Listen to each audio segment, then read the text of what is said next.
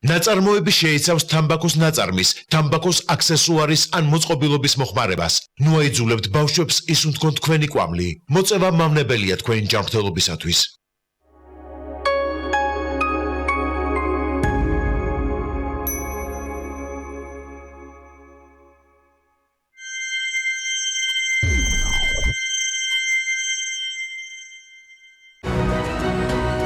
დირსი მასშტაბური საცხოვრებელი კომპლექსი თბილისში. წარმოგიდგენთ. გადაცემის სპონსორია ნოვა. 200-მდე დასახელების ქართული პროდუქტი. ნოვა 12 წელი თქვენს გვერდით.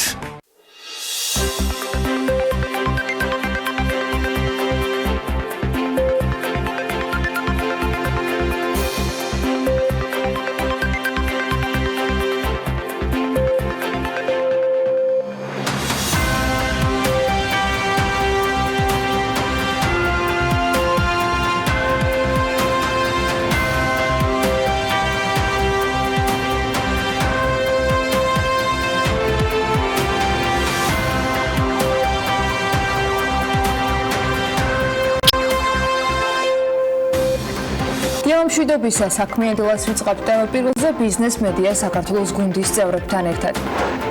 საქართველოს აღმოსავლეთ პარტნიორობის ქვეყნების მცირე და საშუალო მეწარმეობის პოლიტიკის ინდექსში ლიდერია. ეკონომიკური თანამშრომლობის და განვითარების ორგანიზაციის OECD-ის ეგიდით ჩატარებული კვლევის თანახმად მომზადებულ რეიტინგში საქართველოს პირველ პოზიციაზე დასახელდა. 2019 წლის ივნისში წინა თვესთან შედარებით ინფლაციის დონე ქვეყანაში 1%-ით იკლო, ხოლო წლიური ინფლაციის დონე 4.3%-ია.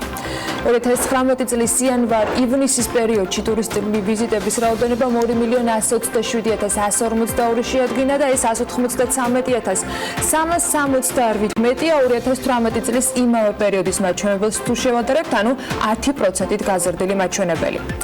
ტურიზმის ეროვნული ადმინისტრაციის მონაცემებით კი 6 თვეში ქვეყანაში 3.862.444 საერთაშორისო მოგზაურის ვიზიტია განხორციელებული, ზრდა საერთაშორისო ვიზიტორებში 8.4% იყო. წინასწარი მონაცემებით 2019 წლის იანვარი-მაისის თვეებში შემოსავალი საერთაშორისო მოგზაურობიდან ქვეყანას $1.100 მილიონი ჰქონდა და ეს 101 მილიონით მეტია წინა წლის იმავე პერიოდის მაჩვენებელზე.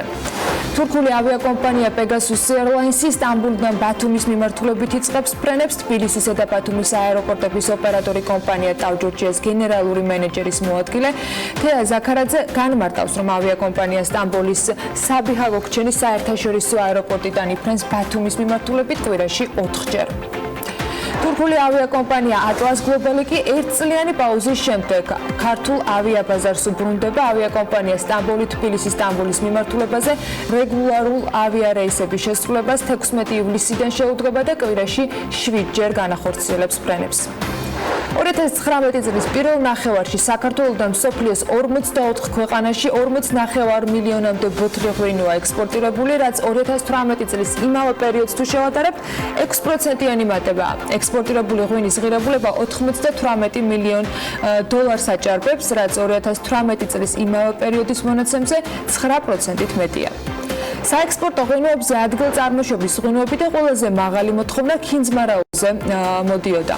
აუდიტორების და აუდიტორული ფირმების შემოსავლებმა კი 18%-იანი ზრდა აჩვენა. 2018 წლის ბოლოსთვის ქვეყანაში 246 აუდიტორული ფირმა და 440 აუდიტორი იყო რეგისტრირებული. ლილოს ნაგავსაყრელზე სიტუაციის მოწესრიგება და ნარჩენებისაგან ბუნებრივი აირის მიღებაზე დოკუმენტაცია სექტემბერში მომზადდება. ტენდერი პროექტის განხორციელებაზე სწორედ ამის შემდეგ გამოცხადდება და ის 2021 წლისათვის უნდა დასრულდეს. პირველადი მონაცემებით საქართველოში მასწავლებლის ჯილდოთი სარგებლობის მსურველთა რაოდენობა 6000-ია. განათლების მინისტრის მოადგილის ინფორმაციით, სამინისტრო ჯილდოების გაცემის პირველ ეტაპს აგვისტოს ბოლოს სექტემბრის დასაწყისში დაიწყებს.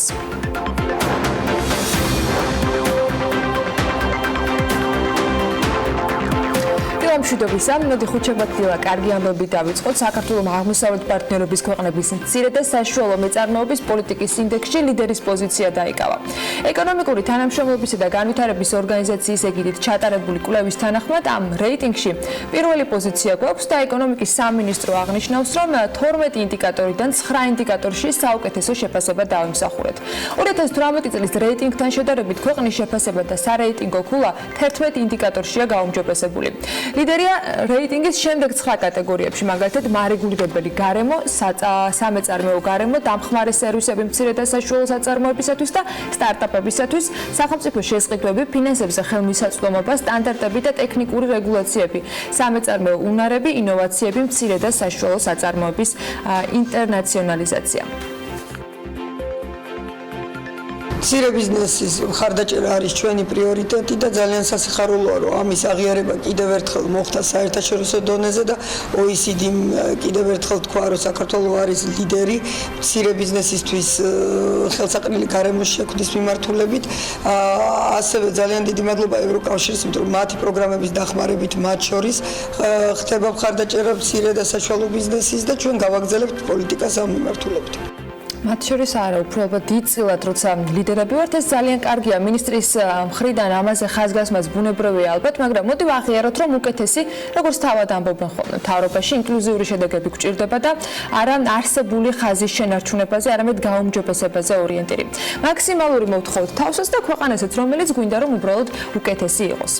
უკეთესი შედეგების ამბებს დიდი იმედი მაქვს, რომ შემდეგ თვეებშიც მოგაწვით. ყოველ შემთხვევაში ტურიზმის ზრდის სტატისტიკაზე ეს იმედი აუცილებლად გვჭირდება, მაგრამ ჯერ უკვე გავლილ 6 თვეს შეგვიძლია გადავხედოთ იმ პერიოდს, ვიდრე რუსული ფრენების აკრძალვაზე საუბარი იქნებოდა და მით უმეტეს ის ამოქმედებოდა. ვლადიმერ პუტინის გადაწყვეტილება ორ ქვეყანას შორის ფრენების გაჩერებაზე ძალაში შეგახსენებთ, რომ ორშაბათიდან შედის. იქამდე ტურიზმიდან შემოსავალმა 5 თვეში $1.1 მილიონი შეადგინა, 6 თვის ჯამში კი ტურისტული ვიზიტების რაოდენობა 2.127.142 და ეს არის 2018 წლის ანალოგიურ პერიოდს თუ შევადარებთ 10%-იანი ზრდა. ტურიზმის ეროვნული ადმინისტრაციის მონაცემებით 6 თვეში ქვეყანაში საერთაშორისო მოგზაურების საერთო ჯამში 3.862.000-ზე მეტი ვიზიტი დაფიქსირდა და ზრდა იყო 8.4%. რაც შეეხება 2019 წლის კონკრეტულად ივნისის თვეს ქვეყანაში ტურისტული ვიზიტების რაოდენობა 463.979 შეადგინა, ეს კი 71.990 მეტია 2018 წლის მაჩვენებელზე, ანუ 18%-იანი ზრდა ჰქონდა. ივნისში საერთაშორისო მოგზაურების ვიზიტების რაოდენობის ნაწილში ზრდა იყო 20%-ზე მეტი, 2.1%-ით მეტი 20%-ზე. პოზიტიური ტენდენცია ნარჩუნდება ევროკავშირის ქვეყნების მიმართულებიდანაც, საიდანაც საქართველოში საერთაშორისო ვიზიტორების ვიზიტების ზრდის კუთხით გამოირჩეოდა ავსტრია, გერმანია, გაერთიანებული სამეფო, ლატვია, ნიდერლანდები და ასე შემდეგ. განსაკუთრებული ზრდის მაჩვენებლები კი დაფიქსირდა საუდის არაბეთიდან, საიდანაც 127.7%-ით გაიზარდა ვიზიტორების რაოდენობა, მას მოყვება იორდანია, ყაზახეთი, ჩინეთი, კორეა, თურქეთი და დანარჩენი ქვეყნები. ყველაზე მეტი საერთაშორისო ვიზიტორების ვიზიტი მაინც რუსეთიდან არის ივნისში აღრიცხული და ზრდა იყო აქ 30.8%. თურქეთის შემთხვევაში ზრდა თითქმის 46%-იანია, აზერბაიჯანიდანაც საკმაოდ მაღალი ზრდა იყო დაახლოებით 9%-იანი და სომხეთიდან თითქმის 10%-იანი. ტურიზმის წილი მთლიანში და პროდუქტში 2019 წლის პირველი კვარტლის მონაცემებით 7.1% შეადგენდა. ზრდის სამონაცემების შენარჩუნებისათვის არსებული გამოწვევის გათვალისწინებით კიდევ უფრო საინტერესოა ის გეგმა, რომლითაც ტურიზმის ეროვნული ადმინისტრაცია ტურისტული სექტორის მარკეტინგული კამპანიის წარმართვას აანონსებს. მარიამ ქრუიშვილმა რამდენიმე დღის წინ სხვათა შორის ამავე ეთერში საქმიან დილაში გითხრა, რომ ხარჯების განაწილების კორექტირება საჭირო გახდება და უფრო ზაფხულისაკენ უნდა გადმოიწიოს აქტივობა. სუსტი სქემა კი ჯერ არ ვიცით, თუმცა 2019 წელს უცხოურ მედიაში საქართველოს რეკლამირებაზე ვიცით, რომ ბიუჯეტით 19.291.000 ლარია განსაზღვრული დასახარჯად. 6 თვეში 8.220.444 ლარია ათვისებული და აქ რუსული ბაზრისათვის ხარჯები გათვალისწინებული არ ყოფილა გასული წლებისგან განსხვავებით. ჩარშან მაგალითად უცხოურ მედიაში საქართველოს პოპულარიზებაზე ბიუჯეტიდან 19.428.500 ლარი იყო გამოყოფილი და ცოტა ნაკლები დაიხარჯა 19.425.803 ლარი. რაც შეეხება კონკრეტულად აჭარას, ზაფხულის სეზონია და ესეც ცალკე შეგვიძლია გამოვყოთ 2019 წელს ავტონომიური რესპუბლიკის მთავრობამ უცხოურ მედიაში რეგიონის რეკლამირებაზე ბიუჯეტიდან 4.988.400 ლარი გამოყო. 2018 წელს კი ბიუჯეტით განსაზღვრული იყო 5.880.000 ლარის დახარჯვა, საიდანაც ცოტა ნაკლები 5.539.564 ლარი აითვისეს. აჭარის რეგიონის რეკლამირებაზე მიმდინარე სეზონზე საერთაშორისო მედიებში აქტიურობა გრძელდება. ბათუმი, როგორც ევროპის ყველაზე სწრაფად მზარდი ტურისტული მიმართულება, ევრონიუსის ობიექტივში კიდევ ერთხელ მოხვდა. მაგალითად, გადაცემა ფოკუსმა ბათუმს ვრცელი რეპორტაჟი მიუძღვნა, სადაც საინტერესოდ არის გადმოცემული თუ რატომ არის ბათუმი ტურისტებისათვის მიმზიდველი ტურისტული მიმართულება. რეპორტაჟში ხაზი გასმული არის ქალაქზე და ზოგადად რეგიონში ტურიზმის სწრაფად განვითარებაზე, ტურისტულ პროდუქტებზე, ტრადიციებზე და კულტურაზე. მსოფლიოში რეიტინგული ტელეარხის გადამღები ჯგუფი აჭარის ტურიზმის დეპარტამენტის მოწვევით იყო ჩამოსული რეგიონში და ბათუმზე მომზადებულ რეპორტაჟს ევრონიუსის მილიონობით მაყურებელი 12 ენაზე ერთი კვირის განმავლობაში ნახავს, რაც საერთაშორისო მასშტაბით საქართველოს და კონკრეტულად ბათუმის როგორც მიმზიდველი ტურისტული მიმართულების პოპულარიზაციისათვის მნიშვნელოვანი იქნება. გარდა რეპორტაჟებისა, ევრონიუსის მაყურებელი 2017 წლიდან დღემდე აჭარის საიმიჯო ვიდეოკლიპებსაც ეცნობა, რომელიც ყოველწლიურად და წელსაც სხვათა შორის ტელეკომპანიის ეთერით გადაიცემოდა და გადაიცემა. რეგიონის პოპულარიზაცია ასევე გრძელდება Deutsche Welle-სა და BBC-ს ეთერებითაც. 10 ივლისიდან კი მათ რიცხვს უკვე Travel Channel და National Geographic-ი შეემატება, სადაც ერთი თვის განმავლობაში აჭარის საიმიჯო ვიდეორგოლები იტრიალებს. ტურიზმის მხარდაჭერის კამპანია აქტიური არის საზოგადოებაში. საქართველოს შესახებ მოკლე ვიდეო დაამზადეს სხვათა შორის იმ ადამიანებმაც, რომლებიც საქართველოში ტურისტებად თავად ჩამოვიდნენ. სუსტ წარმომავლობას ვერ გეტყვით, მაგრამ ამ ვიდეოს ავტორებმა ანდრეი ეფიმოვმა, ნიკიტა მალკომ, კირილ ბოროკოვმა და იური შერპაკომ თავად დაამზადეს საქართველოს შესახებ მათი შთაბეჭდილებებით ვიდეო კოლაჟი. Georgia. We were in Georgia.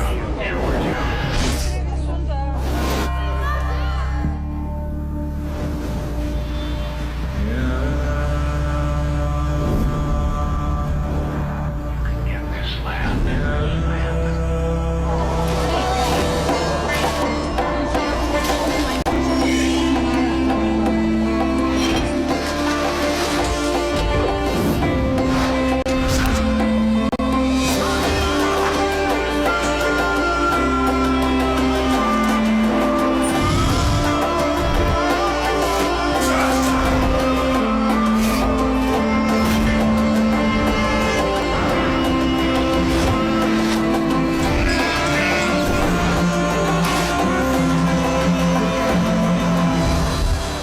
Get this land if hell is multiplied by paradise, bare indigence by tenderness, and if a hothouse serves as pedestal for ice.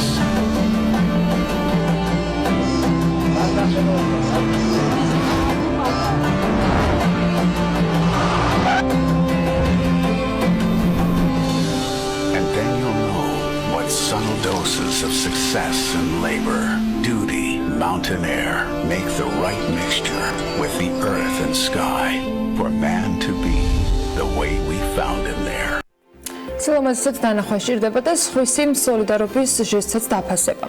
ქართველი მორაგბეები რეზი ბროძელი და საბა ილურიძე რუსული კლუბიდან გამოუშვეს. მიზეზი რუსეთის თასის მატჩის დროს თბილისში მიმდინარე აქციებზე დაშავებული საზოგადოებისადმი გამოცხადებული სოლიდარობა იყო. როგორც აღმოჩნდა, ჩრდილოეთში ამ სოლიდარობის შინაარსის გაგება რუსეთის რაგბის კავშირში განსაკუთრებით გაუჭირდათ და გუნდის წევრების წინააღმდეგობის მიუხედავად ქართველი მორაგბეები ჯერჯერობით კლუბის გარეშე არიან. მათ ნამდვილად ღირსეული თანაგუნდელების პოვნა არ გაუჭირდებათ და წარმატება ძალიან ბევრი ელოდებათ წინ. ისევე როგორც ქართულ ჩოგბურთელს, რომელიც კარიერულ რეკორდებს აუმჯობესებს და ამ დროისათვის მსოფლიოს მე-15 ჯოგანის სტატუსის მატარებელია. სხვათა შორის ქართული ჩოგბურთელის მისმა რუსმა კოლეგამ საქართველოს მხარდაჭერა აი ესეთი ფორმით გამოხატა. ახლა ვიდეოსაც ნახავს Twitter-ზე გამოქვეყნებულ ვიდეოში ევგენი კაფელნიკოვი ბორჯომის ბოთლს ხსნის, მას სვამს და ამბობს, რომ გადავწყვიტე მოვიწამლო. მსოფლიოს ყოფილმა პირველმა ჩოგანმა ასე გამოხატა პოზიცია ქვეყნის მიმართ, რომელიც მისავე სამშობლოში რუსეთისათვის საფრთხის შემცველ ქვეყანად არის გამოცხადებული. ობიექტურად რომ თქვა, ვლადიმერ პუტინისათვის საძულველ საქართველოში, რა თქმა უნდა, ასე არ არის, როგორც ამის დანახვებას რუსული სახელმწიფო მედიები ცდილობენ. ესეც მათი არჩევანია ნაწილობრივ და ხელსაც დიდად ჩვენ ვერ შეუშვით, მე მგონი. ჩვენ წინ სხვა გამოწვევები გვაქვს და სულ პატარ-პატარა გამარჯვებებით, თუნდაც დიდი შედეგი უნდა მივიღოთ. იმედია შეუძლებთ და წარმატებასაც მივაღწევთ კიდევ ერთ კონკურსში, რომელიც სხვათა შორის თბილისის დედაქალაქის მერიის გადაწყვეტილებით ჩაერთვება. თბილისი ევროპული მიმართულების ქალაქებს შორის კონკურსში მიიღებს მონაწილეობას. Best Destination-ის ტიტულისათვის კი საჭირო 30 მაღალი ხარისხის ფოტოა. 30 ფოტო არის საჭირო იმისთვის, რომ ჩვენ მივიღოთ კონკურსში მონაწილეობა, 30 ქართველი ფოტოგრაფის მიერ გადაღებული მაღალი ხარისხის ფოტო, რომელიც დედაქალაქს მიეძღვნება და კონკურსი უნდა გამოვაცხადოთ ამისთვის და ჩვენ ვთხოვთ ყველა ფოტოგრაფს, რომ ჩაერთონ ამ პროცესში, იმიტომ რომ მნიშვნელოვანი დაჯილდოება ნამდვილად და 2020 წელს ჩვენ გვაქვს შანსი, რომ გავხდეთ Best Destination-ის საუკეთესო, ესე ვთქვათ, ქალაქი და საუკეთესო ფოტოებს შეარჩევს სპეციალური ჟიური, ფოტოგრაფებმა უნდა ატვირთონ საიტზე, მერიის საიტზე იქნება გამოტანილი, ესე ვთქვათ, სპეციალური გვერდი და იმ გვერდის საშუალებით უნდა მოგვაწოდონ შესაბამისი ფოტოები. კარგ ფოტოებთან ერთად ყოველს მობილიზება და ხმის მიცემაში ჩართვაც დაგვჭირდება, როდიდან ამაზე მეტი ინფორმაცია ცოტა მერე გვეცოდინება და რა თქმა უნდა არც ჩვენ გამოგაპარებთ. მეტი რიცხვი და სტატისტიკა ბიზნეს სიახლეებისათვის შემოვინახეთ, თუმცა ავიდრე ლევან თაღიაშვილი ევროპელ მილიარდელებს გაგვაცნობს, იქამდე შესავლისათვის ცოტა რიცხვები ქართულ რეალობაზეც მინდა რომ მოგიყვეთ.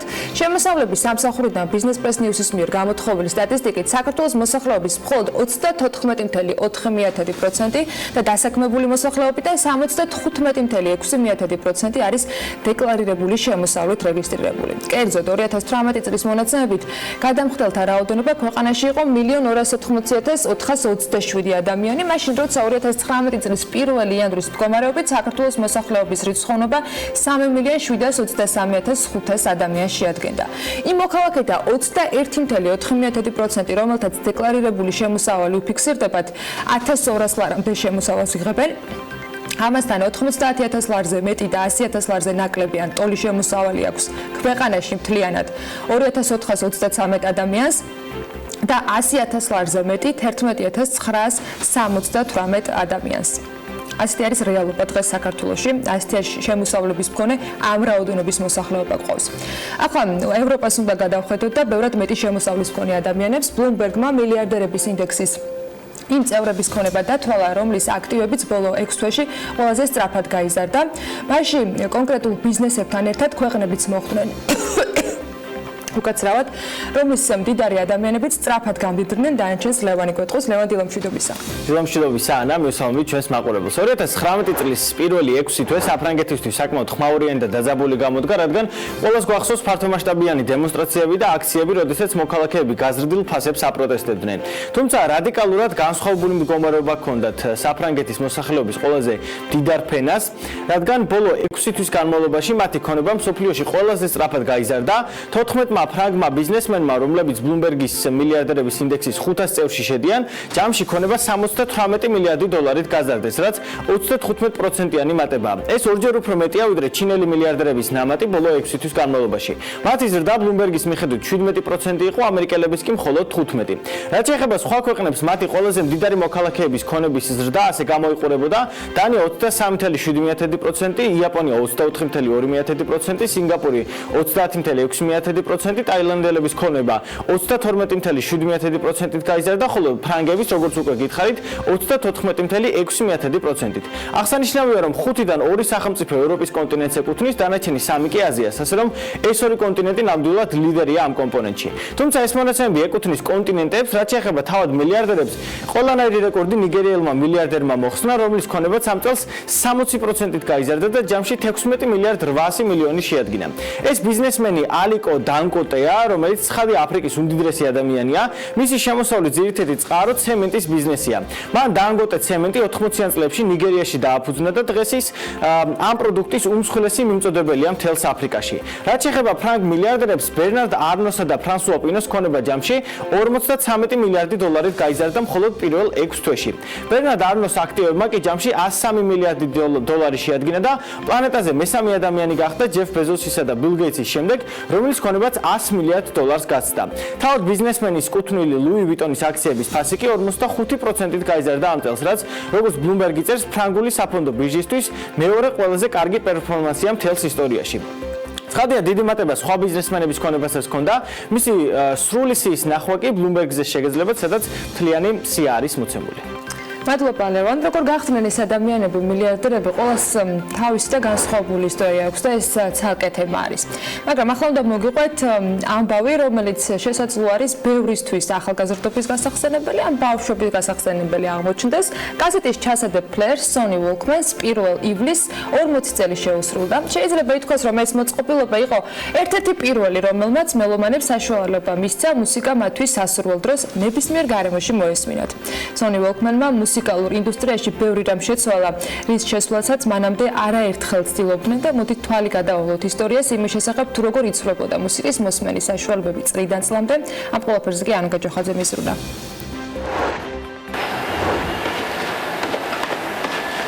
ალბათ ბევრი ჩვენგანის ერთი ჩვეულებრივი დილა სწორედ ასე იწყება. ყველაფერი თითქოს შავ-თეთრია, რასაც ქუჩის ხმაც ემატება. მაგრამ ეს ყველაფერი სწორედ მაშინ იცვლება, როცა ყურსასმენებს მოიმარჯვებთ და სასურველ მუსიკას ჩართობთ.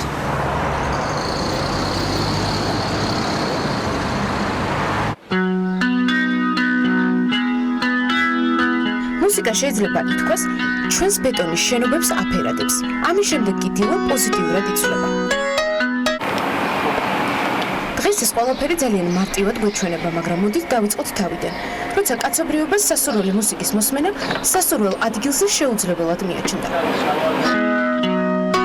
2019 წლიდან 1980-იან წლებში ვინაცვლებთ.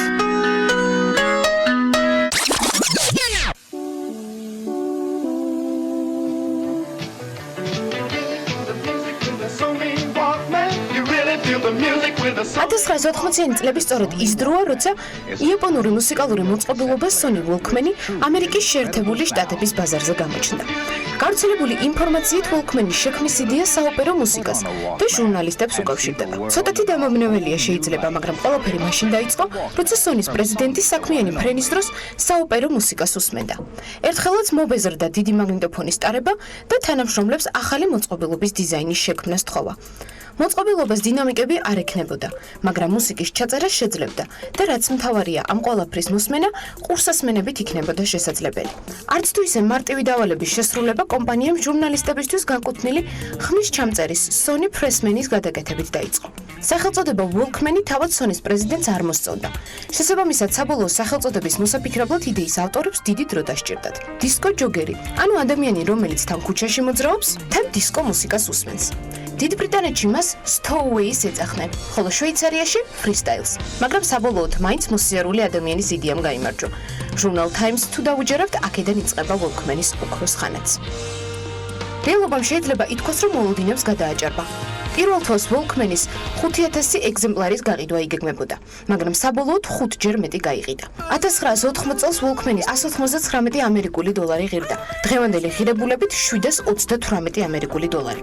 2010 წელს კომპანიამ მოწყობილობის წარმოების შეჩერებამდე 200 მილიონზე მეტი ეგზემპლარი გაყიდა. შეიძლება დღეს Walkman-ი ჩვენთვის კასეტიან, მოძველებულ დამკვრელ ინსტრუმენტთან ასოცირდება, თუმცა Sony-მ ამ კუთხით განვითარება არ შეწყვიტა და ბაზარს როგორც CD, ისე MP3 პლეიერებით შესთავაზა. დღეს შეიძლება არც ერთ მათგანს აღარ ვიყენებთ, რადგან ჩვენი smartphone-ები იმავე ფუნქციასაც ითავსებენ, მაგრამ ერთ რამეზე მგონი ვთანხმდებით, რომ მუსიკა ხანდახან ჩვენს ყოველდღიურობას აფერადებს.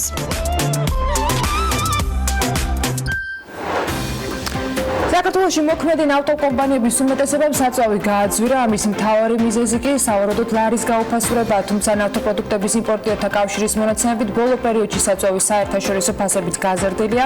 რეგულარის ტიპის ბენზინის ღირებულება 5 თეთრით გაიზარდა, 3-დან 6 თეთრით არის გაზრდილი სხვა ტიპის ბენზინისა და დიზელის ფასები. სურსათის ეროვნული სააგენტოს ინსპექტორების მიერ ბაღჩეულ და ბოსტნეულ კულტურებში ნიტრატების ნორმის განსაზღვრის მიზნით ჩატარებული შემოწმებისას კი სურსათის ეროვნული სააგენტოს ინფორმაციით ნიტრატების შემცველობის ნორმის გადაჭარბება არ დაფიქსირებულა. თბილისი ევროპული მიმართულებით ქალაქებს შორის კონკურსში მიიღებს მონაწილეობას, რისთვისაც 30 მაღალი ხარისხის ფოტო იქნება საჭირო. დავიდრე ბიზნეს სიახლეებზე გადავალთ. ცნობილი პროცესების და ცნობილი მწვანე ღილაკის სასარგებლოდ მიღებული გადაწყვეტილებების ფონზე ეჭვი არსებობდა და გუშინ რომან კაკულიასთან კითხვა უმრავლესობიდან მის შესაძლო გარიცხვაზე და კომიტეტის ხელმძღვანელობიდან მისი გაშვების შესახებ გავრცელებულ ხმაზე, რა თქმა უნდა, დაისვა ჟურნალისტებისაგან და ახლა მინდა რომ მისი პასუხი მოგასმენინოთ. გადაწყვეტილება მელიასთან დაკავშირებით თქვენ თავი შეიკავეთ და ამაზე განხილვა იყო უმრავლესობის ხდომაზე, სადაც თქვენ არ გამოცხადდით. გამოცხადდით რაც ნიშნავს. მე შეკითხვაში მდგომარეობ. ერთ-ერთი საკითხი სწორედ ეს იყო, რომ ეს უნდა განიხილოთ. თქვენი არგუმენტები უნდა წარმოგედგინათ, მაგრამ არ იყავით რატომ? მე ხომ გითხარით რომ ამასთან დაკავშირებით მოგვიანებით გავაკეთებ კომენტარს. შემიძლია გავიმეორებოთ მრავალჯერ თუ თქვენ გინდათ მრავალჯერ დავუშვათ ეს. შენიშნები მიიღეთ ხარჯად. ჯერჯერობით არავითარი შეშლება არ მიღია, მომავალში გავაკეთებ კომენტარს. არ ვიცი ნამდვილად არის თუ არა ქართულ ოცნებაში ამ თემაზე მსჯელობა და ზოგადად არც რესპონდენტების მიმართ ქებადიდება მჩვევიათ, თუმცა რომან კაკულიასთან დაკავშირებით უბრალოდ იმის თქმა აუცილებელია, რომ მიუხედავად შესაძლო შეცდომებისა, მისი პოზიციებისა და გადაწყვეტილებებისა, თითქმის აბსოლუტურ შემთხვევაში ის პატივისცემას იმსახურებს. დათანხმება ან დათანხმების საკითხი არ დგას ახლა და ან მისი აზრის გაზიარების, უბრალოდ ეს სხვა საკითხი არის, რომელიც ნამდვილად ხდება იმ იშვიათ პოლიტიკოსთა ჩამონათვალში პატივისცემის განცდას რომ აჩენს ნებისმიერ ადამიანს ალბათ და მედიის წარმომადგენლებშიც და ეს არც მას შემდეგ შეიცვლება თუ ის საპარლამენტო თანამდებობაზე სრულად უგონო არგუმენტით ვეღარ იქნება, მაგრამ გადაწყვეტილების მიმღებებთან დაკავშირებით ალბათ პოზიციები თუ კი არსებობს განსხვავებული გადასახადი ალბათ გახდება. მოკლედ ახლა ჩვენ შედარებით საქმიან თემებს უნდა მივხედოთ, კვლავ დანარჩენი და კვლავ ეკონომიკიდან სიახლეები. საქსტატის მონაცემებით 2019 წლის ივნისში საქართველოში სამომხმარებლო ფასებით წინა წელთან შედარებით 4.3%-ით გაიზარდა, ინფლაციაზე იმოქმედა 6.9%-ით გაზრდილმა ფასებმა სურსათისა და უალკოჰოლო სასმელების ჯგუფზე. ფასების მატება იყო ჯანდაცვის, ალკოჰოლური სასმელების, თამბაქოს, ასევე ტრანსპორტის ჯგუფებზე. ცალკეული პროდუქტების მიხედვით კი ინფლაცია ასეთ სურათს გვაჩვენებს. უალკოჰოლო სასმელების ჯგუფში ფასები გაიზარდა 6.9%-ით და წლიური ინფლაციაზე ასახვა 1.94 პუნქტით პოვა. ფასები მომატებული არის თევზეულზე 13.3%-ით, ბოსნეულზე და ბაღჩეულზე 11.9%-ით, პურზე და პურ პროდუქტებზე 11.7%, ხორცი და ხორცის პროდუქტები 6.4%-ით გაძვირდა, რძე და ყველი 6.1%-ით და მინერალური და წყაროს წყალი 4.3%-ით. ასევე 4.2%-ით არის გაზრდილი შაქრის, ჯემის და სხვა ტკბილეულის ფასი და ამასთან ფასების კლება ხილსა და ყურძენზე დაფიქსირდა 11.6%-ით. ალკოჰოლური სასმელების შემთხვევაში და თამბაქოს ქვეჯგუფის შემთხვევაში ფასები გაზრდილი არის 20.1%-ით, რაც 1.33% პუნქტით აისახა მთლიან ინფლაციურ მაჩვენებელზე. აქ ფასები მომატებული არის თამბაქოს ნაწარმზე 42.7%-ით, ტრანსპორტის ჯგუფს რაც შეეხება მატება არის 3.2%-იანი და 4% პუნქტით აისახა მთლიანი ინფლაციის მაჩვენებელზე. ჯგუფში ფასები გაიზარდა პირადი სატრანსპორტო საშუალებების ექსპლუატაციაზეც თითქმის 4%-ით და სატრანსპორტო მომსახურებაზე 2.1%-ით. დასვენება გართობა კულტურის შემთხვევაში ამ ქვეჯგუფში ფასები 5%-ით არის გაზრდილი და შესაბამისად ჯგუფის წვლილმა შეადგინა მთლიან ინდექსში 29% პუნქტი. ფასები გაიზარდა ასევე გასართობ და კულტურულ მომსახურებაზე 6.9%-ით და რაც შეეხება ჯანდაცვას, სადაც ისევ მატება ფიქსირდება 2.9%-ით ამ შემთხვევაში, რამაც თავის მხრივ წვლილი მთლიან ინდექსში შეიტანა 24% პუნქტით. ფასები გაზრდილი არის სამედიცინო პროდუქციაზე და აპარატურაზე და მოწყობილობაზე, ამბულატორიულ სამედიცინო მომსახურებაზე და საავადმყოფოს მომსახურებაზეც. PMCG კვლევითი ცენტრის ანალიტიკოსი გიორგი პაპავა ამ თემაზე აღნიშნავს, რომ ივნისის ძირითადად მეორე ნაწილში ლარის გაუფასურება ინფლაციის ამაჩვენებელზე მნიშვნელოვნად არასახულა. თქმა უნდა, BMG-მ მასთან დასვა კითხვა მოსალოდნელია თუ არა, რომ ეროვნული ბანკისგან ამ პირობებში მონეტარული პოლიტიკა გაამკაცრდეს 24 ივლისს ჩანიშნულ კომიტეტის ხდომაზე. თავად ლარის კურსზე მოქმედ ფაქტორებს რაც შეეხება, არაერთხელ იყო განმარტებული ეროვნული ბანკის პრეზიდენტის მხრიდან, რომ ამ პერიოდში გაუფასურებაზე წნეხი ძირითადად უარყოფითმა მოლოდინებმა იქონია, რაც რუსული ავიასანქციების შემდეგ ტურისტების ნაკადის შემცირებასთან დაკავშირებით შეიქმნა. მართალია, ბოლო დღეების განმავლობაში ლარი მყარდება, თუმცა მკვეთრი გაუფასურების უკვე გავლილი ეტაპები ასახული არის საწვავის ფასზეც. ჩვენ ხედავთ, რომ ამ გაუფასურების დიდი ნაწილი მოდის ალკოჰოლურ სასმელებზე თამბაქოზე, რაც დიდწილად თამბაქოზე აქციზის გაძვირებასთან არის დაკავშირებული. ანუ ეს არ არის ისეთი ფაქტორი, რომელიც აგრეგირებული მოთხოვნიდან, ანუ რაღაც ჩვენს მიერ მოსახლეობის და ბიზნესების მიერ რაღაც გამალებული ხარჯვით იყოს გამოწვეული. თუ ლარი დასტაბილურდა, როგორც ამას ხედავთ ბოლო რამდენიმე დღის განმავლობაში, დაახლოებით 2.8 ფარგლებში, მოსალოდნელია, რომ მაღალი ინფლაციას არ უნდა ველოდოთ და შესაბამისად არც მონეტარული პოლიტიკის გამკაცრებას ინფლაციასთან ბრძოლის sapasუხოდ. ბოლო პერიოდის განმავლობაში საშუალოდ გაზრდილი არის 5 თეთრით საცალო ქსელში პროდუქტის ფასი. ფასების და განპირობებულია იმ ორი მთავარი ფაქტორით, რომელიც პირდაპირ და ცალსახად მოქმედებს საწვავის ფაზაზე, ეს არის ლარის გაცვლითი კურსი დოლართან მიმართებაში. პირველი და მეორე ინფლაციის მიხედვით ნავთობპროდუქტების ფასების მატება ასევე ბოლო პერიოდში. საქართველოში საწვავი გაძვირებულია, მიზეზად კი ლარის გაცვლითი კურსი და საერთაშორისო ბაზარზე გაზრდილი ფასები ერთდროულად სახელდება. BMG-სთან ნავთობპროდუქტების იმპორტიორთა კავშირის ხელმძღვანელმა თქვა, რომ ფასები რეგულარის ტიპის საწვავზე 5 თეთრით გაიზარდა ბოლო დღეებში, მაგალითად სოკარის ქსელში ახალი ფასი 2 ლარი და 48 თეთრია, ვისულში 2 ლარი და 54 თეთრი, ლუკოილის შემთხვევაში 2 ლარი და 46 თეთრი ფიქსირდება 1 litrზე, გალფში 2 ლარი და 54 თეთრი. ასოციაცია აღნიშნავს, რომ 3-დან 6 თეთრამდე გაიზარდა, ასევე სხვა ტიპის ბენზინისა და დიზელის ფასებიც. 2019 წლის 6 თვეში ღვინის ექსპორტიდან მიღებულმა შემოსავალმა 98 მილიონი დოლარი შეადგინა, რაც გასული წლის მაჩვენებელს 9%-ით აღემატება. ღვინის ეროვნული სააგენტოს მონაცემებით ექსპორტი იზრდება ევროკავშირის ბაზრებზე, თუმცა პირველ ადგილს თითქმის 70%-იანი წილით კვლავ რუსეთი იკავებს. 2019 წლის პირველი ნახევრის მონაცემების შესახებ მონაცემებს თათია ჩაფიჩაძე მოუყარა თავი. 2019 წლის პირველ ნახევარში საქართველოდან მსოფლიოს 44 ქვეყანაში 40.5 მილიონი ბოთლი ღვინოა ექსპორტირებული, რაც 2018 წლის ამავე მაჩვენებელს 6%-ით აღემატება. ექსპორტირებული ღვინის ღირებულება 98 მილიონ დოლარს აჭარბებს, რაც 2018 წლის ანალოგიურ მონაცემებზე 9%-ით მეტია.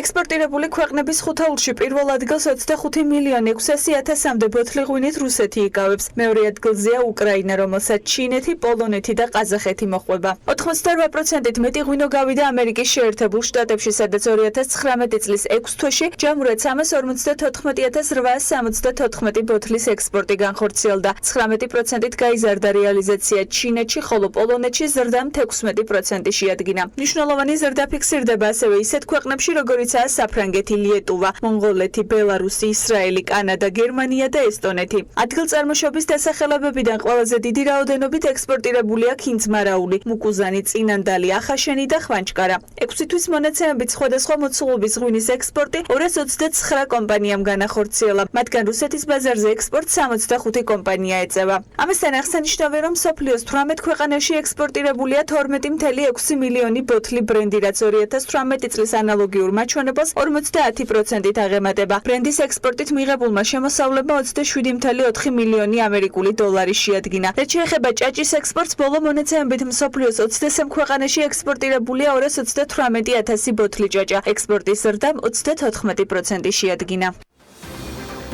თურქული ავიაკომპანია Atlas Global ერთწლიანი პაუზის შემდეგ საქართველოს ავიაბაზარზე ბრუნდება. ავიაკომპანია სტამბული-თბილისი-სტამბოლის მიმართულებაზე რეგულარულ რეისებს 16 ივლისიდან შეასრულებს და კვირაში 7 ჯერ იფრენს. ფრენები სტამბოლის ახალი აეროპორტიდან განხორციელდება, რადგან Atlas Global აეროპორტ სტამბოლშია ბაზირებული. ავიაკომპანია Atlas Global-მა საქართველოს ავიაბაზარი 2018 წლის 26 აპრილს დატოვა და 1 წლის შემდეგ ის კვლავ უბრუნდება ქართულ ავიაბაზარს. Საიდან ფრენებს არ მალტაც იწყებს, ასევე ტავ-ჯორჯიას ინფორმაციით თბილისის საერთაშორისო აეროპორტში ფრენების დაწყებით Air Italy და Scandinavian Airlines-ი დაინტერესდნენ საქართველოს საავიაციო ბაზარზე შექმნილი ვითარების ფონზე. ტავ-ჯორჯიასა და ტავ-ჰოლდინგის მარკეტინგის გუნდი აქტიურად აწარმოებს ერთობლივ მოლაპარაკებებს ახალ ავიაკომპანიებთან. თბილისი, როგორც ახალი მიმართულება, უკვე შეთავაზებულია რამდენიმე ევროპული ავიაკომპანიისათვის. ამ ეტაპზე თბილისის საერთაშორისო აეროპორტში ფრენების დაწყებით ორი ევროპული ავიაკომპანია Air Italy და Scandinavian Airlines-ი არიან დაინტერესებული, ნათქვამი არის კომპანიის მიერ Facebook-ის ოფიციალურ გვერდზე გავრცელებულ ინფორმაციაში. საპენსიო სააგენტოს ცნობით კი საპენსიო სქემაში 53940 ორგანიზაცია ამ დროისთვის ჩართული და მათივე ინფორმაციით იანვრიდან სქემაში 828,000-ზე მეტი ადამიანი დარეგისტრირდა. ივნისის ბოლოს არსებული ინფორმაციით კი საპენსიო სქემიდან გასვლის უფლებით დასაქმებულთა დაახლოებით 13%-მა ისარგებლა. გუშინვე საპენსიო სააგენტომ გამაფრთხილებელი განცხადებაც გაავრცელა, რომლის მიხედვითაც შექმნილი არის სააგენტოს მსგავსი ყალბი ვებგვერდი, რომელიც დიზაინით სააგენტოს ოფიციალურ საიტს ძალიან გავს, თუმცა მისი შემქმნელები მომხმარებლების პირად ინფორმაციას იპარავენ. სააგენტოს ცნობით მათ მიმართეს სამართალდამცველ უწყებებს და მომხმარებელს ასევე აწვდიან ინფორმაციას, რომ საპენსიო სააგენტოს ოფიციალური გვერდიდან რეგისტრაციისათვის ან პერსონალურ გვერდზე შესასვლელად არ არის საჭირო ბარათის და ანგარიშის ნომრის მითითება. სააგენტოს გვერდზე მომხმარებელს მხოლოდ პირადი ნომერი და პერსონალური კოდი შეჰყავს. ავტომობილის მართვის მოწმობის საფასური იცვლება. ამის შესახებ საკანონმდებლო პაკეტი პარლამენტში უკვე წარდგენილია. პროექტის მიხედვით მექანიკური და ავტომატური გადაცემათა კოლოფის მქონე ავტოსატრანსპორტო საშუალებებზე ფასები გათანაბრდება. კერძოდ, როგორც პროექტის განმარტებით ბარათში აღნიშნული, თეორიულ გამოცდაზე დაშვება 40 ლარის ნაცვლად 20 ლარი გახდა. ამასთან გამომდინარე იქიდან, რომ პრაქტიკული გამოცდა ხდება ორეტაპიანი, თითოეული ეტაპის საფასური დამოუკიდებლად დადგინდება. კერძოდ, პირველი ეტაპი, ანუ დახურულ მოედანზე პრაქტიკულ გამოცდაზე ერთჯერადად დაშვების საფასური 40 ლარი იქნება და მეორე ეტაპზე, ანუ რეალურ მოძრაობაში ერთჯერადად დაშვების ფასი 90 ლარით განისაზღვრება. ADB კატეგორიის ნებართვის აღება ტაქსის მფლობელებს კი 10 ივლისიდან უკვე იუსტიციის სახლში შეეძლებათ. თბილისის მერმა კახა კავალძემ გუშინ თბილისის მუნიციპალიტეტის მთავრობის ხდომაზე განაცხადა. ამასთან დაკავშირებით და ის აღნიშნავს, რომ ADB კატეგორიებად დაყოფა 1 ივლისიდან უკვე დაწყებული არის. ამის გამო ტაქსის ნებართვის მფლობელებმა სისტემაში უნდა მიუთითონ, თუ რომელი კატეგორიით სურთ საქმიანობის გაგრძელება. ჩვენ 1 ივლისიდან დავიწყეთ აღნიშნული ტაქსების კატეგორიად დაყოფა, ეს პროცესი უკვე დაწყებული არის, რაც იმას ნიშნავს, რომ ტაქსის ნებართვის მფლობელი სისტემაში უთითებს, თუ რომელი კატეგორიით სურს მას საქმიანობის გაგრძელება. ეს პროცესი უკვე დაწყებულია, თუმცა ასევე იუსტიციის სახლი ერთვება ამ პროცესში.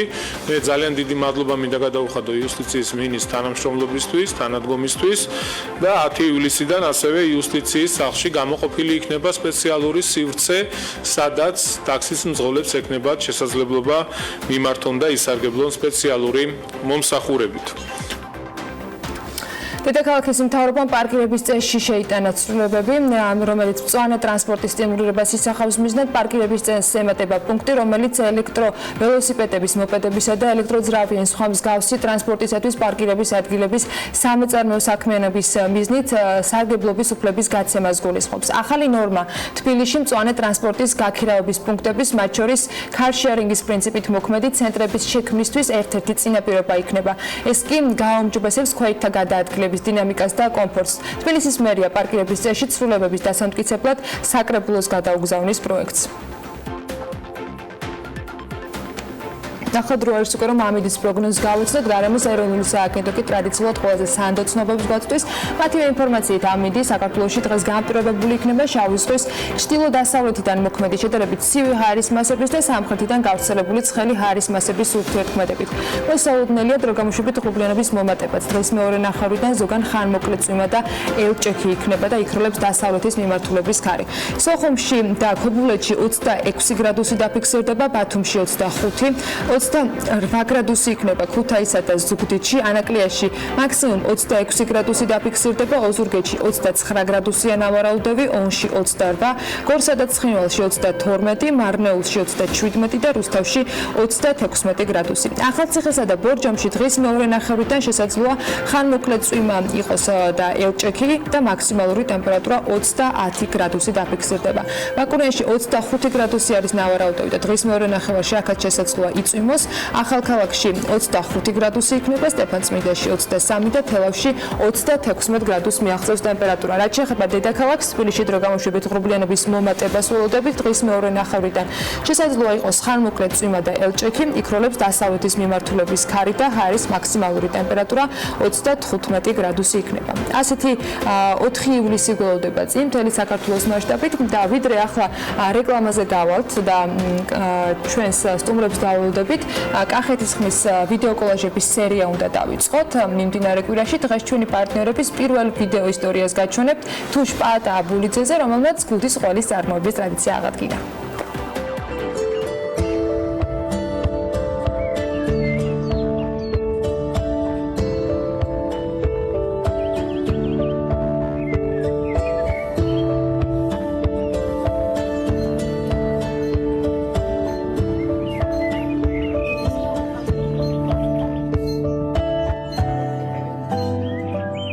მეცხოვრეობა ძირითადად ეს თუშეთის ტრადიციული საქმიანობაა. 2015 წელს შავერთი გავაკეთე ბინა ოღონდ უკვე ელკანას და ემპარდის დახმარებით. თანამედროვე სურსათის უნებლობის სტანდარტებს რო აკმაყოფილებდეს, ისეთი რუცხრის საწველი ფერმა, სადაც შეიძლება 1000-მდე წყარი მოიწულოს და დამზადდეს გუდის ყველი. თავიდან რო თქვენ 25% გავაკეთე გუდაში, მეორე წელს 16-ში 50 და უკვე შაშანდა 17-ში და 18-ში 100%-ით ხოლმე გუდაში ხდება ამ ტრადიციული წესით, როგორც იყო ამ ყველის გაკეთება.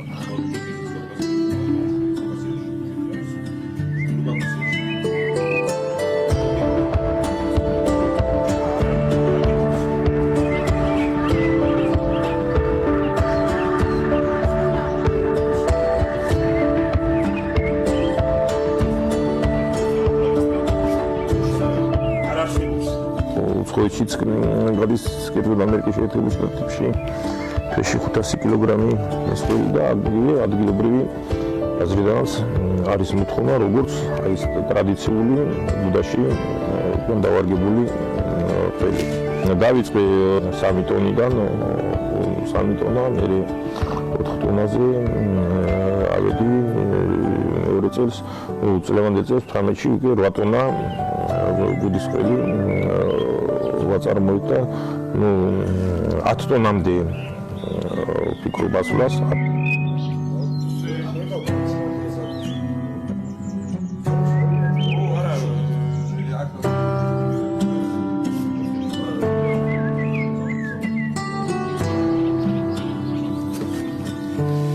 მოწვევის შემდეგ ყველი ის რძე მაშინვე გადამუშავდება ტრადიციული წესით, ანჭის ეძახით შაბოში, შედედება ამოდის ეს ყველი და მაშინვე იგივე ახალივე ამოვებული 10-15 წლის შემდეგ იდება გუდაში, ეყრება ამას, შეზავდება მარილით, ეყრება ეს გუდა და უკვე ხდება ამის მომწიფება. 3-4 დღე სარკლის ოთახშია ეს რო იქ მიდის იქ დუღილი და შემდეგ უკვე რო დაწყნარდება ეს აფუებას ეძახით, ეს ის უკვე გადაგვაქვს უკვე სპეციალურად განკუთვნილ ყველის სარდაფში, სადაც უნდა იყოს სიგრილე, მუდმივი ნიავი, რომ ამ ყველმა გააგრძელოს საის მომწიფება. მაგრამ როდესაც ყველი არის მომწიფებული და გასული ეს 60-დან 100 წლამდე, იქ ყველანაირი მიკრობი და ბაქტერია ის გამორიცხულია. ამიტომ რომ ეს ბუდისტული რამდენი სინჯიც გააკეთეს თუ ესე ტრადიციულად და პირობები დაცული არის, არანაირი ის მანენითირება და ეს ჭირები არ აღმოჩენილა ლაბორატორიულ ანალიზზე ლაპარაკობა.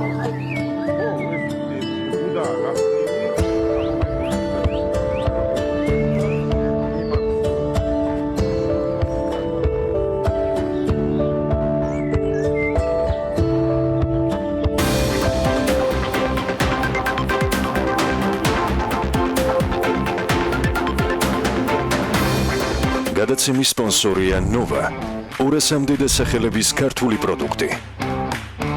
Nova, 12 წელი თქვენს გვერდით.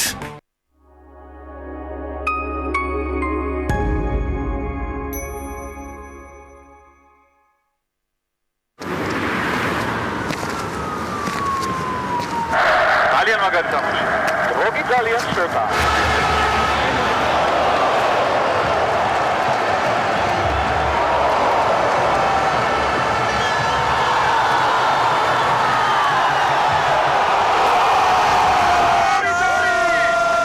უახლესი ტექნოლოგია სილქნეტისგან, ჯეოსელის ყველაზე სწრაფი 4.9G მობილური ინტერნეტი. უწყვეტი კავშირი იმისთვის, რომ უგულშემატკივროს საყვარელ გუნდს ყველგან სადაც ხარ. ჰიპერმარკეტების ქსელი მოდუსი, ყველა საერთაშორისო ბრენდი და შიდა წარმოების სამშენებლო, სარემონტო მასალები ერთ სივრცეში, სრული ასორტიმენტი ავეჯის, შპალერის, საღებავების, სველი წერტილების, ჭურჭლის და სხვა უამრავი პროდუქტის კატეგორიიდან. ჩვენ გაძლევთ ფასისა და ხარისხის გარანტიას. დაგვიკავშირდით 2060101 modus.com.g. ყველაფერი, რაც გიყვარს და რაც შენია. ნამდვილი, ცოცხალი ხილის განუმეორებელი გემო და ნაყინი. ერთდროულად გემრიელი და სასარგებლო. ვიტამინებით მდიდარი ცოცხალი ხილისა და ნაყინის ჰარმონიული შერწყმა. ცოცხალი ხილის ნაყინის უკვე საყვარელი. უნიკალური, დაუვიწყარი და განსაკუთრებული გემოები, რომელსაც ახალი დაემატა. ტყის განუმეორებელი კენკრა. ნაყინი ცოცხალი ხილით.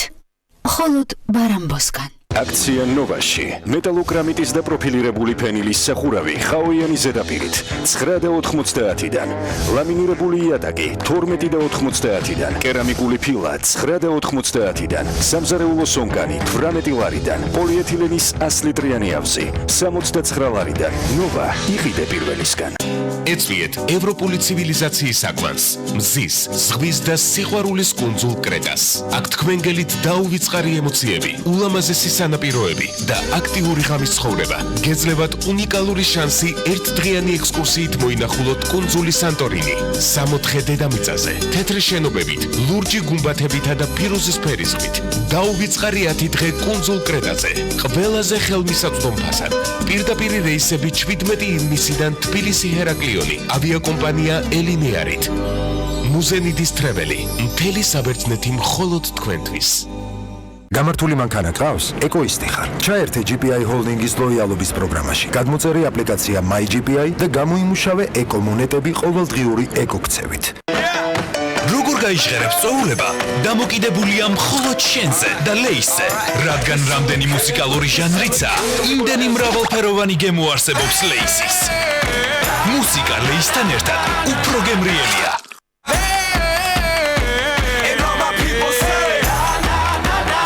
გჭირდება სახურავი. გინდა იყო დაცული ნებისმიერ ამინდში. მონტერეი ლუქსის მეტალოკრამიტის სახურავები, უმაღლესი ხარისხი და საუკეთესო მომსახურება. ენდე ლიდერებს. გადახურე და დაივიწყე პრობლემები. მონტერეი ლუქსი. კაიროს ქუჩა 42. მონტერეი ახლა უკვე ქუთაისშიც.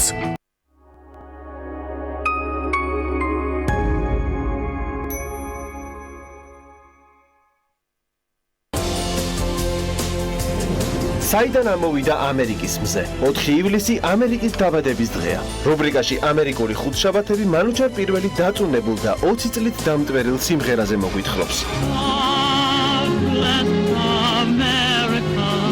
ჩვენი მილოცვა ამერიკას. And all I can ask, please just carry on.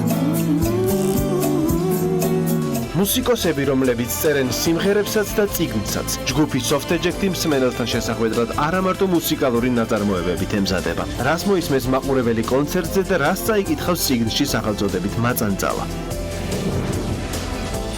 ესენი პატარა ბავშვები არიან. სულ დაეფერო. გურჯაანში გაშენებული ბაღი, რომელშიც 60 წლის პალმის ხეები ხარობს. ინტერნეტით შესწავლილი მებაღეობა და პროფესიით ბუღალტერი ქალბატონის დიდი ხნის ოცნება ნახეთ პირველამდე.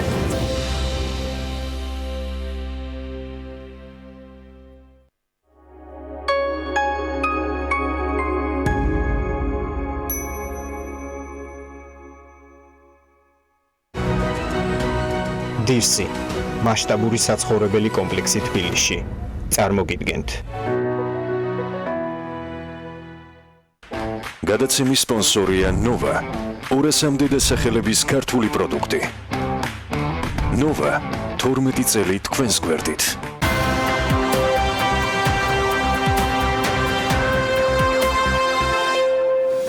ჰოლივუდიდან დიდი ხნის წინ დაბრუნდა, მაგრამ აღმოჩნდა, რომ ჯერ ყველაფერი არათუ მაყურებლისთვის, BMG-ის გუნდის წევრებისთვისაც კი არ მოუყოლია. ბანკოს სრულად გაშლა საქმიანი დილის ეთერში გადაწყდა და ნინი ლონგუაშვილი სტუმართან ერთად გვერდება.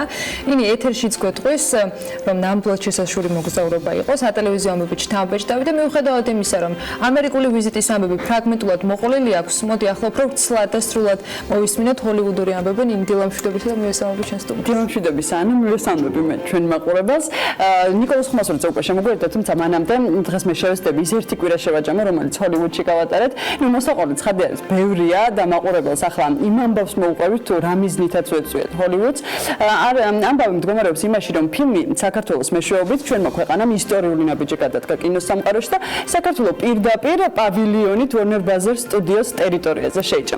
საქართველოს მხოლოდ პავილიონით ცხადია იქ არ იყო წარმოდგენილი ჰოლივუდელ პროდიუსერებმა ქართული ღვინოც დააგემოვნეს, ჩოხაც ნახეს და ჩვენი ქვეყნის კუთხეებიც გაიცნეს. ამ ყველაფრის შემოქმედი ნიკოლოზ ხომასურიძე არის, რომელმაც კომპანია შატო ზეგანის დახმარებით საქართველოს ამერიკას გააცნო. ნიკოლოზ ხომასურიძე უკვე სტუდიაში არის, როგორც ვთქვით, კიდევ უფრო საინტერესო ამბებით დაბრუნდა უკვე ვაშინგტონიდან ჩვენს ქვეყანაში, თუმცა მანამდე მოდი სიუჟეტი ვნახოთ, მაყურებელიც უკეთ გაიგებს თუ რა მისიით ვეწვიეთ ლოს-ანჯელეს, შემდეგ უკვე არანაკლებ საინტერესო ამბებით დავბრუნდებით ნიკოლოზთან ერთად. ლოს-ანჯელესში Warner Brothers სტუდიოს პავილიონში საქართველოს წარსდგა. კინოსამყაროს გულში მოსახვედრად ნიკოლოზ ხომასურიძემ გუნდთან ერთად იშრომა და ისტორიაში პირველად ჩვენი ქვეყანა ჰოლივუდელი პროდიუსერების ინტერესის სფეროშიც მოექცა.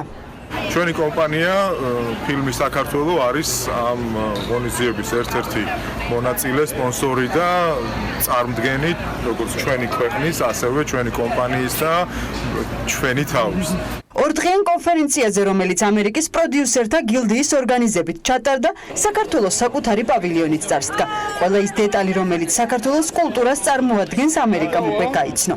ჩოხა, ქართული ტრადიციული სუფრა, ხედები, რომლითაც ვამაყობთ და ქართული ღვინო ზეგაანი, რომელმაც ამერიკას თავისი ნიშან-თვისებებით თავი მოაწონა. შატო ზეგაანი კი ის ერთ-ერთი კომპანიაა, რომელიც ამ ისტორიული მოვლენის სპონსორი იყო.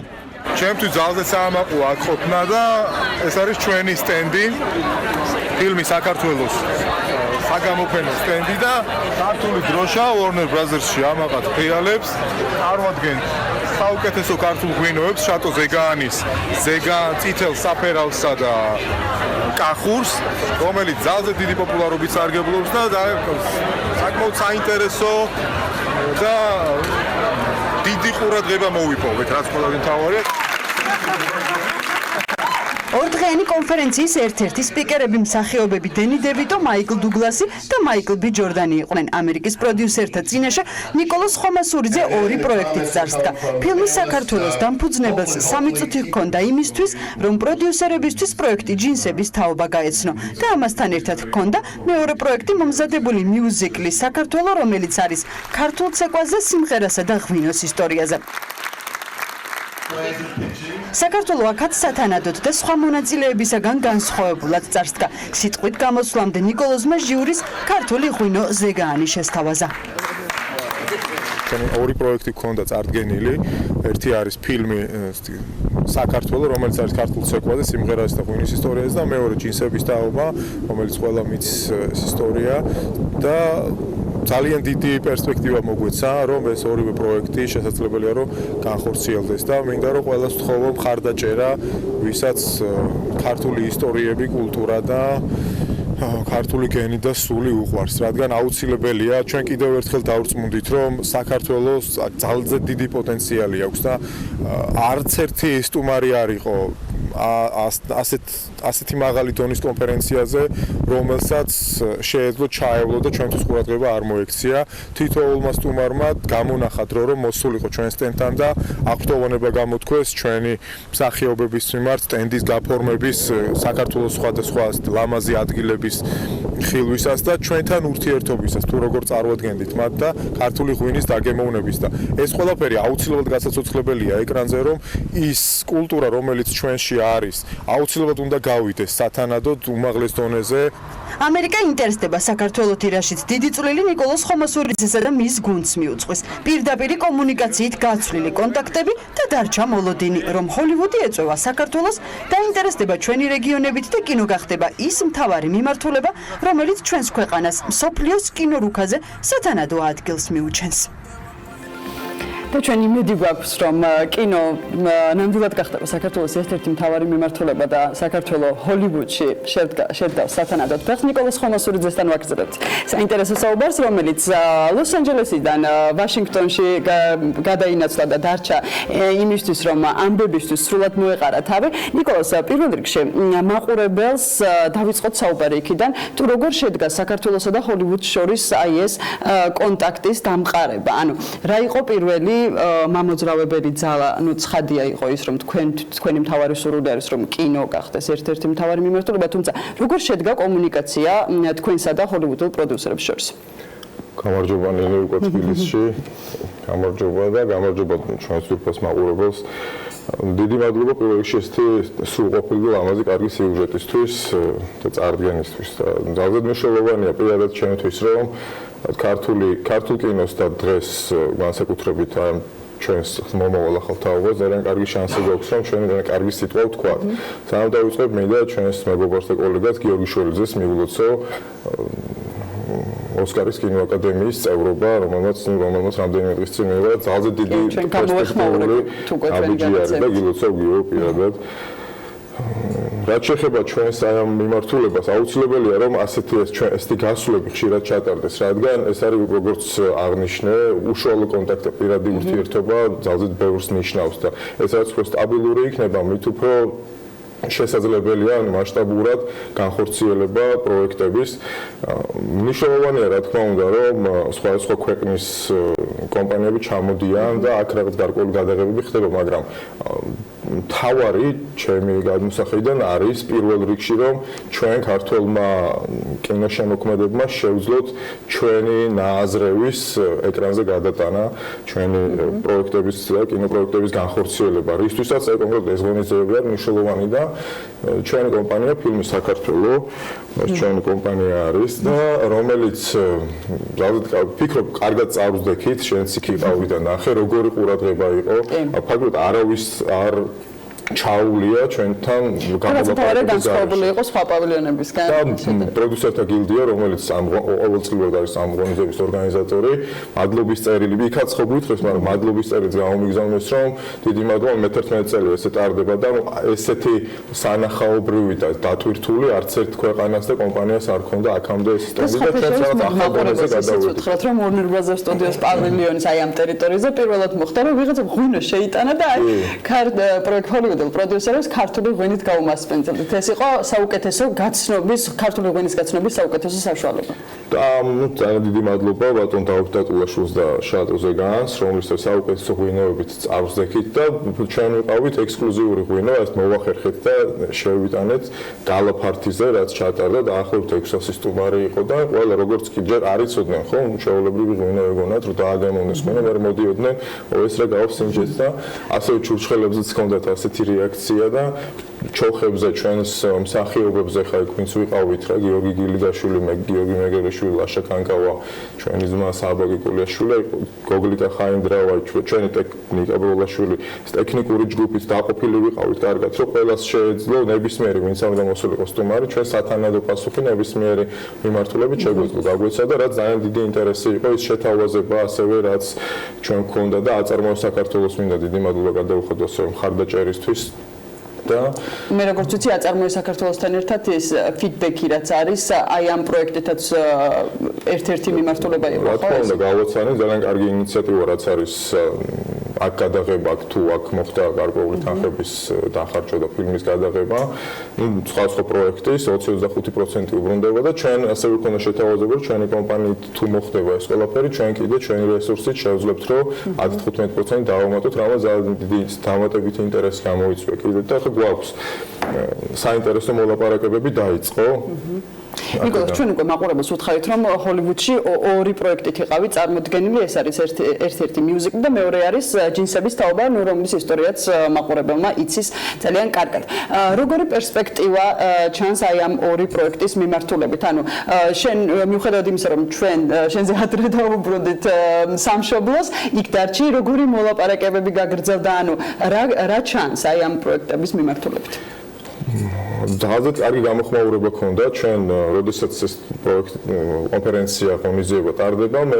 უკვე რამდენიმე დღის მერე ხდება პირადი შეხვედრები რაც იქვე იგეგმება დაახლოებით ურთიერთობა რაც შენს ნახედა ქონდა ასევე შემდეგი შეხვედრები განსაკუთრებით აი ეს ფიჩინგის დროს როდესაც ჯინსების თაობა გიორგი ქავთარაძის და ჩემი ერთობლივი პროექტია და მოხდა დიდი ინტერესი რადგან ისტორიულ თვალსწრაფლიანები გვიყურებდნენ მაყურებელთან მე ძალიან ვინერვიული რა პირცხოვრებაში პირველ წავდიქ ესეთ მესმის არის ადვილი 3 წუთში ჩაატიო ამ ისტორია 3 წუთი რო გაქვს და ამ 3 წუთში უნდა ჩაგვეტია რომ ქართული ღვინოც უნდა შეგვეთავაზებინა თავიც უნდა წარადგინო და შენს პროექტი უნდა ახსნა და ძალიან დიდი ინტერესი გამოიწვია ბევრი კითხვა პასუხი იყო და ძალიან კარგი ესე ვთქვათ კომენტარები მოგცეს იქ ყოფმა საკმაოდ ცნობილმა პროდიუსერებმა და აი გქონდა მოლაპარაკებები სცენარის კითხვა მიმდინარეობს ჩვენ დიდი ხნის პროექტია რომელიც შეჩერებული იყო და ვიფიქრე რომ საინტერესო იქნება გავაგზავნე უბრალოდ და შეირჩა ხუთეულში და ნახოთ ახლა იმედი მაქვს საინტერესო გაგრძელება მოყვება ასე მიუზიკ საქართველოს რომელიც განიხილა როგორც ძალზე განსხვავებული პროექტი თან ახლა მიუზიკლების პერიოდი დაიწყო და ვფიქრობ რომ ქართული ცეკვის და სიმღერის წარმოჩენა აი უმაღლეს დონეზე იქნება უდიდესი გარღვევა საქართველოსაც აუცილებლად გასაკეთებელია და ჩვენ ანუ პირობა გვაქვს რომ ეს გარკვეული ამ ფილმის ბიუჯეტის გარკვეული ნაწილი თუ გვექნება ჩვენ საქართველოსთან მეორე ნაწილს უკვე იქიდან შევძლებთ რომ შევავსოთ და ნიკოლას მისმის რომ ეს ჰოლივუდში აი საქართველოს აი ასეთი სახით წარსდგენა ეს იყო მასშტაბური ნაბიჯი ჩვენი ქვეყნისთვის და ზოგადად აი ამ კინოსამყაროში ჩვენი ქვეყანა რომ რაღაცნაირად საკუთარი წვლილი შევიდეს თუმცა შენ ამდენი ხანია კინოს ინდუსტრიაში ხარ რამდენად აქვს ზოგადად საქართველოს პოტენციალი რომ ამ მიმართულებით ეს მიმართულება ჩვენი ქვეყნისთვის გახდეს როგორც ეკონომიკურად ისე ტურიზმის მის თვალსაზრისით პირველ ადგილზე და მომგებიანი მიმართულება. მე ვფიქრობ, არ ვფიქრობ დარწმუნებული ვარ, რომ საქართველოს აქვს უდიდესი პოტენციალი, რომ გახდეს მთელი მსოფლიოს კულტურის თუ არა პირველი სამეულში მაინც ეპიცენტრი. რომ აქედან ძალზე ბევრი რამე შეიძლება განვითარდეს კულტურული მიმართულებით. კულტურა ძალზე დიდი თემაა. კულტურა და ისტორია, რომელიც შენარჩუნებული გვაქვს, ეს ცივილიზაციური კულტურა გვაქვს. ეს არ არის რაღაც გარკვეული 100 წლის წინ შეიქმნა. ეს მოდის 1000 წლეულებია და ამას ყველა ხვდება. იქნებ ხო ნახე ნებისმიერი ჩვენიანი, როგორც კი გაივლიდა, ყველა თვალსაყოლებდა. ხო ეს შემთხვევით არ ხდება. იქ შეიძლება სხვამაც გაიარო, სხვა ეროვნების წარმომადგენელმა, მაგრამ ეს რაღაცა არ მოხდეს. ამას უნდა გამოვიყენოთ და საქართველოს როგორც კი გადაწყვეტილებას მიიღებს, რომ ეს კულტურის ცენტრი გახდეს, ხო, ბევრი საინტერესო რამე შეიძლება მოხდეს. ეს ავტომატურად კინო და კულტურა და ისტორია ყველაზე დიდი შემოსავლების მქონე სფეროა მსოფლიოში და ამ ეს საქართველოს უნდა გაიაზროს და მიხვდეს და ეს ერთ-ერთი ღონისძიება პირველად მოხდება ქართული კომპანია ესე მარტო წავიდა და გააკეთა რაღაცა.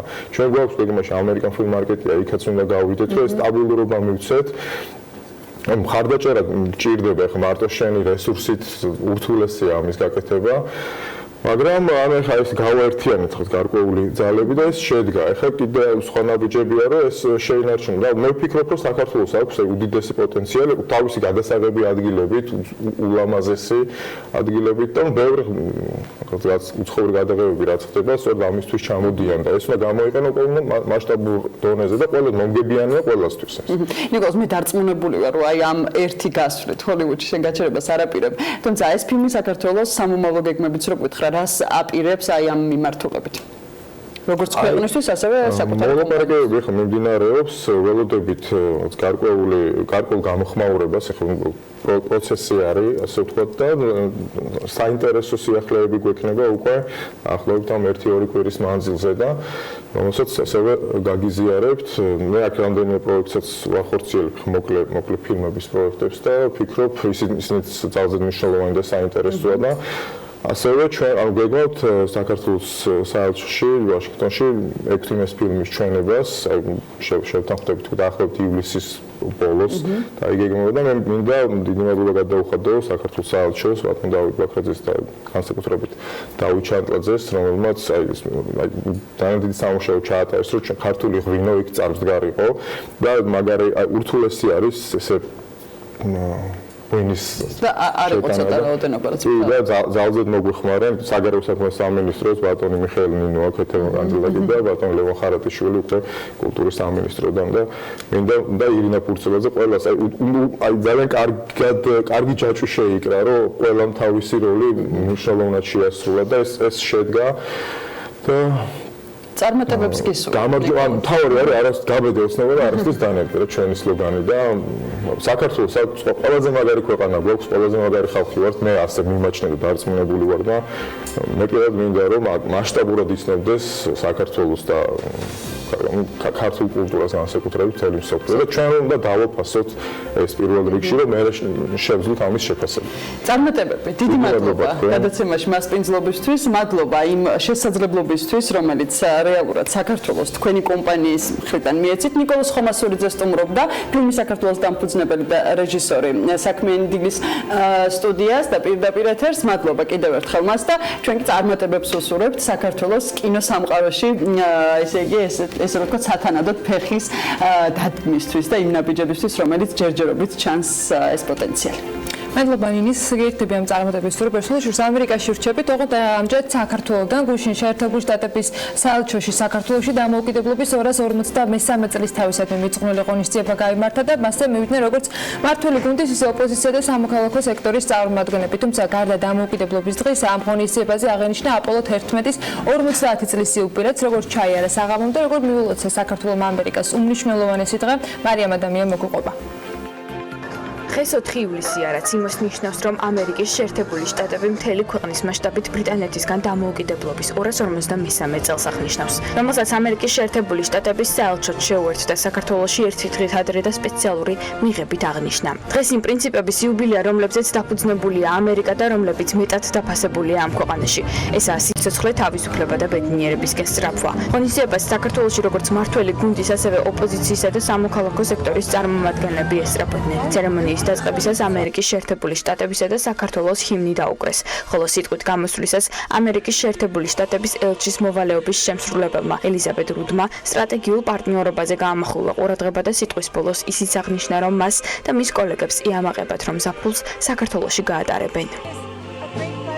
საქართველო არის ძლიერი, მედგარი ქვეყანა. მას აქვს შეერთებული შტატების და სხვა მრავალი პარტნიორის სრული მხარდაჭერა. საქართველოს შეუძლია გაუმკლავდეს გამოწვევებს, რის წინაშეც ახლა დგას და ჩვენ ყველანი ამერიკის საელჩოში ძალიან მოხარულები ვართ და გვაქვს პატივი გავატაროთ ზაფხული აქ, საქართველოში. ამერიკასა და საქართველოს შორის ურთიერთობები დღეს ყველაზე მაღალ ნიშნულზეა. ამ სიტყვით მიმართა დამსწრე აუდიტორიას საქართველოს პრემიერ-მინისტრმა მამუკა ბახტაძემ. პრემიერმა ამერიკელ ხალხს დამოუკიდებლობის დღე მიულოცა და აღნიშნა, რომ ეს დღე განსაკუთრებულია ყველა ერისთვის, ვისთვისაც თავისუფლება, დამოუკიდებლობა და კანონის უზენაესობა უპირველესია. ჩვენი საერთაშორისო მისწრაფებებია, რომ საქართველო აუცილებლად უნდა გახდეს ნატოსა და ევროკავშირის წევრი და ჩვენ გვაქვს ამერიკის შეერთებული შტატების სრული მხარდაჭერა. მაგრამ ამასთან ერთად ჩვენთვის განსაკუთრებით მნიშვნელოვანია და ჩვენ ვართ ფოკუსირებული იმაზე, რომ განავითაროთ ომხრივი ურთიერთობები, როგორც უსაფრთხოების, ასევე ეკონომიკის დარგში. რამდენიმე დღის წინ იცით, რომ მე ვიყავი ვიზიტით ამერიკის შეერთებულ შტატებში, ქონდა ძალიან მნიშვნელოვანი შეხვედრები, მათ შორის ბიზნეს საზოგადოებასთან, სადაც კიდევ ერთხელ გამოჩნდა თუ რა მასშტაბის პოტენციალი აქვს საქართველოსა და ამერიკის შეერთებულ შტატებს შორის ეკონომიკურ თანამშრომლობას. ჩვენ გსურს ვიხილოთ მეტი ამერიკული ინვესტიცია, მეტი ამერიკული კომპანია საქართველოში, ჩვენ გსურს ვიხილოთ მეტი ამერიკული კომპანია, რომელიც იყენებს საქართველოს როგორც პლატფორმას, რომ აწარმოოს ბიზნესი ჩვენს რეგიონში. ამერიკის დამოუკიდებლობის გარდა მიღებაზე ასევე ზეიმობდნენ აპოლო 11-ის 50-ე დაბადების დღეს, რომელმაც ადამიანს მთვარეზე ფეხის დადგმის საშუალება მისცა და შექმნა ისტორია. ხოლო ღონისძიებაზე სიმბოლურად ჩაკრულო შესრულდა, რომელიც ოქროს ფირფიტაზია და კოსმოსურმა ხომალდმა ვოიჯერმა მზის სისტემაში 39 წლის წინ 1977 წელს გაიტანა. მე მინდა მიულოცო ამერიკელ ხალხს დამოუკიდებლობის დღე და ვუსურო წარმატებები ჩვენთვის ძალიან ძვირფასია ის თანამშრომლობა, რომელიც არის საქართველოსა და ამერიკის შეერთებულ შტატებს შორის და რა თქმა უნდა გულწრფელად ვულოცავთ ამერიკელ ხალხს ამ ღირსშესანიშნავ თარიღს. ზუსტად 253 წლის წინ დღეს ამერიკაში მიიღეს ისტორიული დოკუმენტი, რომელშიც ჩრდილოეთ ამერიკის ბრიტანული კოლონიები დიდი ბრიტანეთისგან დამოუკიდებლობას აცხადებდნენ. დეკლარაცია გახდა პირველი ოფიციალური დოკუმენტი, რომელშიც კოლონიები ამერიკის შეერთებულ შტატებად მოიხსენიება. ამიტომაც ამ დღეს ამერიკელები საყოველთაო მასშტაბით განსაკუთრებულად აღნიშნავენ და დღეს ყველაზე ხშირად მოისმენ სიტყვებს „ღმერთმა დალოცოს ამერიკა“.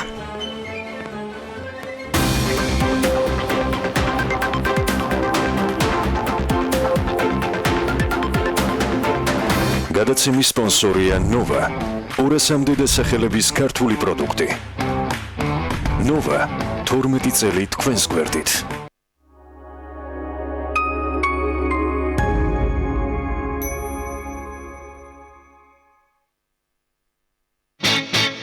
მოემზადე ზაფხულისთვის. გამოიწერე სასურველი ნივთები ამერიკიდან მალეოს დახმარებით და ისარგებლე უფასო საკურიერო სერვისით. შოპინგი მალეოსთან ერთად უკეთესია. ბათუმში, ქალაქის ძველუბანში, ბარათაშვილის ქუჩაზე კომპანია დარ ბილდინგის საცხოვრებელი სახლი დარ რეზიდენსი აშენდა. გამორჩეული არქიტექტურის შვიდსართულიანი სახლი, მხოლოდ 49 ბინა კომერციული ფართობის შენობის პირველ და მეორე სართულზე. აგურის და დეკორატიული ფილებით მოპირკეთებული სახლის ფასადი, კეთილმოწყობილი ეზო, 24 საათიანი უსაფრთხოება. იცხოვრეთ გამორჩეულად, გაყიდვები დაიწყო. დაგვიკავშირდით 595-81-0001. ოქროს ბრენდის მფლობელი კომპანია Oldstone გთავაზობთ მოსაპირკეთებელი მასალების დიდ არჩევანს. ბუნებრივი ქვატრავერტინის ნომერ პირველი იმპორტიორი საქართველოში. უზარმაზარი სასაწყობი ობიექტი ფერების დიდ არჩევანთან ერთად გთავაზობთ ნებისმიერი სისქისა და ზომის ფილებს საკუთარი კარიერებიდან თქვენს ობიექტამდე. იყიდე პირველისგან Oldstone, თქვენი პროექტის ოქროს პარტნიორი.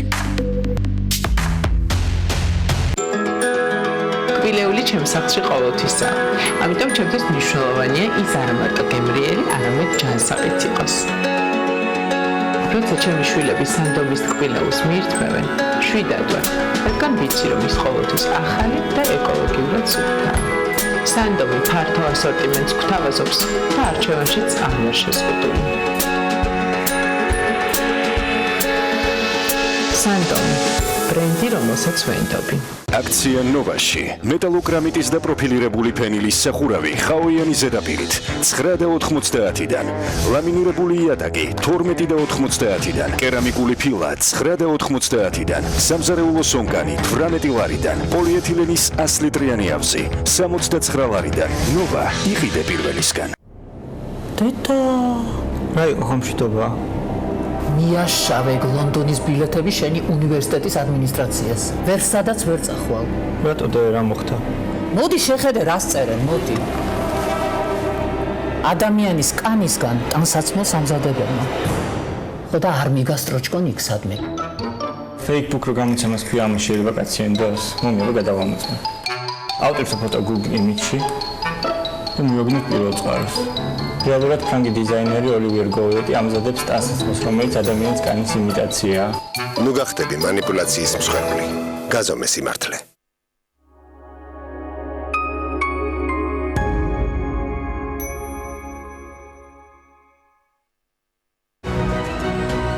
დირსი მასშტაბური საცხოვრებელი კომპლექსი თბილისში.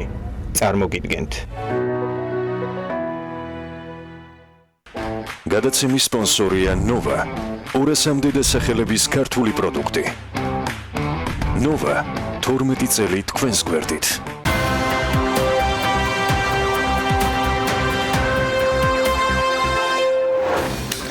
საქართველოს მოსახლეობის მხოლოდ 34.4%-ს, ხოლო დასაქმებული მოსახლეობის 75.6%-ს აქვს დეკლარირებული შემოსავალი.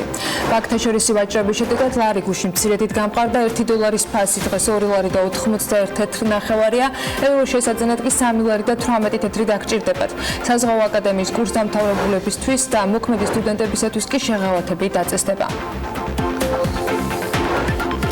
საერთაშორისო ორგანიზაცია Amnesty International საქართველოს მთავრობას მოუწოდებს გამოყოს შესაბამისი ფინანსური და სოციალური დახმარება იმ ოჯახებისათვის, რომელთა სოციალურ-ეკონომიკური უფლებები ბორდერიზაციის შედეგად შეილახა. ამასთან დაკავშირებით ანგარიშია ნათქვამი, რომელიც საქართველოში ბორდერიზაციით გამოწვეული ადამიანის უფლებათა დარღვევის ფაქტებს ეხება. კვლევაში ხაზგასმულია, რომ საქართველოს მთავრობამ განსაკუთრებით იმ პირების დახმარება უნდა მოახდინოს, რომელმაც ბორდერიზაციის გამო სახნავ სათეს მიწებზე, ხეხილის ბაღებზე და საძოვრებზე წვდომა დაკარგა.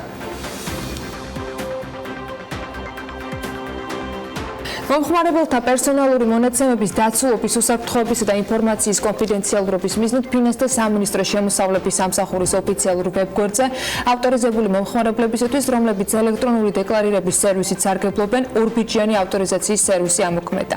ფინანსთა სამინისტრო შემოსავლების სამსახურის ინფორმაციით ამ წლის 1 აგვისტოდან ორბიჯიანი ავტორიზაციის სერვისის გამოყენება სავალდებულო იქნება. ტურიზმი და გადამამუშავებელი მრეწველობა ეს არის ორი ძირითადი სექტორი, რაშიც თანამშრომლობის დიდ პოტენციალს ხედავთ საქართველოსა და სერბეთს შორის. ამასთან დაკავშირებით ეკონომიკისა და მდგრადი განვითარების მინისტრის მოადგილემ გენადი არველაძემ საქართველოს-სერბეთის ბიზნეს ფორუმზე ისაუბრა. ის ამბობს, რომ ის ფაქტი, რომ ერთ წელიწადში უკვე მეორე ფორუმი იმართება, მოწმობს, რომ საქართველოსა და სერბეთის ბიზნესებს შორის ურთიერთობა გააქტიურდა, რაც ხელს ეკონომიკური ურთიერთობების განვითარებას შეუწყობს. თავის გამოსვლაში გენადი არველაძემ ცლად საქართველოში მიმდინარე ეკონომიკურ რეფორმებზე, თავისუფალი სავაჭრო ხელშეკრულებების მნიშვნელობაზე და ყველა იმ მიმართულებაზე ისაუბრა, რომელიც პრიორიტეტულია საქართველოს მთავრობისათვის ბიზნესის ხელშეწყობის, საერთაშორისო ვაჭრობის გაზრდის და ინვესტიციების მოზიდვის კუთხით. საქართველოს ეკონომიკის და მდგრადი განვითარების მინისტრი ნათია თურნავაკი ტურიზმის სექტორის წარმომადგენლებს გუშინ ქუთაისში შეხვდა. მისი განცხადებით, ბიზნეს სექტორთან პირადი კომუნიკაცია მნიშვნელოვანია საერთო სურათის შეფასების და არსებული გამოწვევების დარეგულირების გეგმის დასახვის პროცესში. თურნავას ინფორმაციით, ეკონომიკის სამინისტრო კვირის ბოლოს უკვე საზოგადოებას ტურიზმის სექტორში არსებული პრობლემების დაძლევის საკუთარ პროგრამას წარუდგენს.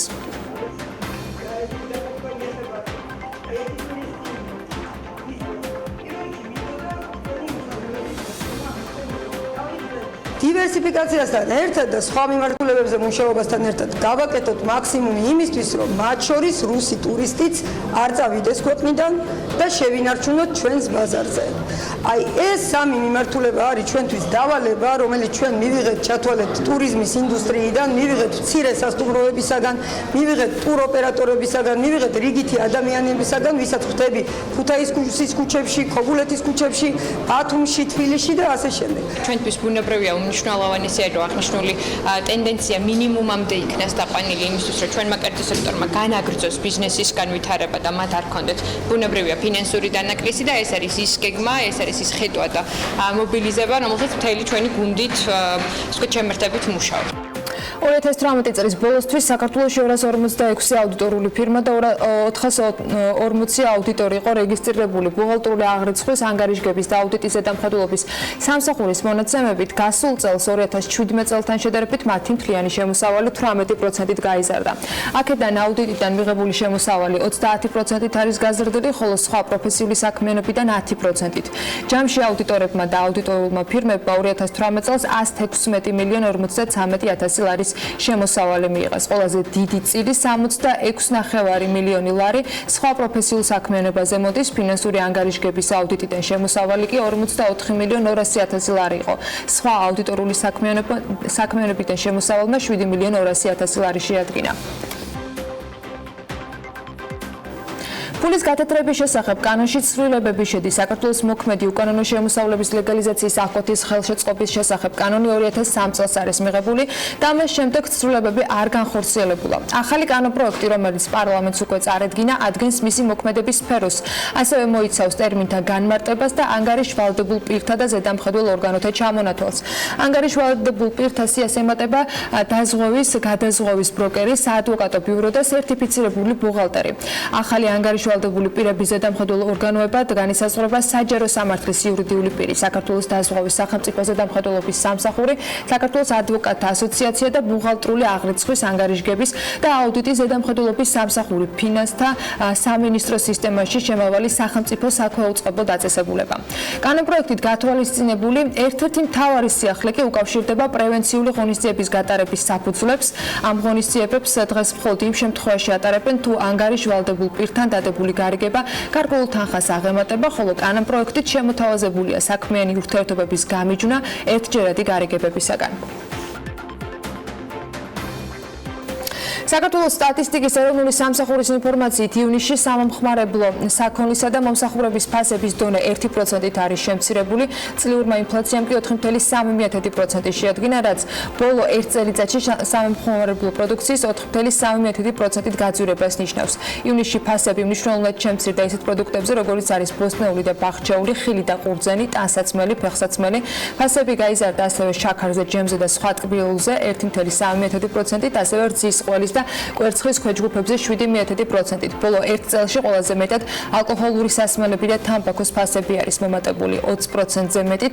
სურსათი და უალკოჰოლო სასმელები გაძვირდა 6.5%-ით, ჯანმრთელობის დაცვის ფასი კი თითქმის 3%-ით გაიზარდა. ტანსაცმელი და ფეხსაცმელი კი 6.9%-ით გაიაფრდა. ილოს საყოფაცხოვრებო ნარჩენების პოლიგონის დასრულებულ უჯრედებში ბიოგაზის მოპოვებისა და მის ღირებულ პროდუქტად გარდაქმნის კონცეპტუალურ პროექტს ბელგიური კომპანია ჯეოკონსულტანტი მოამზადებს. ამასთან დაკავშირებით კახა კალაძემ მთავრობის ხდომაზე გუშინ ისაუბრა. მისი თქმით, პროექტი ხელს შეუწყობს ნარჩენების პოლიგონის გამართულ ფუნქციონირებას და ამ გზით დედაქალაქის ეკოლოგიური გარემოს გაჯანსაღებას. ტენდერი მიზნად ისახავს ქალაქ თბილისის საყოფაცხოვრებო ნარჩენების პოლიგონის დასრულებულ უჯრედში ბიოგაზის მოპოვებასა და ღირებულ პროდუქტად გარდაქმნის კონცეპტუალური პროექტის მომზადებას. ესე იგი, არსებული ნაგავსაყრელი ფაქტიურად შევსებულია და იქ არის ძალიან დიდი მასა ამ ნარჩენების. შესაბამისად, არის იმის შესაძლებლობა, რომ ამ ნარჩენებიდან ჩვენ მივიღოთ პროდუქტი, ამ შემთხვევაში ბუნებრივ აირზე არის საუბარი, გაზი შეგვიძლია ვიღოთ და ზუსტად ეს პროექტი ითვალისწინებს იმას, რომ ეს ყველაფერი იყოს მოწესრიგებული და დაალაგებული, როგორც განვითარებულ ქვეყნებში არის. ასევე პოლიგონზე არსებული ინფრასტრუქტურის პარამეტრების მნიშვნელოვნად გაუმჯობესებისა და ევროპაში აპრობირებული უახლესი ტექნოლოგიების დანერგვა, გამოყენების კონცეფციების შემუშავება მოხდა. კავკასიის გარემოს დაცვითი არასამთავრობო ორგანიზაციათა ქსელმა სენმა კი შეხვედრა გურჯაანის მუნიციპალიტეტის მერის ქალთა ოთახში გამართა. ამ შეხვედრის მთავარი თემა ამ ჯერზე ნარჩენების მართვაში გენდერის როლი იყო, რაშიც ვადიაური სკოლის მოსწავლეები იყვნენ აქტიურად ჩართულები. მათ ჩაატარეს პრეზენტაცია და ნასტი შეხვედრები კახეთის 8-ვე მუნიციპალიტეტშია დაგეგმილი. და კვლავ დედაქალაქის მერია, რომელთა ინფორმაციითაც კერძო მესაკუთრეებთან მოლაპარაკებების შედეგად ქალაქს დიღმის ტყე-პარკის დაახლოებით 27,000 კვადრატული მეტრი მიწის ნაკვეთი დაუბრუნდა.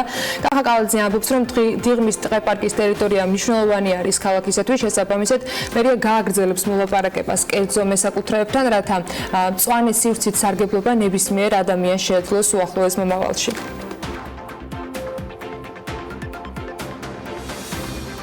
2017 წლიდან დაიწყო მოლაპარაკებები კერძო მესაკუთრეებთან და უკვე გარკვეული ნაწილი მიწის ნაკვეთებისა გვაქვს წამოღებული, ჩვენი საკუთრება არის, თუმცა რჩება კიდევ მიწის ნაკვეთები, რომელსაც ჭირდება ან ადგილმონაცვლეობა, ან გამოსყიდვა, თუმცა როგორც დაგვირდით, ჩვენ ამ საქმეს აუცილებლად ბოლომდე მივიყვანთ და იქ იქნება ერთ-ერთი საუკეთესო ადგილი მწვანე სივრცე, სადაც ნებისმიერ ადამიანს ექნება შესაძლებლობა მივიდეს, დაისვენოს და ისარგებლოს ამ ტყე-პარკით.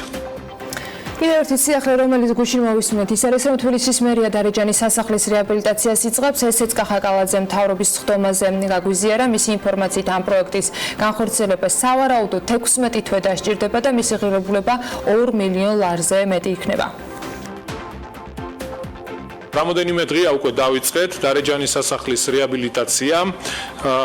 ეს კიდევ ერთი მნიშვნელოვანი პროექტი არის ძეგლის სტატუსის მქონე და მისი მოწესრიგება, გალამაზება არის ძალიან მნიშვნელოვანი. კიდევ უფრო მიმზიდველს გახდის ამ კონკრეტულ ადგილს. ამ პროექტის განხორციელებას ჯამში დაახლოებით 16 თვე დაჭირდება და სავარაუდო ღირებულება 2 მილიონ ლარზე მეტი არის. მან შემდეგ რაც ვლადიმერ პუტინმა რუსი ტურისტებისათვის საქართველოში მოგზაურობაზე ხელი შეშლა სცადა, ნათესობით უცხოელმა მოგზაურმა კიდევ უფრო დიდი ინტერესი გამოხატა საქართველოს მიმართ. ისინი, ვინც საქართველოს წარსულში უკვე მოინახულეს, ამბობენ, რომ მზად არიან ქვეყანას კიდევ ერთხელ ესტუმრონ და ამასთან ერთად ონლაინ კამპანიით Spend Your Summer in Georgia იმავეს ურჩევენ სხვა მოგზაურებსაც. ამჯერად გადავხედოთ კემპინგის ადგილებს, სად არის შესაძლებელი საქართველოში კემპინგის მოწყობა და რამდენად არის ქვეყანა ინფრასტრუქტურულად მოწყობილი იმისათვის, რომ ასეთი ტიპის ტურიზმით დაინტერესებული ადამიანებსაც უმასპინძლოთ.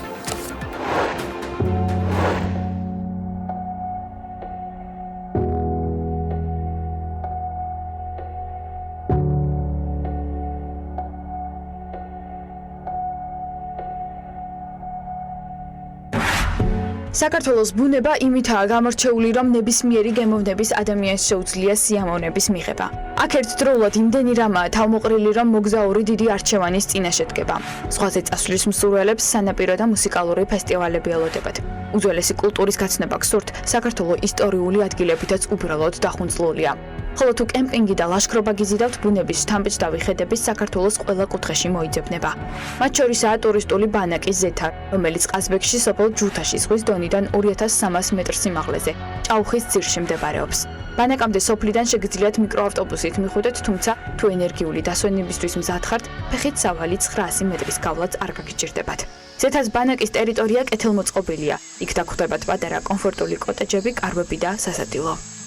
ღრუბლებში ჩაფლულ გომის მთაზე გატარებულ ერთ საღამოსად კი ამბობენ, რომ თერაპიის ეფექტი აქვს და ზღვის დონიდან 2100-2755 მეტრის სიმაღლეზე ყოფნა დასასვენებლად და გონების გასაწმენდად ერთ-ერთი საუკეთესო საშუალებაა.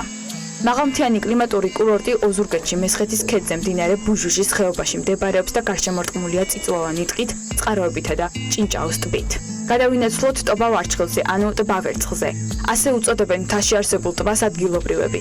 ის ზღვის დონიდან 2650 მეტრის სიმაღლეზე, სამეგრელოს ზემო სვანეთის მხარეში მდებარეობს, ხოლო ყველაზე ღრმა წერტილი 35 მეტრს აღწევს. ტერიტორიის სანახავად ფეხით 3 დღე დაგჭირდებათ, თუმცა დანიშნულების ადგილი მოლოდინს აჭარბებს, რადგან ტბა ირგვლივ გარემოს ირეკლავს მოლურჯო მოვერცხლისფრო ფერი დაჰკრავს და გარშემო უზარმაზარი მთები გადმოჰყურებს. კიდევ ერთი დაუვიწყარი ადგილი კემპინგის მოსაწყობად უშკულია. აქ მოგზაურობისას რამდენიმე სეზონში ერთდროულად მოხვდებით, რადგან პეიზაჟში მზიანი მაღლობების მიღმა დათოვლილი მთებიც მოჩანს. თუმცა კემპინგის მოყვარულებისთვის უშკულში სტუმრობისთვის საუკეთესო დრო ზაფხულია, რადგან შემოდგომასა და ზამთარში დიდ თოვლობის გამო ხშირად გზები დაკეტილია. რაჭაკი ყველა სეზონზე ხელმისაწვდომია და თუ კი ამ მხარეში ერთხელ მაინც იმოგზაურებთ, აუცილებლად გენდომებათ მეორედ ჩამოსვლაც. ზაფხულობით ადგილი გრილი და სასიამოვნოა მათთვის, ვისაც ლაშქრობა ან კემპინგი აქვს გადაწყვეტილი. ტბა თევზის ნაირსახეობებითაც გამოირჩევა, ამიტომაც ადგილზე მრავლად შეხვდებით მეთევზეებსაც. შაურიდან 5 კილომეტრშია სოფელი ნიკორწმინდა, სადაც მე-11 საუკუნეში აგებული ეროვნული ხუროთმოძღვრების ძეგლს ნახავთ. ასე რომ სამოგზაუროდ რაჭა ერთ-ერთი საუკეთესო მიმართულებაა. ხოლო თუ კი არ გინახავთ 64 დედამიწაზე, ესტუმრეთ ჰეშკილის ქოხებს, რომლებიც ბავშვობის საოცნებო ხის სახლებს მოგაგონებთ. საკურორტი ადგილი ზემო სვანეთში სოფელ ჰეშკილში მდებარეობს, ზღვის დონიდან 1900 მეტრზე. ჰეშკილის ქოხებიდან 2 ულამაზესი ხედი იშლება, ლაილას ქედისა და უშბის მწვერვალის. თავად ადგილი კი მესტიიდან 6-7 კილომეტრის დაშორებით მდებარეობს. არანაკლებ საინტერესო ამბები გულდება წინ საქმეენდილის ეთერში. მათ შორის ის დარწმუნებული, რომ ჩვენს მაყურებელს განსაკუთრებით დააინტერესებს თურქეთის ეროვნული სამსახურის ინფორმაციით ბაღჩეულ და ბოსნიურ კულტურებში ნიტრატების შემცველობა ნორმას არ აღემატება. შემოწმებისათვის სააგენტოს ინსპექტორები ბაღჩეულ და ბოსნიურ კულტურებში ნიტრატების ნორმის განსაზღვრის მიზნით ნიმუშებს მთელი ქვეყნის მასშტაბით იღებენ. ამ თემაზე უნდა გავაგრძელოთ სტუმართან ერთად საუბარი ვასილ კვერნაძეს, რუსეთის ეროვნული სააგენტოს თბილისის საქალაქო სამსახურის უფროსის მოადგილეს. მასპინძლობ საქმეენდილის ეთერში. მოგესალმებით ბატონო ვასილ, მადლობა რომ ხართ ჩვენთან ერთად. გუშინ როდესაც ეს ინფორმაცია სააგენტომ გავრცელა, პირველი კითხვა გაჩნდა, რა თქმა უნდა, რამდენად არის ეს ინფორმაცია და რამდენად შეიძლება მივიღოთ ნებისმიერ ბაღჩეულს და ბოსტნეულზე. რა ტიპის შემოწმებას ატარებთ და დაახლოებით რა გარანტია შეიძლება გქონდეს ჩვენ იმის, რომ ნებისმიერ ადგილას ნაყიდი პროდუქტი არის ამ ინფორმაციასთან თავსებად. დილამშვიდობისა, მივესალმებით ჩვენს ტელემაყურებელს. მოგახსენებთ, რომ დღის მდგომარეობით საქართველოში სურსათის ეროვნულმა სააგენტომ 80-მდე ნიმუშის კვლევა განახორციელა შესაბამის აკრედიტირებულ ლაბორატორიაში, რომლის პასუხიც არის სტანდარტიზებული და სრულად შეესაბამება კვლევის მეთოდებს. აქედან გამომდინარე, მიღებული შედეგები არის სრულად სარწმუნო, თუმცა აღნიშნავ, რომ კვლევები არ ჩერდება, გრძელდება კვლევის პროცესი, იმიტომ რომ წლიური პროგრამის ფარგლებში 200-მდე ნიმუში გვაქვს ასაღები და მოგეხსენებათ, ცხელი სეზონიდან გამომდინარე, სწორედ ძალიან აქტუალური არის მოსახლეობაში ბოსტნეულის, ხილის და ბარდისეული ოჯახის წარმომავლობის სურსათის მირთმევა და ფართოდ მოხმარებადი არის. სწორედ ამიტომ სურსათის ეროვნული სააგენტო აგრძელებს სამუშაო პროცესს ამასთან დაკავშირებით, რათა აი ამ სამუშაო პროცესში დაახლოებით როგორი სისტემა მუშაობს, რა გეოგრაფიაზე ვრცელდება, რა სისტემით არჩევთ, სად და როგორ უნდა შეამოწმოთ ესა თუ ის პროდუქტი? ანუ სურსათის ეროვნული სააგენტო წლიური პროგრამის ფარგლებში ახორციელებს ბაზრების კონტროლს, ამ ნიმუშის შეძენა ხდება ამ შემთხვევაში ბაზრებიდან იმ წერტილებიდან, საიდანაც მომხმარებლებს მიეწოდებათ სურსათის საბოლოო მომხმარებელზე. ეს არის მარკეტები, ტყუილის მაღაზიები, სურსათის ბაზრები და როგორც საბოლოო მომხმარებელზე არის საუბარი, ასევე არის იმ ესე ვთქვათ სარეალიზაციო ობიექტებზე, საიდანაც უკვე ქსელში ნაწილდება სხვადასხვა დასახელების მარკეტში, სხვადასხვა დასახელების სარეალიზაციო ობიექტში, სადაც ნაწილდება ესა თუ ის ბოსტნეული, ხილი და ბარჯისეული ოჯახის წარმომადგენელი სურსათის სახეობები. და დღეს მონაცემით შეგიძლიათ თქვათ, რომ მთელი საქართველოს მასშტაბით რაც მოკვლევა ჩაგიტარებიათ, არც ერთ შემთხვევაში არ იყო ნიტრატების მაღალი დონე დაფიქსირებული? კი ბატონო, დღეს მდგომარეობით როგორც უკვე მოგახსენეთ, 80-მდე ნიმუში არის აღებული შემდგომი ლაბორატორიული კვლევისთვის, რაშიც დარღვევა არ გამოვლენილა, ასევე სააგენტომ წელს 20 ნიმუში აიღო პესტიციდების კონტროლის მიზნით, რაშიც ასევე დარღვევა არ გამოვლენილა და ვიმედოვნებთ, რომ წლის ბოლომდე ესე გავაგრძელებთ გზას და ამის ძალიან დიდი სურვილი. როდესაც უვნებლობაზე ვსაუბრობთ, ხშირად მოსახლეობა ხელსაწყოებს იყენებს, ვინც განსაკუთრებით არის ამ მიმართულებით, თქვათ, ყურადღება გამახვილებული. რამდენად სანდო შეიძლება იყოს ეგრეთ წოდებული ინდიკატორები, რომელთაც პროდუქტის შემოწმებას ახდენენ ადამიანები და რითი განსხვავდება ის იმ ლაბორატორიული შემოწმებისგან, გარდა თქვათ მაღალი სანდობის და კვალიფიკაციის, ანუ რა განსხვავებულ მონაცემებს შეიძლება აჩვენებდეს და რამდენად სანდო არის ვიღათ ასე შემოწმებული პროდუქტი? მოგახსენებთ, ძალიან კარგი კითხვა არის, ანუ ეგრეთ წოდებული სწრაფი ტესტების გამოყენება უკვე მოსახლეობამ დაიწყო საკუთარ ჯანმრთელობაზე ზრუნვა და ეს ძალიან მისასალმებელი არის, თუმცა აღსანიშნავია ის ფაქტი, რომ სწრაფი ტესტების გამოყენება ხშირ შემთხვევაში ხდება არასწორად, ასევე გაურკვეველი არის თუ არა ეს სწრაფი ტესტი შესაბამისად დაკალიბრებული, მას ესაჭიროება შესაბამისი კალიბრაცია, რათა მის მიერ ნაჩვენები მონაცემები იყოს სწორი და ზუსტი. ამიტომ ძალიან ვთხოვ თითოეულ მოქალაქეს ნუ გაავრცელებენ ისეთ ინფორმაციას, რომელიც იმ ფერმერს, რომელიც მთელი წლის განმავლობაში ცდილობს და შრომობს, რათა მოიყვანოს კონკრეტული კულტურა, მასზე ძალიან ცუდად აისახება ის ინფორმაცია. როგორ უნდა გაასწორონ ეს ხელსაწყოები, ან რა თუ არსებობს საერთოდ ასეთი მექანიზმი, რომ ასე კუსტარულად შემოწმებული, თქვათ, ხარისხი პროდუქტის იყოს სანდო რაიმე ფორმით? შესაბამის მეტროლოგიის ორგანომ უნდა დააკალიბროს ესა თუ ის აპარატი, რომელიც ახდენს რომელიმე მაჩვენებლის განსაზღვრას, შესაბამისად ნებისმიერ ადამიანს, რომელიც იყენებს მსგავსი ტიპის ხელსაწყოებს, პირველ რიგში სანამ ინფორმაციას გაასაჯაროებს და ასე ვთქვათ მოსახლეობას მიაწოდებს, ვფიქრობ უმჯობესი იქნება რომ შესაბამისად შემოწმებული იყოს ის ხელსაწყო, რომელსაც ის იყენებს. ასე რომ გარანტია მოკლედ არ შეიძლება რომ ესე თავიდანვე ნამნაყიდო თქვათ არის შესაძლებელი რომ ხელსაწყოს მოყვებოდეს ინსტრუქცია რომ 1 წლის განმავლობაში არ საჭიროებს კალიბრაციას ან რაღაც გარკვეული დროის განმავლობაში, თუმცა ამ დროის გასვლის შემდგომ მას აუცილებლად ესაჭიროება კალიბრაცია, რათა მის მიერ მოწვეული ინფორმაცია იყოს ზუსტი და უტყუარი, რათა არ შევიდეთ შეცდომაში როგორც მოსახლეობა, იმიტომ რომ სურსათი ძალიან სენსიტიური საკითხი არის, სურსათმგებლობა ყველას გვეხება და აქედან გამომდინარე ვფიქრობ რომ მოსახლეობის განსაკუთრებული სიფრთხილე არის ამართლებით საჭირო. ჩვენ ვახსენეთ რომ არც ერთ შემთხვევაში გადაჭარბება არ ფიქსირდება, მაგრამ რამდენად არის სიახლოვე იმ ზღვართან, იმ წითელ ხაზთან, რომელიც შესაძლოა უკვე ჯანმრთელობისთვის იყოს პრობლემა და თუ გაქვთ დაახლოებით კლასიფიკაცია მაინც მაგალითად ბახჩეულზე, ბოსნეულზე განსაკუთრებით ადგილობრივი წარმოშობის პროდუქტებსა და თქვათ იმპორტირებულ პროდუქტებს შორის აი ამ ნაწილში რა პრინციპით აკეთებთ შერჩევას და როგორ ხდება შემოწმება? ანუ როგორც უკვე მოგახსენეთ, ამ ეტაპისთვის ადგილობრივი წარმოშობის სურსათი არის თუ საზოგადოებთან შემოტანილი სურსათი, ამის ანუ ორივე ბაზრის კვლევა მიმდინარეობს საქართველოში, მუდმივად ხდება ამ ბაზრის კონტროლი და შემოწმება სააგენტოს მხრიდან. შესაბამისად ამ დღის მონაცემებით დარღვევა არ დაფიქსირებულა არც ადგილობრივ ბაზარს და არც შემოტანილ სურსათზე. შესაბამისად შეგვიძლია აღვნიშნოთ ის ფაქტი, რომ ის ზღვარი, რა ზღვარიც ადამიანის სიცოცხლის ჯანმრთელობისთვის გრძელვადიან პერსპექტივაში ზიანის მომტანია და ჩვენ ჯანმრთელობაზე ძალიან ცუდად აისახება სამომავლო პერსპექტივაში, მაგ ზღვართან ახლოს არ ვართ, იქიდან გამომდინარე, რომ დადგენილი არის ის ნორმები, რა ნორმებსაც ვთქვათ უკვე გამოკვლეული სურსათი ანუ არ არის გადაცდენილი ამ ნორმებს და ესე ვთქვათ გვაქვს უარყოფითი პასუხი, რაც ჩვენთვის ესე ვთქვათ. ტენდენცია წლების განმავლობაში შეგვიძლია რომ რაიმე ფორმით ჩამოვაყალიბოთ როგორი არის და ვთქვათ რა წინასწარი სამუშაოები დაგჭირდათ იმისათვის რომ ეს შედეგი მიგეყო და რა იგეგმება მომავალში იმისათვის რომ უკეთესი შედეგები გქონდეს ამ მიმართულებით და იგივე ვთქვათ შემოწმების რაოდენობას შემცირდეს, იმიტომ რომ ვიცოდეთ რომ ვთქვათ მოყვანის პროცესში არის უკვე გაკონტროლებული ყველა ის ვთქვათ შესაწამლი ნივთიერება იქნება ეს თუ სხვა ნიადაგის გამონაყიერებელი პროდუქტები, რომელსაც ფერმერები იყენებენ.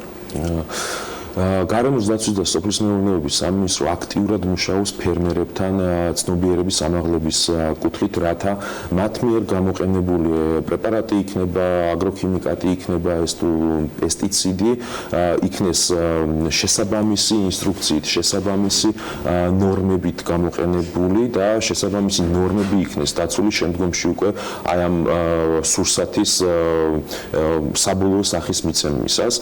სწორედ ვფიქრობ, რომ აი ამ ესე ვთქვათ ცნობიერების ამაღლების მიზნით გატარებულმა ღონისძიებებმა შედეგი გამოიღო გარკვეულწილად, რადგან კვლევები ადასტურებს იმას, რომ ამ ეტაპზე დარღვევები არ ფიქსირდება, თუმცა აღნიშნავ, რომ ამ ეტაპზე არ დაფიქსირებული კვლევები ეს იმას არ ნიშნავს, რომ სააგენტოს გარკვეული გამოწვევები ამ მიმართულებით არ აქვს. როგორც აღნიშნე, 200 ნიმუში არის წლის განმავლობაში ასოცი დარჩა, შესაბამისად სამუშაო ძალიან ბევრი გვაქვს და ვცდილობთ ნაბიჯ გავყოთ. მიკვლევადობა რამდენად არის გაწერილი? აი იმედია რომ ეს არ მოხდება, მაგრამ მაინც თუ აღმოჩნდა რომ რომელიმე თქვათ პროდუქტში დაფიქსირდა ადამიანის ჯანმრთელობისათვის პრობლემური ნივთიერება და ეს ხდება რომელიმე უბნის მაღაზიაში ან რომელიმე მარკეტში, უფრო მეტად რაღაც გართულებული სიტუაცია წარმოვიდგინოთ, რომელიმე თქვათ კორპუსის მიმდებარედ პატარა ჯიხურში, ამ ნაწილში ეს ხილი ან თქვათ ბახჩეულ ხომ არ შეიძლება რომ იყოს ერთი თქვათ გამონაკლისი, როგორ ახერხებთ ან რა სქემა მუშაობს, რა გაიდლაინი გაქვთ იმისათვის რომ თქვენ წარმომავლობა დაადგინოთ და შემდეგ მთლიან პროდუქტთან დაკავშირებით გქონდეთ შესაბამისი ზომები მიღებული. მიკვლევადობა ეს არის სურსათის უნებლობისთვის ერთ-ერთი უმნიშვნელოვანესი პრინციპი. დღეს მდგომარეობით საქართველოში შემოწმებისას ესე ვთქვათ მაქსიმალურად კონტროლდება რამდენად არის მიკვლევადობის სურსათი რამდენად არის მიკვლევადობისთვის უმნიშვნელოვანესი არის ვიცოდეთ კონკრეტული ბიზნეს ოპერატორი რა ადგილასაც არის სურსათი ამ ეტაპზე ერთი ნაბიჯით უკან ანუ ვისგან იყიდა ხო იმ ადგილამდე ესე ვთქვათ ზუსტი ინფორმაცია კონდეს თუ ფიზიკური პირისგან შეიძინა კონდეს შესაბამისი პირადობის დამადასტურებელი დოკუმენტის ქსეროასლი ტელეფონის ნომერი საცხოვრებელი მისამართი ასე შემდეგ თუ იურიდიული პირისგან ყიდულობს ან ინდმე წარმოსგან შესაბამისად უკვე საჯარო რეესტრიდან ამონაწერი რათა მოხდეს აი ამ ინფორმაციის დაზუსტება და დაკონკრეტება რათა იმ სიტყვაზე როდესაც დარღვეული არის რაღაც კონკრეტული მაჩვენებლები სურსათში იმ წარმოებელთან ან იმ შემომტანთან მივიდეთ საბოლოო მიზანი ჩვენი ის არის მივიდეთ აი იმ პირველ პირთან ვინც არის ამ სურსათის მწარმოებელი ან შემომტანი რათა არ დაუშვათ მოსახლეობისთვის საფრთხის შემცველი სურსათის ბაზარზე განთავსება რადგან ეს ყველაფერი მათ ჯანმრთელობას ძალიან დიდ საფრთხეს უქმნის და სინას აყენებს. მადლობა საინტერესო ინფორმაციისათვის ვასილ კვერნაძე სურსათის ეროვნული სააგენტოს თბილისის საქალაქო სამსახურის უფროსის მოადგილეს მასპინძლობით ამ დროისათვის ამ სამსახურის ინფორმაციით შემოწმებული 80 წლის მუშნიდან არც ერთ შემთხვევაში გადაჭარბება პესტიციდების ჯანმრთელობისათვის საზიანო ფაქტების არ არის დაფიქსირებული. წლის ბოლომდე კიდევ 120 ნიმუში უნდა იყოს გამოკვლეული, რა თქმა უნდა, მუდმივად განახლებად ინფორმაციას ჩვენს გაუზიარებთ ჩვენს მაყურებელს და რა თქმა უნდა ჩვენი ვებგვერდის მკითხველებს შეგიძლიათ ეს ინფორმაციები იხილოთ bm.gz-ზე. ახლა წინ და სარეკლამო პაუზა გველდება და გიბრუნდებით სულ რამდენიმე წუთში.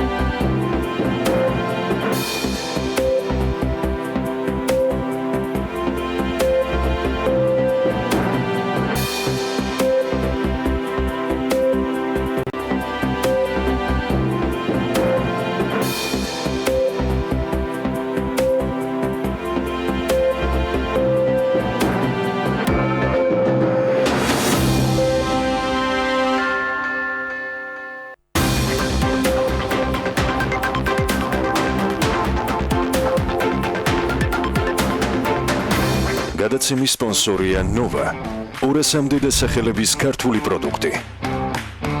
ნოვა 12 წელი თქვენს გვერდით.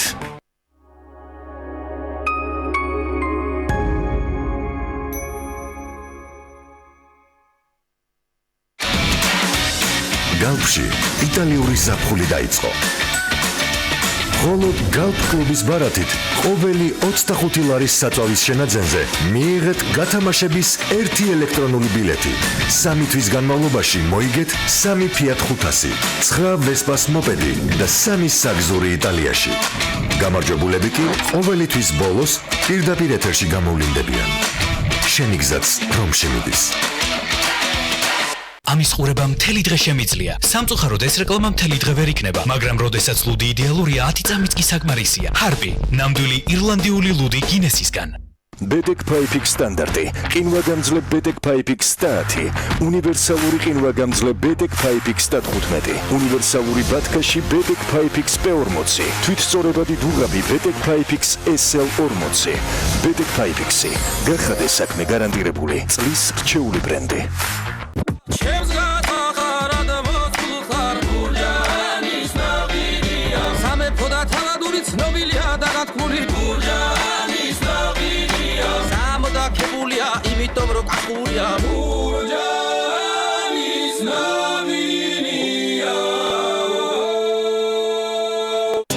გაიცვლიეთ ევროპული ცივილიზაციის საკვანს, მზის, ზღვის და სიყვარულის კუნძულ კრეტას. აქ თქვენგელით დაუვიწყარი ემოციები, ულამაზესი სანაპიროები და აქტიური ღამის ცხოვრება. გეძლევათ უნიკალური შანსი ერთდღიანი ექსკურსიით მოინახულოთ კუნძული სანტორინი. 64 დედამიწაზე, თეთრი შენობებით, ლურჯი გუმბათებითა და ფირუზის ფერისყრით. დაუვიწყარი 10 დღე კუნძულ კრეტაზე. ყველაზე ხელმისაწვდომ ფასად. პირდაპირი რეისები 17 ივნისიდან თბილისი ჰერაკლიონი, ავიაკომპანია ელინეარით. მუზენიდის ტრეველი, მთელი საბერძნეთი მხოლოდ თქვენთვის. სოფელში მე ტრადიციული რეცეპტით საყვარელი ადამიანებისათვის ნატურალურ და ნაზ დასალევ მაწონს ვამზადებ. სოფლის ნობათის ახალი დასალევი მაწონი, ტრადიციული პროდუქტი მოსახერხებელ შეფუთვაში. ახლა კი ორი ახალი გემო, გამაგრილებელი პიტნა და ბაზილიკი. თან წაიღე და მიირთვი ყველგან. ახალი რექსონა, ახლა უკვე ანტიოქსიდანტური ტექნოლოგიით. უფრო დიდხანს ინარჩუნებს სუფთა სურნელს. შენ ისეთი სუფთა და დაცული ხარ, როგორც არასდროს. რექსონა არასოდეს გიღალატებს. გაინტერესებთ ანალიტიკური ინფორმაცია ბიზნეს სექტორზე? ეძებთ კორპორატიულ და საცალო კლიენტებთან დაკავშირების გზებს. BAG მოგაწვდით საქართველოში მოქმედი კომპანიების შესახებ ინფორმაციის მუდმივად განახლებად მონაცემთა ბაზას. გახდით ხელმისაწვდომი პარტნიორი ათასობით ქართული და უცხოური ბიზნესისათვის. წარმატება დეტალებშია, დეტალები BAG-ში. ისარგებლე განახლებული ენერჯი ბარათით. მიიღე საოცარი ფასდაკლება და დააგროვე ქულები. ფასდაკლება დამოკიდებულია წინათვის მანძილზე შეძენილი საწვავის რაოდენობაზე. თუმცა სოკარი გთავაზობთ საზაფხულო აქციას. 3 ივნისიდან 3 სექტემბრამდე. ისარგებლე სპეციალური ფიქსირებული ფასდაკლებით. ბენზინსა და დიზელზე 9 თეთრიან მომენტალურ ფასდაკლებას დაემატება 3 ქულა, ხოლო ბუნებრივ აირზე 5 თეთრიან მომენტალურ ფასდაკლებას დაემატება 2 ქულა. 1 ქულა უდრის 1 თეთრს. დაგროვილი ქულები შეგიძლია გადაცვალოს საწვავში და სხვა პროდუქტებში. გადმოიწერე აპლიკაცია Sokar Geo და მართე განახლებული ენერჯი ბარათის სამივე ფუნქცია: დაგროვება, ფასდაკლება და ქულების გადასვლა. Sokari, მართე ენერგია.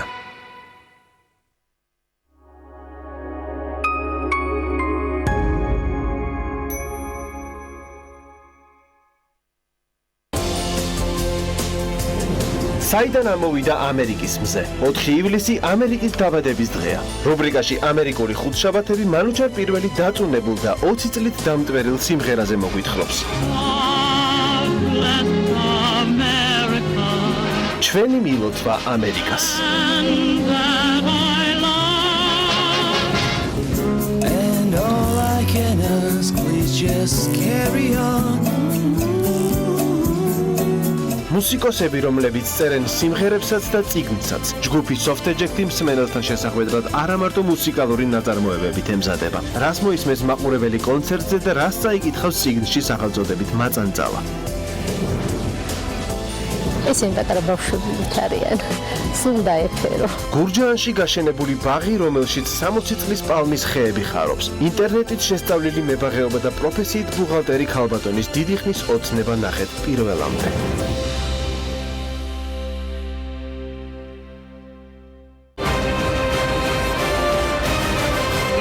პატარა ოპერაცია დანიშნული და შეიძლება ვეღარ მოვახერხო ესე თავად ადვილად ლაპარაკი გამოგწიარე ჩამხელების მდგომარეობიდან რომ გაქვთ ეს ბრძოლის უნარი მე ეს მაძლევს მე ბრძოლის უნარს 20 ივნისის მოვლენების გამო განსაკუთრებულ დავალებათა დეპარტამენტის უფროსს უფლებამოსილება შეუჩერეს. გიგი უგულავაკი დაკითხვაზე დაიბარეს. აგერ გავოვედი თქვენი ტელევიზიიდან დამხვდა კრიმინალური პოლიციის წარმომადგენელი და გამოკითხვაზე გიბარებთ. რაზეც მე ვუთხარი, მე გამოკითხვაზე მივალ მაშინ პოლიციაში, როდესაც გამოკითხვაზე მივა გახარია. ნიკა მელიას ელექტრონული სამაჯური გაუკეთეს. ეს არაფერს დაცვის, ეს უბრალოდ აჩქარებს ხელისუფლების მარცხს. დინგას საბრძანება 20 ივნისის დრამატული მოვლენები, დასახიჩრებული და თვალის გარეშე დარჩენილი ახალგაზრდები.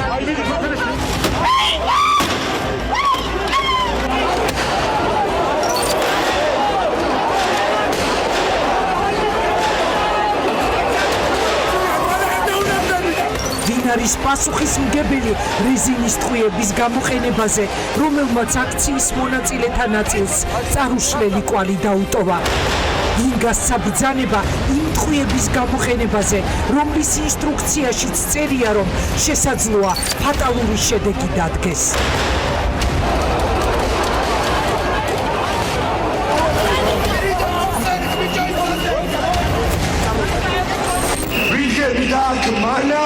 სანამ გიორგი გახარია არ წავა. თანაშაულებრივი ბრძანების გამცემი დაასახიშრა და დააბრმავა ხალხი. გახარია უნდა განადგეს.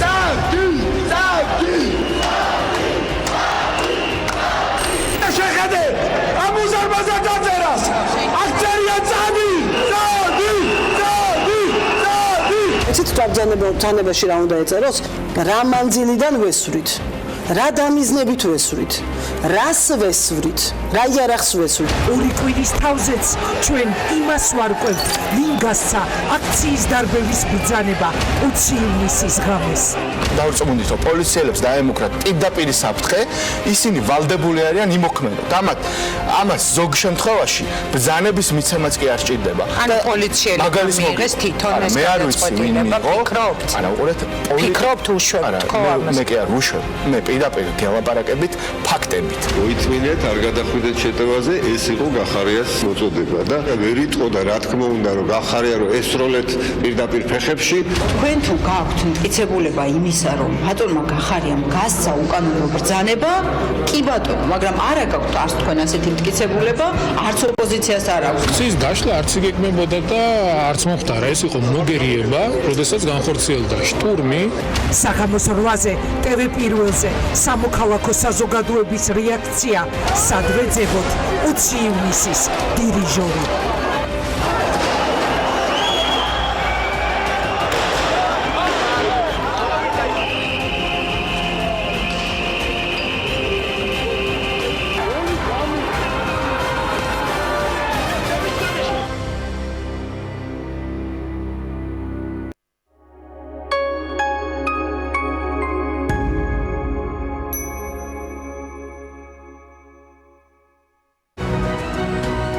დირსი მასშტაბური საცხოვრებელი კომპლექსი თბილისში. წარმოგიდგენთ. გადაცემის სპონსორია ნოვა. 200-მდე დასახელების ქართული პროდუქტი. ნოვა 12 წელი თქვენს გვერდით.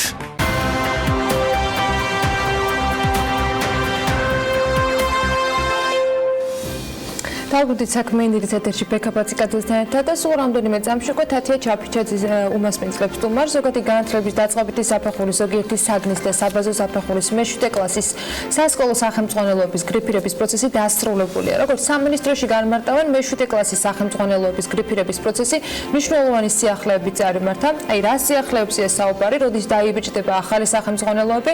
ამ თემაზე უკვე განათლების მინისტრის მოადგილესთან ირინა აბულაძესთან ერთად ვისაუბრებთ. მოგესალმებით, ქალბატონო ირინა. დილომშვიდობის კიდევ ერთხელ მოკლედ ვიცით რომ ახალი მასშტაბური რეფორმის ფარგლებში აქცენტი კეთდება კრიტიკულ აზროვნებას და ასევე როგორც გუშინ განათლების სამინისტროს მიერ გავრცელებულ განცხადებაში იყო აღნიშნული სახელმძღვანელოები რამდენიმე მიმართულებით შეფასდა მათ შორის იყო ეროვნულ სასწავლო გეგმასთან შესაბამისობა შინაარსობრივი გამართულობა სტრუქტურული გამართულობა ენობრივი გამართულობა და ასე შემდეგ რას გულისხმობს ეს ყველაფერი რამდენ საგანზე გამოცხადა უკვე ქალბატონ ირინასთან გადავალ ამ შეკითხვით მოგესალმებით კიდევ ერთხელ მადლობა თქვენი დროისთვის ვიცით რომ მოკლედ რამდენიმე პირველიდან მე-6 კლასის რამდენიმე სახელმძღვანელოს და ასევე მე-7 კლასის სახელმძღვანელობს მიენჭა გრიფი. ჯამში რომ ვისაუბროთ ამ პროცესზე, როგორც წარიმართა, რამდენი განაცხადი გაკეთდა და როგორი შედეგები გვაქვს. დილომშვიდობის მოგესალმებით. დიახ, დასრულდა გრიფირების პროცესი, ძირითადი ეტაპი, ასე თქვა, გრიფირების ნაწილი დასრულდა, თუმცა გადავდივართ ახლა უკვე შემდეგ ეტაპზე, როგორიც არის გრიფირებული სახელმძღვანელოების შერჩევა სკოლების მიერ. ეს პროცესი ახლა მიმდინარეობს და შემდეგი ეტაპი ცხადია უკვე დაიწყება სახელმძღვანელოების ბეჭდვა იმ სახელმძღვანელოებისა, რომლებიც შეარჩიეს სკოლებმა. რაც შეეხება პროცესს, მოგეხსენებათ შარშან შემოდგომაზე გამოცხადდა საბაზო საფეხურისთვის გრიფირების პროცესი. ძირითადი ცვლილებები, რომელიც აისახა წესში და რომელიც დაიფუძნა წინა გრიფირების პროცესში გამოვლენილ, ასე ვთქვათ, კითხვებს, რეკომენდაციებს და სხვადასხვა მოსაზრებებს, განხორციელდა რამოდენიმე მიმართულებით. ეს შეეხო ცხადია კრიტერიუმების ნაწილსაც, რაც ყველაზე მთავარი არის შინაარსობრივი კრიტერიუმების ნაწილს. ისინი უფრო მეტად გამსხვილდა, უფრო მეტად მკაფიო გახდა და გამომცემლებებთან, მათ შორის საავტორო ჯგუფებთან კონსულტაციების შედეგად უფრო ასე ვთქვათ უფრო მეტად ნაკლებად ტექნიკური, არამედ უფრო მეტად თვისობრივი ხასიათის და უფრო გასაგები გახდა, რამაც პროცესი თავად შეფასების ძალიან დროშიც და ასე ვთქვათ ტექნიკური განხორციელებაც და რეცენზენტების მხრიდან ადეკვატური კომენტარების მიწოდება უფრო გააუმჯობესა. შეფასების პროცესი, მაგალითად, წინაგრიფირების პროცესს თუ შევადარებთ, სახელმძღვანელოების წერაზე მეტი დრო დასჭირდა წინაგრიფირებაში თვითონ შეფასების პროცესს და პრაქტიკულად ახლა დაახლოებით თვენახევარში, პრაქტიკულად მესამე დროში მოხდა შეფასება, იმიტომ რომ იყო ძალიან ფოკუსირებული. ჩვენ შევქმნით გავაუმჯობესეთ ელექტრონული პორტალი, სადაც ავტორები და გამომცემლებები ტვირთავდნენ მასალებს და შემდეგ, როდესაც რეცენზენტები აკეთებდნენ კომენტარებს, მათ უკვე ხედვა ეხსნებოდათ პირდაპირ პორტალზე და ისინი უკვე პირდაპირ პორტალზე ხედავდნენ თავიანთ სახელმძღვანელოსთან დაკავშირებით. 14 საგანზე გამოვაცხადეთ საბაზო საფეხურზე გრიფირება და 75 განაცხადი შემოვიდა. მეორე ეტაპზე 73 გადავიდა აქედან და საბოლოო ჯამში 34 სახელმძღვანელოს მიენიჭა გრიფი. აქედან არის საგნები, რომელშიც არის ერთი გრიფირებული სახელმძღვანელო, მაგალითისთვის ეს არის გერმანული ენა, ინგლისური ენაც, თუმცა არის საგნები, სადაც გვაქვს რამოდენიმე, მაგალითად ქართული ენა და ლიტერატურა, მაგალითად ფიზიკა, მათემატიკა, მუსიკა, შესაბამისად არჩევანი უფრო მეტი ექნებათ სკოლებს, რომ აირჩიონ გრიფირებული სახელმძღვანელოებიდან საუკეთესო, თუმცა იქ სადაც ერთი სახელმძღვანელო გავიდა, კონკრეტულად მაგალითად უცხოენების შემთხვევაში, საერთაშორისო გამომცემლობასთან ჰქონდა ამ ავტორთა ჯგუფს და გამომცემლობას, ასე ვთქვათ, თანამშრომლობა და ეს სახელმძღვანელო ძალიან მაღალი სტანდარტების არის. ყოველ შემთხვევაში შეფასების პროცესში რეცენზენტების დასკვნა ასეთია. კიდევ რაც შეიცვალა და რაც არის მნიშვნელოვანი, ეს არის ის, რომ ჩვენ შევცვალეთ სახელმძღვანელოების საბოლოო ქულის დაანგარიშებაში პროპორცია ხარისხისა და ფასისა. ეს პროპორცია წინაგრიფირების პროცესში იყო 30% 70-ზე, ეს იმას ნიშნავს, რომ ხარისხს ჰქონდა 70% და ფასის კომპონენტს 30 და ახალი გრიფირების წესის შესაბამისად ხარისხს აქვს მინიჭებული 90%, ხოლო ფასის კომპონენტს 10%. ეს იმას ნიშნავს, რომ თეორიულად მაღალი ხარისხის სახელმძღვანელოს ძალიან დაბალი ხარისხის ფასი, ასე ვთქვათ, ვეღარ გაუწევს კონკურენციას და ესეც მიმართული იყო სწორედ იქეთკენ, რომ მაქსიმალურად ხარისხზე ვიყოთ ორიენტირებული. ცვლილებები შევიდა ასევე რეცენზენტების ჯგუფების დაკომპლექტების პროცედურებში და ასევე თვითონ მონაწილეების, ასე ვთქვათ, შერჩევაში. გამოცხადებული იყო ღია კონკურსი რეცენზენტების, მოგეხსენებათ, რომ აქ სამინისტროს თანამშრომლები არ აფასებენ ამ სახელმძღვანელოებს. ესენი არიან დამოუკიდებელი ექსპერტები, რომლებიც არიან მოქმედი პედაგოგები, ფსიქოლოგები, ფილოლოგები და უნივერსიტეტის აკადემიური წრეების წარმომადგენლები და წელს დაემატა ასევე ადამიანის უფლებათა დაცვის მიმართულებით სპეციალისტი ჯგუფში, იმისათვის, რომ მაქსიმალურად იყოს გათვალისწინებული სპეციალური საჭიროებები არის თუ, ასე ვთქვათ, დემოკრატიული პრინციპები, ტოლერანტობის საკითხები და ასე შემდეგ და ასევე ერთი სიახლე იყო ის, რომ ჩვენ შესაძლებლობა მივეცით მშობლებს, რომ ჩართულიყვნენ სახელმძღვანელოების შეფასების პროცესში. ეს შეთავაზება გაუკეთდა ყველა საჯარო სკოლას, რომ მათ წარმოედგინათ ერთი კანდიდატი, ერთი ნდობით აღჭურვილი მშობელი, რომელიც შეფასების პროცესში რეცენზენტებისთვის გასწევდა კომენტარებს და შემდეგ რეცენზენტები მას აქტიურობდა ჩართულობა. სხვათა შორის ეს ვინაიდან პირველი მცდელობა იყო, ვფიქრობ, არ იყო ისეთი მაღალი აქტიურობა მშობლების მხრიდან, სკოლების მხრიდან, თუმცა მიიღეს მონაწილეობა მშობლებმა და ვფიქრობ, რომ ეს ძალიან წინ გადადგმული ნაბიჯია იმისათვის, რომ ჩვენ კიდევ ერთხელ გავიაზროთ, რომ სახელმძღვანელოს შექმნა თუ სხვადასხვა განვითარების ეტაპები არ არის ერთი უწყების ფარგლებში განსახორციელებელი და ძალიან მნიშვნელოვანი არის თანამონაწილეობა. ამიტომ გამწვანდა გვახსოვს, რომ ძალიან ბევრნაირი ტიპის ხარვეზები იყო, ბევრნაირი უკმაყოფილება, ეხაც არ წდება ხოლმე და რაღაც ეტაპზე იგივე პირველდან მე-6 კლასამდე, რომელიც განახდა გასულ წელს ამ მიმართულებით. მიმართულებითაც ბევრი შენიშვნები გვხვდება ხოლმე ბევრი რაც შეეხება პირველიდან მეექვსე კლასამდე შარშან ჩატარებულ გრიფირებას, რომელიც შარშან ზაფხულში დასრულდა, პრაქტიკულად სამინისტროს ახალი გუნდი ამ პროცესის დასრულების შემდეგ მივიდა და ზუსტად ეს იყო ჩვენთვის ძალიან დიდი мотиваცია, რომ განგვეხილა და გაგვიაზრებინა ის პროცესი და ის ახალი გრიფირების პროცესი უკვე განსხვავებულად შემოგვეთავაზებინა და ჩვენ ამ ზაფხულსაც მაინც მიუბრუნდებით მაგ თემას. ჩვენ გვინდა რომ გამოვიკვლიოთ სკოლების მოსაზრებები ახალ გრიფირებულ სახელმძღვანელოებთან დაკავშირებით, ვიმსჯელოთ სახელმძღვანელოების განვითარების სისტემაზე, იმიტომ რომ ეს არის ძალიან მნიშვნელოვანი ინტელექტუალური რესურსი, რომელშიც ძალიან ბევრი ადამიანის შრომაა ჩადებული, თუმცა არის ძალიან საფრთხილო თემა. გარდა იმისა, რომ სახელმძღვანელო უნდა იყოს გამართული სტილისტურად, ტექსტობრივად, შინაარსობრივად, ის მაქსიმალურად უნდა იყოს მორგებული იმ ასაკობრივ ჯგუფზე, რომელიც არის მოსწავლე და რაც ყველაზე მნიშვნელოვანია, ეროვნული სასწავლო გეგმა. რომელიც პრაქტიკულად განსაზღვრავს ჩარჩოს მისაღწევის შედეგებისა და ასევე ეროვნულ სასწავლო გეგმას თავაზობს მასწავლებლებს თუ ავტორებს რეკომენდირებულ წლიურ გეგმებსაც იმისთვის, რომ გამარტივდეს, ასე ვთქვათ, შედგენა სახელმძღვანელოების. მიუხედავად ამისა, ჩვენ ხშირად ვხვდებით ფაქტებს, რომ სახელმძღვანელოები ზედმეტად გადატვირთულია, მაგალითად ტექსტობრივად. ისინი არ არის პირველ კლასამდე რაც გამოიცადა, რაც შევიდა, ახალი არ შეესაბამება იმ ასაკობრივ განვითარების ჯგუფებს არ არის გამართული. ისინი გრიფირებული სახელმძღვანელოები პირველი მე-6 კლასისაც, რომელიც შარშან გაიარა გრიფირება, ისინი არის აბსოლუტურად ეროვნულ სასწავლო გეგმასთან თავსებადობაში. ამაზე საუბარი არ არის, რომ ისინი არ აკმაყოფილებენ გრიფირების სტანდარტებს, თუმცა საინტერესოა, ვინაიდან ის ახალი ეროვნული სასწავლო გეგმაც პრაქტიკულად შარშან შევიდა სახელმძღვანელოებთან ერთად სკოლებში, მნიშვნელოვანია მასწავლებლების უკავშირი. რამდენად ახმადია სახელმძღვანელო, რამდენად მათ უმარტივდებათ ამ სახელმძღვანელოებით გაკვეთილების ჩატარება, იმიტომ რომ ჩვენ რაც არ უნდა ვიძახოთ, რომ სახელმძღვანელო არ უნდა იყოს ერთადერთი რესურსი მასწავლებლისთვის გაკვეთილის ჩატარებისას, ფაქტია რომ არის, ძირითად შემთხვევაში არის, ამიტომ ეს კიდე მეორე დონის სამუშაო არის, ზუსტად განათლების რეფორმის ფარგლებში ჩვენ უკვე აქტიურად დავიწყეთ ამაზე საუბარი და გუშინაც განვაცხადეთ, რომ ამ გრიფირების პროცესის დასრულების შემდეგ ჩვენ უკვე ამ თემას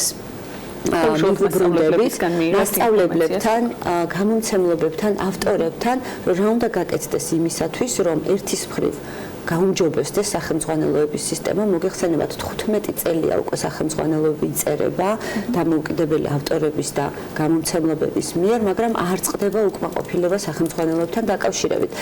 ზოგი ობიექტურია, ზოგი სუბიექტურია, მაგრამ ეს თემა განსახილველია. ასევე განსახილველია ის, თუ რა უნდა გავაკეთოთ იმისათვის, რომ მრავალფეროვანი რესურსები შევიდეს სკოლაში. ახლა, როდესაც ეროვნული სასწავლო გეგმა აკეთებს აქცენტებს იმაზე, რომ მრავალმხრივი უნარების განვითარება უნდა მოხდეს, მაღალი სააზროვნო უნარების განვითარება უნდა მოხდეს, შესაბამისად ამისი რესურსები უნდა არსებობდეს.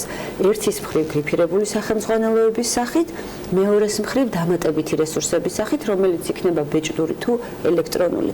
იმიტომ რომ სხვა მხრივ, ასე ვთქვათ, და ძალიან მნიშვნელოვანია ასევე ცხადია არაფორმალური განათლების ხელშეწყობა. იმიტომ რომ მაგალითად ერთ-ერთი ახალი საგანი, რომელიც მე-7 კლასში შედის და ეს არის მოქალაქეობა, ჩვენ ვისაუბრეთ ძალიან ამაზე, ძალიან მნიშვნელოვანია ამ საგნის იმპლემენტაცია. ეს არის საგანი, რომელიც პრაქტიკულად მე-7 კლასიდან იწყება და მიყვება მთელ საბაზო საფეხურს და აქცენტებს აკეთებს ისეთ საკითხებზე, რომ მოსწავლემ გაიაზროს თავისი როლი თემში და საზოგადოებაში. მან გააცნობიეროს მაგალითად, რას ნიშნავს მდგრადი განვითარება, კულტურული მემკვიდრეობის დაცვა, რას ნიშნავს სახელმწიფოებრიობა და კანონის უზენაესობა. ეს ისეთი თემებია, რომელიც ერთის მხრივ სახელმძღვანელოთი უნდა ასწავლო, მაგრამ მეორეს მხრივ აუცილებელია არაფორმალური აქტივობები, პროექტების მეშვეობით და მასწავლებლების აქტიურობა ამ მიმართულებით. როდისთვის იგეგმება უკვე ბეჭდვაზე ტენდერის გამოცხადება, როდის რამდენად მოსწრებადი ეს პროცესი, ამაზე დიდი ვნებათ ივლისის ჩათვლით აქვს სკოლებს მიცემული ვადა იმისათვის, რომ შეარჩიონ გრიფირებული სახელმძღვანელოების, სხვათა შორის ესაც ძალიან მნიშვნელოვანი იყო, რომ შარშან აი ამ შეფასების პროცესის საკმაოდ ხანგრძლივობის გამო მასწავლებლებს ჰქონდათ სულ რამოდენიმე დღე და ეს ამაზეც მოვიდა ჩვენთან ძალიან ისეთი უკავშირი მასწავლებლებისგან. წელს ყველაფერი გავაკეთეთ ისე, რომ არც ერთი დღე არ შეგვიცვლია შემოდგომიდან, რაც დავადგინეთ ვადები და ორი კვირაზე ვეტი აქვთ დაახლოებით მასწავლებლებს იმისთვის, რომ კარგად გაეცნონ სახელმძღვანელოებს. როგორც კი დაფიქსირდება სისტემაში შერჩეული სახელმძღვანელოები, სადღაც უკვე ივლისის 15-ისთვის ჩვენ უკვე დავიწყებთ პროცედურებს ბეჭდვისთვის. ეს პროცესი გაგრძელდება ცხადია ივლისის მეორე ნახევარი აგვისტოს ჩათვლით და დაიწყება შემდეგ უკვე დისტრიბუცია სკოლებში სახელმძღვანელოების და მოსწრებადია ეს ყველაფერი მოსწავლეებს. ასე მინდა გკითხოთ, გადავადდა რამდენჯერმე ზუსტად ეთერს მიღმაც საუბრობდით, რომ იგივე გასულ წელს უნდა ყოფილიყო შეცვლა 2018-დან უნდა ყოფილიყო მე-6-დან. რა ბედიელის სხვა კლასების სახელმძღვანელოებს როდისთვის იგეგმება გრიფირების გამოცხადება, იმიტომ რომ იდეაში მე-7-დან მე-9-მდე უნდა გამოცხადებულიყო? დიახ, ეროვნული სასწავლო გეგმა შარშან შევიდა ძალაში საბაზო საფეხურისთვის, თუმცა ამ ეროვნული სასწავლო გეგმის დანერგვა იქნება ეტაპობრივი. წელს ახალი ეროვნული სასწავლო გეგმა შევა ძალაში მე-7 კლასისთვის და შესაბამისად სახელმძღვანელოების განახლებაც ცხადია მიყვება ეროვნული სასწავლო გეგმის განახლებას. ამიტომ მე-7 კლასის სახელმძღვანელოების სრულად განახლებულია ახალი ეროვნული სასწავლო გეგმით. ჩვენ ამ პროცესის დასრულებისთანავე უკვე ვიმსჯელებთ მერვე მე-9 კლასის სახელმძღვანელოებზე, იმიტომ რომ საბაზო საფეხური მოგვიხსენებათ მე-7 მე-9 კლასებისგან შედგება, თუმცა აქ არის ერთი მომენტი გასათვალისწინებელი. მოგვიხსენებათ ჩვენ განათლების რეფორმის ფარგლებში ერთ-ერთი ინიციატივა, რომელიც დავაანონსეთ და რომელზე მუშაობაც ახლა მიმდინარეობს, არის საბაზო სავალდებულო განათლების 9 კლასიდან 10 კლასამდე გაზრდა. მოგვიხსენებათ, რომ დღევანდელი კანონმდებლობით სავალდებულო განათლება ქვეყანაში არის 9 კლასის ჩათვლით, თუმცა ჩვენი კვლევები და ჩვენი დაკვირვება აჩვენებს, რომ 9 კლასს დამთავრებული მოსწავლე არ არის მზად ასე ვთქვათ მომავალი აქტიური ცხოვრებისთვის. ძალიან დაბალი არის მაჩვენებლები, მათ შორის პროფესიული პროგრამების არჩევის მიმართულებით, მათ ძალიან უჭირთ გააცნობიერონ ამ ასაკში უნდა გააგრძელონ სწავლა დაუშვათ სკოლაში და უნივერსიტეტში თუ უნდათ პროფესიული განათლება. შესაბამისად ეს გადაწყვეტილებები როგორც იქნება მიღებული საბაზო საფეხურთან დაკავშირებით, ასევე როგორც კი დავასრულებთ ამ ზაფხულს კონსულტაციებს გამომცემლებებთან, მასწავლებლებთან, სახელმძღვანელოების განვითარებისა და ეროვნული სასწავლო გეგმის მიმართულებით, უკვე შემოდგომაზე გამოვაცხადებთ უკვე ახალ პროცესს, რა გეგმით მივდივართ ზედა კლასებში, თუმცა იმ კლასებში, სადაც ეროვნული სასწავლო გეგმა ჯერ შესული არ არის, ასე ვთქვათ, არ ინერგება ამ წლიდან, იქ ჩვეულებრივად ის გრიფირებული სახელმძღვანელოები, რომლებიც მოსწავლეებს ჰქონდათ, შარშან გაგრძელდება უკვე იმით სწავლება. კი ბატონო, და ვისარგებლებ შემთხვევით და ბოლოს კითხავთ, რა მდგომარეობა საპენსიო ასაკის პედაგოგების კუთხით, რამდენმა გამოთქვა, ასე ვთქვათ, ღირსეული ჯილდოს აღებაზე სურვილი და ეს პროცესი როგორ მიმდინარეობს დღეისათვის? ჩვენ პირველად ინფორმაციის შეგროვება მოვახდინეთ, იმიტომ რომ არ გვითხოვია შეგნებულად მასწავლებლებისთვის რაიმე განცხადების დაწერა ან რაღაცა სხვა ქმედებები. ეს გავაკეთეთ იმისთვის, რომ ფინანსურად გვენახა, ასე ვთქვათ, რა თანხებს უკავშირდება, რომ მისი მობილიზაცია გაგვეხორციელებინა. ამ პირველადი ინფორმაციით ცოტა 6000-ზე ოდნავ მეტმა მასწავლებელმა გამოთქვა საპენსიო ასაკის პრაქტიკოსმა მასწავლებლებმა. მოგეხსენებათ, რომ სისტემაში 12000 მასწავლებელი არის საპენსიო პრაქტიკოსი. ამ ეტაპისთვის ნახევარმა დააფიქსირა, აბსოლუტურად განსხვავდება, ასე ვთქვათ, მოიცავს პრაქტიკულად მთელ საქართველოს, აქ არის თბილისიც და რეგიონებიც. განწყობა არის აბსოლუტურად პოზიტიური და ძალიან მიხარია, რომ მასწავლებლებმა ეს ინიციატივა ზუსტად ისე მიიღეს, როგორც იყო ეს შეთავაზებული და ძალიან დიდი, ასე ვთქვათ, პოზიტიური განწყობები მოჰყვა მათი მხრიდან ამ აღიარებას. ჩვენ ახლა ვიმყოფებით უკვე ფინანსთა სამინისტროსთან პრაქტიკულად კონსულტაციები დავასრულეთ. უახლოეს მთავრობის ხდომაზე უკვე გავა განკარგულების პროექტი მთავრობის მხრიდან, სადაც ჯილდოს გაცემის ეტაპები და პირობები, ასე ვთქვათ, დამტკიცდება და დაგეგმილი გვაქვს, რომ მომავალი სასწავლო წლის დასაწყისისთვის, ეს იქნება აგვისტოს მეორე ნახევარი სექტემბერი უკვე დავიწყოთ პროცედურები ჯილდოს გაცემასთან დაკავშირებით, თუმცა ეს იქნება პირველი ეტაპი, მოგეხსენებათ ჩვენ ჯილდოს გაცემის შესაძლებლობა და სურვილის გამოხატვის შესაძლებლობა მასწავლებლებს მივეცით 2019 წლის ბოლომდე და ვნახოთ როგორი იქნება მათი რეაქცია, ასევე ვიცით რომ გამოცდებზე წელს უპრეცედენტოდ დიდი რაოდენობის მასწავლებლები დარეგისტრირდნენ, მათ შორის არამოქმედებიც და ვნახოთ რა შედეგები იქნება ახალი სისხლი გვეყოლება თუ არა სკოლებში ახალ სახელმძღვანელოებთან. ძალიან მნიშვნელოვანია ისიც რომ ის მასწავლებლებიც რომლებიც აქამდე არ გასულან გამოცდაზე ძალიან ბევრი ასეთის დარეგისტრირდა და ასე ვთქვათ ამ პოზიტიურმა განწყობამ ასე ვთქვათ ორივე მხარეს ძალიან კარგად იმუშავა. მადლობა თქვენ სტუმრობისთვის. ირინა აბულაძე განათლების მეცნიერების კულტურისა და სპორტის მინისტრის მოადგილე სტუმრობდა საქმიანი დილის დღევანდელ ეთერში. მადლობა მათათიას და მის სტუმარს. ჩვენ სანამ რეკლამაზე გავიდოდეთ კიდევ ერთი სიუჟეტი უნდა დაგიტოვოთ. რუსულ ტურისტულ ემბარგოსთან დაკავშირებით თბილისის საერთაშორისო აეროპორტმა პირველი კომენტარი გააკეთა. თავ ჯორჯიაში აცხადებენ, რომ ეკონომიკის სამინისტროს ერთი კვირის განმავლობაში კომპანიასთან არანაირი კომუნიკაცია არ ჰქონია, მაშინ როდესაც პირველი 6 თვის პერიოდში თბილისის საერთაშორისო აეროპორტში რუსული ავიაკომპანიების წილი 24% იყო, ბათუმში კი 26%. რა შეხედავს თავ ჯორჯია რუსული ემბარგოს პრობლემისგან გამოსავალს და რომელი ახალი კომპანიები დაიწყებენ საქართველოს მიმართულებით რეისების შესრულებას, ნახოთ ლევან თაღიაშვილის მიერ მომზადებულ სიუჟეტში. რუსული ავიაკომპანიებისგან ფრენების შეჩერების შესახებ ტავ-ჯორჯიამ შეტყობინება უკვე მიიღო. ვლადიმერ პუტინის ბრძანება კი, რომელიც ტურისტულ ემბარგოს უკავშირდება რამდენიმე დღეში, კერძოდ 8 ივლისს შევა ძალაში. თუმცა რას აპირებს ტავთან მიმართებით ეკონომიკის სამინისტრო, ან ტურიზმის ეროვნული ადმინისტრაცია, როგორც თეა ზაქარაძე გვიყვება უცნობია. მისი თქმით, ერთი კვირის განმავლობაში სამინისტროს კომპანიასთან არანაირი კონტაქტი არ ქონია, მაშინ როდესაც ის დარგის წამყვანი წარმომადგენელია და წელიწადში დაახლოებით 4 მილიონ გზავრს ემსახურება. ერთი კვირის განმავლობაში ვისმენ ყველაფერს, ესე ვთქვათ, იმ ყველა კომენტარს, რაც კეთდება ზოგადად, როგორც ეკონომიკის სამინისტრო, ასევე ტურიზმის ადმინისტრაცია, რასაც ამბობს, რასაც ვისმენ ერთი კვირა. ძალიან დიდი იმედი მქონდა, რომ ჩვენ შეგვეკითხებოდნენ, რომ რა ხდება ზოგადად, მაგრამ ეს კითხვა არ დასმულა, რაც ძალიან სამწუხაროა. თბილისის საერთაშორისო აეროპორტი არის ქვეყნის დედაქალაქის მთავარი აეროპორტი, რომელიც წელიწადში 4 მილიონ გზავრს ემსახურება, ასევე მეორე აეროპორტი ჩვენს მიერ ოპერირებადი ბათუმის საერთაშორისო აეროპორტი არის საქართველოში ერთ-ერთი ყველაზე აქტუალური ტურისტული მიმართულება. უკვე ყველა ავიაკომპანიამ, ვინც ოპერირებს აქ, უკვე ჩვენ გამოგვიგზავნა, ესე ვთქვათ, ნოთისი, რომ ისინი წყვეტენ ოპერირებას ორივე აეროპორტიდან. ტავ-ჯორჯიაში გითხრეს, რომ თუ სხვა ავიაკომპანიებმა რუსეთის ემბარგო არ დააბალანსეს და სიხშირეები არ გაზარდეს, ფრენებიდან მიღებული შემოსავალი დაახლოებით 20%-ით, ანუ მეხუთედით შემცირდება. თუმცა ზაქარაძე ამბობს, რომ გამოსავალი ახალი კომპანიების შემოყვანა და არსებული ფრენების სიხშირეების გაზრდა. ტავი ამ მიმართულებით უკვე მუშაობს და მოლაპარაკებას ყველა არსებულ ავიაკომპანიასთან აწარმოებს. ხვალ პირველ რეისს შეასრულებს ევროპული ავიაკომპანია Air Malta. 16 ივლისს უზბეკეთის ავიახაზები იწყებს ოპერირებას კვირაში 2 ჯერ ტაშკენტის მიმართულებით. 16 ივლისიდან ასევე Atlas Global უბრუნდება ქართულ ბაზარს და თბილისის საერთაშორისო აეროპორტიდან ყოველდღიური ფრენები ექნება Atlas Global-ს. Georgian Airways-მა უკვე შეგვატყობინა, რომ ისინი ამატებენ დღეში 6 რეისს რუსეთის მიმართულებით, ოღონდ ერევნის ხოლო ბათუმიდან 3 რეისს, დღეში 3 რეისს, ასევე ერევნის გავლით რუსეთისკენ.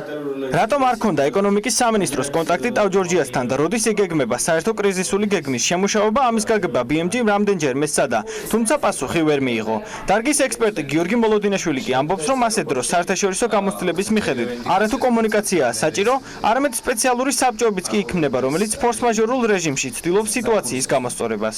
ემბარგოების გამოცხადება პირველ რიგში ურტყავს ავიაციო სფეროს, რადგან აისახება ავიაკომპანიებზე და აეროპორტებზე. ესეთ სიტუაციებში კომუნიკაცია და ერთობლივი კოორდინაცია სახელმწიფო სტრუქტურებსა და კერძო სექტორს შორის არის კრიტიკულად მნიშვნელოვანი. მე მეცად გეტყვით, სხვადასხვა ქვეყნებში არის ძალიან კარგად აპრობირებული პრაქტიკა, როდესაც იქნება ესეთი საკოორდინაციო საბჭოები, რომელიც მოქმედებს სწორედ არაორდინალურ სიტუაციაში, როგორც გვაქვს ჩვენ ამ შემთხვევაში. რაც ეხება რუსეთიდან პირდაპირ ფრენებიდან მიღებულ შემოსავალს, დარგის სპეციალისტები ამბობენ, რომ მოკლე დროში მხოლოდ მცირე ოდენობის კომპენსირებაა შესაძლებელი. თუმცა გრძელვადიან პერსპექტივაში დივერსიფიკაცია დარგის განვითარებისთვის დადებითი მოვლენა იქნება.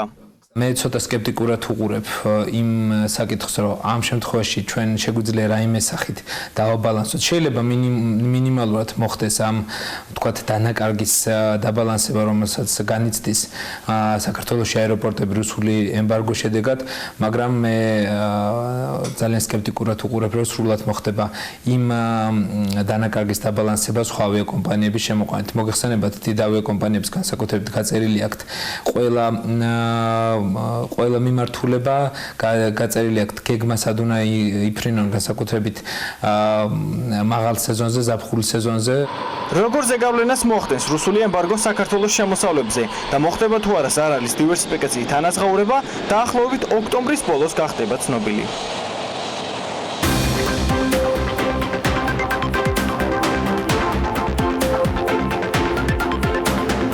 გადაცემის სპონსორია ნოვა. 200-მდე დასახელების ქართული პროდუქტი. ნოვა 12 წელი თქვენს გვერდით.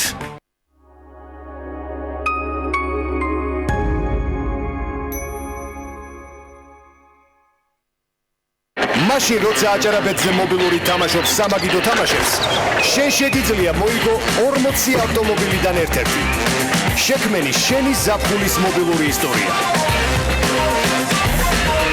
acarabet.com 20 წლის სტატისტიკის მიხედვით, მან 100 მეტ ნომინაციაში გაიმარჯვა და დღეს ყველაზე გაყიდვადი ავტომობილია 2019 წლის Honda CR-V. უკვე შეგიძლიათ შეიძინოთ. ახალი დიზაინი, ინოვაციური 2.55-10-50. Honda, the power of dreams. აქცია ნოვაში. მეტალოგრამიტის და პროფილირებული ფენილის სახურავი ხაოიანი ზედაპირით 9.90-დან. ლამინირებული იატაკი 12.90-დან. კერამიკული ფილა 9.90-დან. სამზარეულო სონგანი 18 ლარიდან. პოლიეთილენის 100 ლიტრიანი ავზი 69 ლარიდან. ნოვა იყიდე პირველისგან. დედა, რა იყო ხომშიტობა? მიაშავე ლონდონის ბილეთები შენი უნივერსიტეტის ადმინისტრაციას. ვერ სადაც ვერ წახვალ. რატო და რა მოხდა? მოდი შეხედე რას წერენ, მოდი. ადამიანის კანისგან ტანსაცმელს ამზადებენ. ხო და არ მიგასტროჩკონ იქ სადმე. Facebook რო გამოცემას ფიალმა შეიძლება კაცი ენდოს, მომიობა გადავამოწმე. ავტორს ფოტო Google Image-ში და მივაგნოთ პირველ წყაროს. რეალურად ფრანგი დიზაინერი ოლივერ გოუეტი ამზადებს ტანსაცმელს, რომელიც ადამიანის კანის იმიტაციაა. ნუ გახდები მანიპულაციის მსხვერპლი. გაზომე სიმართლე. ყველაფერი, რაც გიყვარს და რაც შენია. ნამდვილი, ცოცხალი ხილის განუმეორებელი გემო და ნაყინი. ერთდროულად გემრიელი და სასარგებლო. ვიტამინებით მდიდარი ცოცხალი ხილისა და ნაყინის ჰარმონიული შერწყმა. ცოცხალი ხილის ნაყინის უკვე საყვარელი. უნიკალური, დაუმწყარი და განსაკუთრებული გემოები, რომელსაც ახალი დაემატა. ტყის განუმეორებელი კენკრა. ნაყინი ცოცხალი ხილით. მხოლოდ ბარამბოსგან.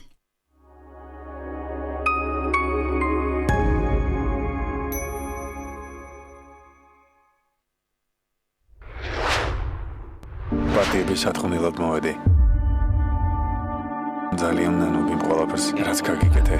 იმედგაცრუებული ქალი, რთული არჩევანის ზღვარზე. ყველაფრის თავიდან დაწყების შანსი. არ დავუშვებ, რომ ბედნიერები იყვნენ. თუ ხაფანგი, მიშველეთ. კვლავ ჯორჯოხეთში შესატყუებლა. ისევის მარკო ხარ. არ შეცვლილ. ბრძოლა ბედნიერებისთვის გრძელდება. ურჩევნიათ მიფრთხილდნენ. ყველაზე საინტერესო. ამჯერად რა გააკეთე? იწყება ახლა. შენ ჩემი შეცდომა ხარ.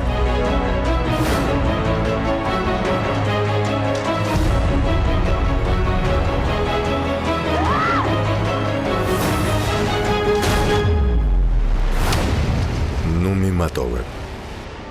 ორშაბათიდან პარასკევის ჩათვლით. დღის 3 საათზე TV პირველის ეთერში. საიდან ამოვიდა ამერიკის მზე? 4 ივლისი ამერიკის დაბადების დღეა. რუბრიკაში ამერიკული ხუთშაბათები მანუჩარ პირველი დაწუნებულ და 20 წლით დამტვერილ სიმღერაზე მოგვითხრობს.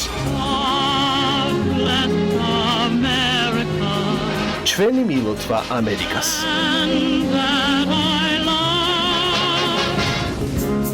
And please just carry on.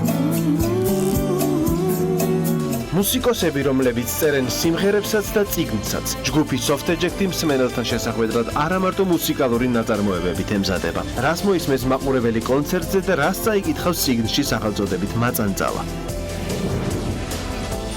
ესენი პატარა ბავშვები არიან.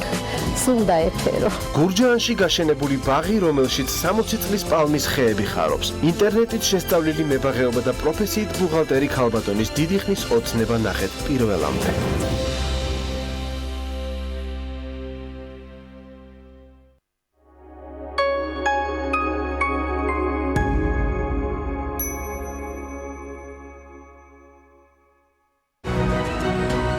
დირსი მასშტაბური საცხოვრებელი კომპლექსი თბილისში.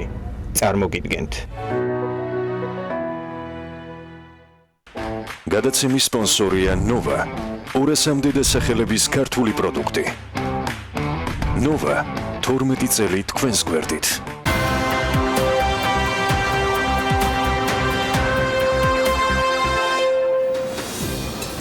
ჩაანაცვლებს თუ არა ყაზახური ხორბალი რუსულს მეხორბლეები ამ თემაზე სასაუბროდ რამდენიმე დღის წინ ეკონომიკის მინისტრს შეხვდნენ რუსეთის მხრიდან საქართველოსთვის დაწესებული ავიასანქციების შემდეგ ქართული მხარე ხორბლის იმპორტზე შეზღუდების მოლოდინშია მეხორბლთა ასოციაციის ინფორმაციით რუსეთში აქტიურად მიდის საუბრები იმის შესახებ რომ შესაძლოა საქართველოში ხორბლის იმპორტს პრობლემები შეექმნას რაც ძირითადად საბაჟო ბიუროკრატიულ პროცედურებს უკავშირდება ლევან სილაგავა ფულის წარმოებულთა ასოციაციის ხელმძღვანელი გვერდება თემაზე სასაუბროდ ილამშუს ბატონ ლევან მაგალითად გადაცემაში მოგზაურობისთვის დასაწყისისთვის რომ ვთქვათ ამ ეტაპზე ასე ვთქვათ რა ვითარება საბაჟო ნაწილში არის თუ არა გარკვეული შეფერხებები რომ რეალურ მოლოდინებზე ვისაუბროთ იმპორტის შეზღუდვას. კი ბატონო მოგესალმებით კიდევ ერთხელ მოგესალმებით ტელემაყურებლებს პრინციპში შეფერხებები არის ბოლო პერიოდის განმავლობაში თუმცა ეს იყო ერთეული შემთხვევები არ ვიცით ახლა ეს ტენდენციაში გადაიზრდება თუ არა იქიდან გამომდინარე რომ რაღაც რამოდენიმე გემი წამოვიდა ნუ რკინიგზაც ამუშავდა ამასთან მიმართებაში თუმცა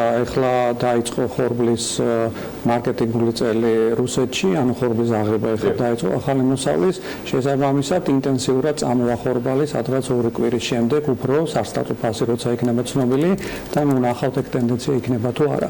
თუმცა მინდა ვთქვა რომ ეხლა იქიდან გამომდინარე პროგნოზირებად ცოტა არ არის რუსეთის ბაზარი, როგორც ხორბლის თქვრივ ისე ზოგადად. ჩვენ ალბათ ყველაფერი უნდა გავაკეთოთ, მე ხა შეიძლება ესეთი ფრაზაა, თუმცა იდეაში ჩვენ პოზიციაზე ხელი გვიჭირავს დივერსიფიცირების თემაში. დღეს 70%-მდე შემოდის რუსული ბაზრიდან, ხო? თუ 90-ია მეტია უკვე. რამდენ შეგვიძლია რომ ეს მონაცემები და ეს წილობრივი სხვაობა ამ სეზონზე იყოს ჩანაცვლებული იმ ფონზე, რომ ეკონომიკის მინისტრს ჰქონდა შეხვედრები მათ შორის ყაზახურ მხარესთან და ახალი სქემის შეთავაზებაზე არის საუბარი, რომელიც უნდა ამოქმედეს. აი რა დროში როგორ შეიძლება ეს ყველაფერი მოესწროს და რა პერიოდს უყურებს?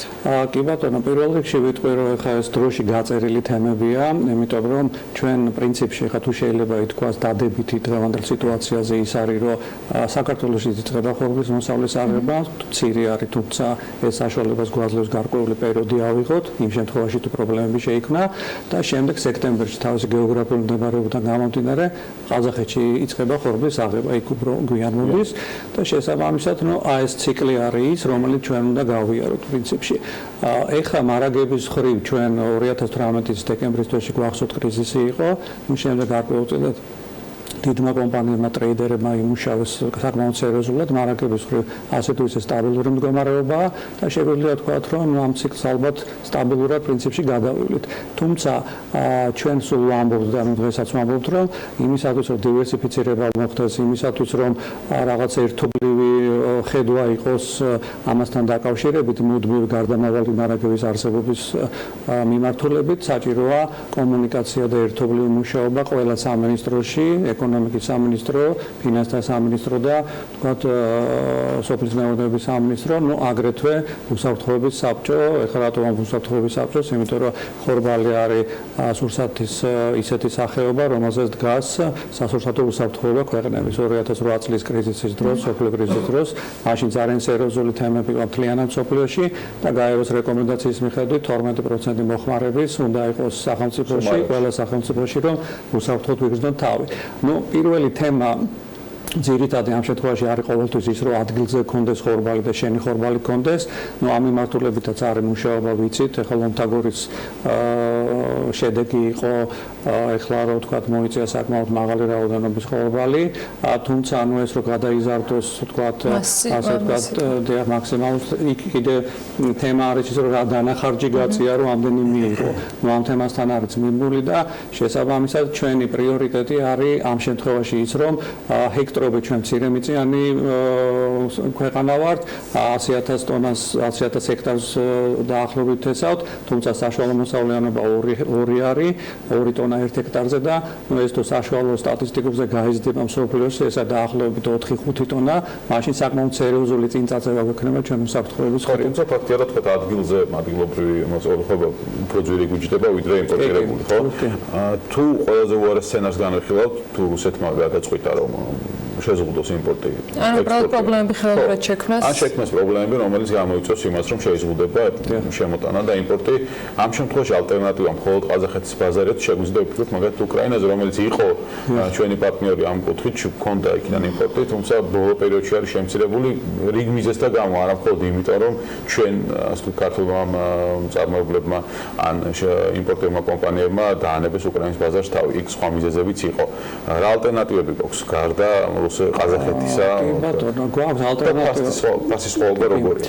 გვაქვს ალტერნატივა უკრაინის, როგორც აღნიშნეთ, ნუ აქ ოღონდ სამთავრობას შორის მოლაპარაკებაც უნდა დაეხმაროს ამ პროცესს, იქიდან გამომდინარე, რომ უკრაინას აქვს თავისი პრიორიტეტები, ეს არის საფურაჟი ხორბალი ციმინდი, ნუ სასურსათოს ის რა თქმა უნდა მოყავს, მაგრამ პრიორიტეტად აქვს ევროკავშირის ბაზარი, იმიტომ რომ კარგი გადამხდელუნარიანი ბაზარია და DCFT-ის ხელშეკრულება აქვს, მაგრამ მილიონი ტონა შეუძლია შეიტანოს ნულოვანი დაბეგვრით, ეს არის სატარიფო კვოტა და შემდეგაც შეუძლია, მაგრამ უნდა გადაიხადოს, თუმცა მილიონი ტონა საკმაოდ სერიოზული თემაა, ანუ ევროპაზე აქვს მიმართულება და კიდე აქვს ესეთი მექანიზმი მათაც, ანუ ყველა ქვეყანა ამ მექანიზმს იყენებს იდეაში ექსპორტიორი ყოფილი საბჭოთა კავშირში, რომ აქვს მათ და ექსპორტის ხორბლის ექსპორტორთა ასოციაციასთან მემორანდუმი გაფორმებული თუ რამდენი შეიძლება გაიტანო. მემორანდუმი გასაგებია რომ ესა განზრახავთა ხელშეკრულება, თუმცა უკრაინის შემთხვევაშიც ეს ისე მუშაობს რომ უკრაინა არ დარჩეს ხორბლის გარეშე. ანუ ბევრი მექანიზმია იმისათვის რომ მოხდეს თქვათ ჯერ ადგილობრივის დაღმაყოფილება რისკების შემთხვევაში და მერე გაიტანოთ გარეთ. შესაბამისად იმიტომ ამბობ სამთავრობათა შორის მოლაპარაკებას უფრო დიდი მნიშვნელობა აქვს. რა თქმა უნდა ჩვენ კერძო სექტორს გვიჭირავს პულზე ხელი და ნუ ვიცით უკრაინის ფასებით და ნუ ყველაზე სტაბილური და კარგი იქნება თუ იქნება რუმინული და უნგრული ხორბალი ჩვენ შემოქმნა 7-8 წლის წინათ რუმინეთს აქვს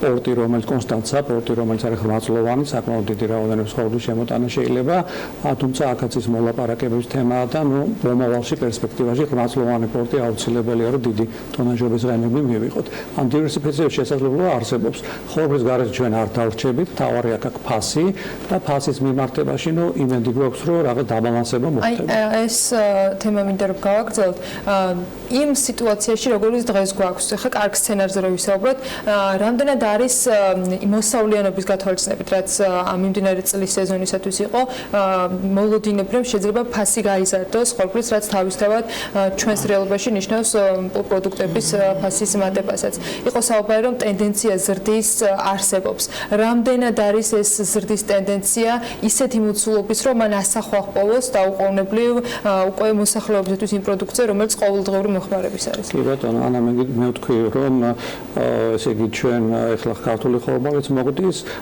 იმ კრიზისის მერე და იმ კრიზისის თქვა შეფასების მიზეზები რაც დეკემბერში იყო ნუ დღესაც თქვა აქტუალურია და ამაზე შეგვიძლია ვისაუბროთ მაგრამ ვიტყოდი რომ იმ კრიზისის მერე გარკვეული მარაგები და გარდამავალი მარაგების შევსება მოხდა სცენარის განვითარება შესაძლებელი იქნება ესეთი მაგალითად დღეს ანალიტიკოსები რუსეთში ამბობენ რომ საფასო ფსკერს თქვა რუსული ხორბლის ფასი გაივლის უკვე უფრო ადრე ვიდრე შარშან გაიარა ეს არის ივლისის ალბათ ბოლო იქიდან გამომდინარე რომ მათაც გარდამავალი მარაგები შარშან ჰქონდათ ამ პერიოდში 14 მილიონი ტონა უკაცრავად 25 მილიონი ტონა წელს აქვს 14 მილიონი ტონა შესაბამისად უფრო ადრე დადგება საფასო ფსკერი აქედან გამომდინარე ჩვენ უნდა ველოდოთ უკვე შემდგომში ფასების ზრდას შესაბამისად აქ ხა ხორბლის შემოტანის რაოდენობაზეა ლაპარაკი იმიტომ რომ თუ ჩვენ ველოდებით ფასების ზრდას სადღაც 2 თვის მის შემდეგ შესაბამისად მეტი ხორბალი უნდა შემოვიტანო დღეს იმ ფასად, რომელიც შემდეგ დაგვიბალანსებს ამას გარდამავალი მარაგებით. ეს თემა არის, თუმცა დღესდღეობით პრინციპში სტაბილური არის მდგომარეობა, ზოგიერთი თქვათ საინფორმაციო საშუალებებში გაჟღერდა რაღაც ინფორმაციები, რომ რაღაც 50 თეთრით მომიტანდა ფქვილი და ამიტომ რაღაც ტენდენცია დაიწყო. ეს არ არის ტენდენცია, იმიტომ რომ დაახლოებით რამოდენიმე ათეული წისქვილი მუშაობს და მათში არ არის ასახული ეს 50 თეთრიანი სხვაობა და 50 ლარის პირობებში 50 თეთრიც არ არის ფასმამატი. შესაბამისად აი ესეთი აჟიოტაჟური თემა დღესდღეობით არ დგას.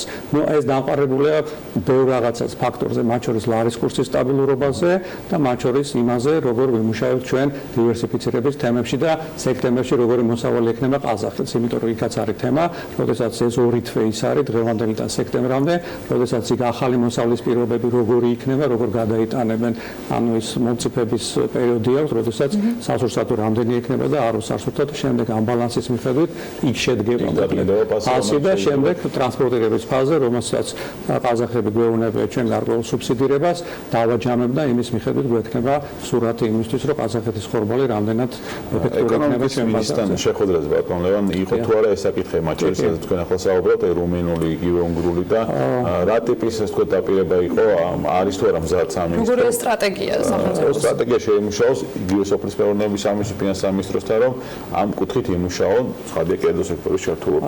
კი, სტრატეგია არის დასახული, შესაბამისად ზუსტად ეს ყაზახური თემა ძალიან აქტიურად დგას დღეს და ჩვენ სექტემბერს რა თქმა უნდა არ ველოდებით, იმიტომ რომ საჭიროა წინამოსამზადებელი სამუშაოები, როგორი მექანიზმით იმუშავებს ეს ყველაფერი, არის ორი მექანიზმი, ტექნიკური თემა არის, თუმცა ანუ ამას მითემენ რომელიმე დეპარტამენტს ყაზახეთში და ის გადაიხდის ფულს შემდეგ თუ რკინიგზას, ეს ძალიან ტექნიკური თემებია, ყაზახეთის დელეგაციას ველოდებით რამოდენიმე დაახლოებით 20 დღეში, საკმაოდ მაღალი დონის, ალბათ ეკონომიკის მინისტრი და სოფლის მეურნეობის მინისტრი, იქაც განხილული იქნება ეს თემები, რაც შეეხება სხვა დივერსიფიცირებას, აქტიური მუშაობა ამასთან დაკავშირებით მიდის. როგორც ხორბლის ფასი რუსულთან მიმართებაში, ხორბლის ფასი და ტრანსპორტირება ერთნაირი ჯამი შემოტანილი საქართველოში ერთმანეთს დაუახლოვდება, ჩვენ უნდა ვიყოთ გასააქტიურებლად ამ მიმართულებებს და ამისთვის მემზადებით, ანუ იგივე უკრაინა, რუმინეთი, რომც არ იყოს თქვა რაღაც რისკები ამ ეტაპზე რო არ იდგეს რისკი. რადამექანიზმიდან გამომდინარე, თქვენ ფიქრობთ, რომ აუცილებლად საჭიროა დივერსიფიკაცია, ხო? კი, რა თქმა უნდა, უბრალოდ აქ რა არის, ეს თემა როგორ არის? არის რამოდენიმე ფაქტორი, ჩვენ აი ვამბობთ, რომ 2018 დეკემბრისთვის პროცესები განვიხილეთ, მაშინ ჩვენ ვიცით, რომ წინ უსწრებდა ამას კიდე სამანქანო კრიზისები, ხორბლის მანქანის კრიზისები, მაშინ ჩვენს გამოვიდა დღესაც ვაფიქსირებთ, რომ ის დადგენილება იყო და არის არასწორი, იმის გადავადება კი არა საერთოდ გაუქმების მომხრევარ და განცხადებაც გავაკეთეთ, იმიტომ რომ ყველა სახის ტრანსპორტმა უნდა იაროს აბსოლუტურად.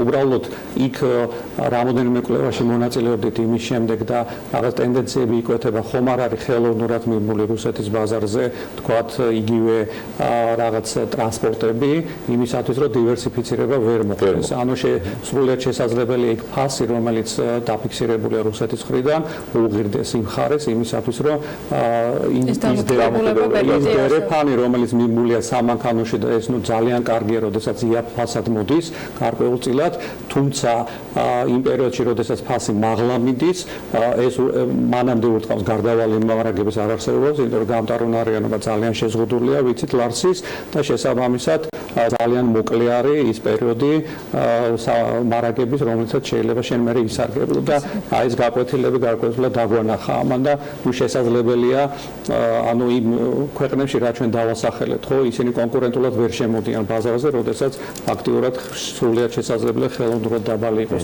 რუსეთი ამ ხორბლის რაოდენობას მაინც ყიდის, თუმცა შეიძლება ის პირდაპირი მიმართებით აკეთებს, რომ იქედან შემოვიდეს და არა თქვა სხვა გზებით. თუმცა ჩვენ ერთ ცალსახად ვამბობ, ყველა ტრანსპორტმა უნდა იმუშაოს, მანქანამაც გემა და რკინიგზამ უნდა იყოს რაღაც სწორი კონკურენციის პირობების მიმართულებით. იმედი არ მოხდება ის, რაც ყველაზე ცუდი სცენარით შეიძლება რომ წარმოვიდგინოთ, მაგრამ ამის იმედი მხოლოდ იმედად შეიძლება დარჩეს, როცა საქმე გვაქვს რუსეთთან. მადლობა იმისთვის, რომ იყავით ჩვენთან ერთად. ლევან სილაგაოს ფულის მწარმოებელთა ასოციაციის ხელმძღვანელის მასპინძლობით საქმე ინტილის ეთერში. ახლა გრძელვადიან ამინდის პროგნოზს გადავხედოთ და ლიკა ქარდაოს რუბრიკით გიბრუნდებით.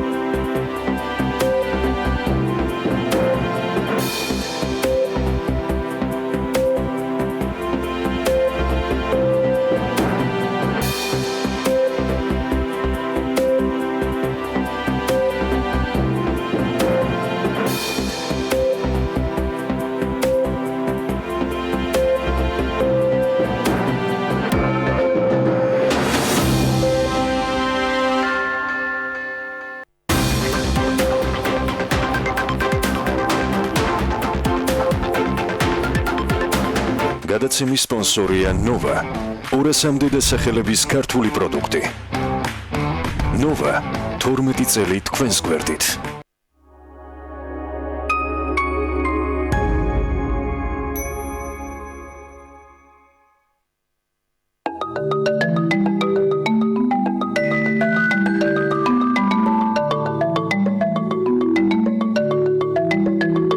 ჩვენ ხშირად გვიწევს საქმიანობიდან გამომდინარე სავალდებულო ლიცენზიის მიღება. ეს აქამდე მარტივი პროცედურა არ იყო, მივდიოდით შესაბამის სამსახურში, ვიდექით რიგში. მით უმეტეს ჩემი კლინიკა რეგიონშია და ამიტომ ხშირად მიწევდა თბილისში ჩასვლა. ახლა ეს პროცედურა ძალიან გამარტივებულია. ელექტრონულად შემიძლია მოვითხოვო ლიცენზია და შესაბამისი ხელმოწერაც ელექტრონულად მივიღო.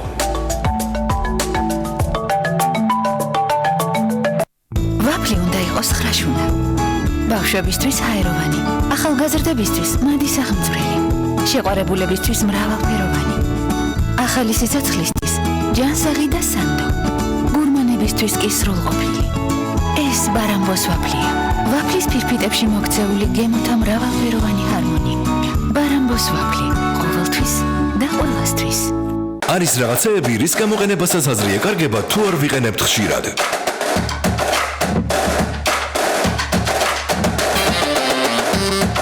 გამოიყენე რისთვისაც არის შექმნილი. ამექსი შექმნილი ყოველდღიურობისთვის. კარტლის აგროსისტემების ისტორია 22 წლის წინ დაიწყო. ამ ხნის მანძილზე დავამუშავეთ 50,000-ზე მეტი სასოფლო-სამეურნეო მიწის ფართობი. 5,000 ჰექტარზე მოვაწყეთ წვეთოვანი სარწყავი სისტემა და მცენარეთა დაცვის საშუალებების, სასუქების, სათესლე მასალებისა და სარწყავი სისტემების მიმართულებით ლიდერ კომპანიად ჩამოვყალიბდით. კარტლისი, მათთვის, ვინც ცარიელ მინდვრებში ხედავს უსაზღვრო შესაძლებლობებს. გაინტერესებთ ანალიტიკური ინფორმაცია ბიზნეს სექტორზე? ეძებთ კორპორატიულ და საცალო კლიენტებთან დაკავშირების გზებს. BAG მოგაწვდით საქართველოში მოქმედი კომპანიების შესახებ ინფორმაციის მუდმივად განახლებად მონაცემთა ბაზას. გახდით ხელმისაწვდომი პარტნიორი ათასობით ქართული და უცხოური ბიზნესისათვის. წარმატება დეტალებშია, დეტალები BAG-ში. მთებში შეუდარებელი ჰაერია. მისი შთაგონებით შეიქმნა იაპონური პრემიუმ ბრენდის Panasonic-ის კონდიციონერები. ისიამოვნეთ მომენტალური გაგრილებით და გაფილტრული სუფთა ჰაერით. ხმაურის საოცრად დაბალი დონე მოგანიჭებთ კომფორტს და მშვიდ ძილს. შეიძინეთ Panasonic-ი, ლიდერი გაგრილებაში, ექსკლუზიურად მეგა ტექნიკაში.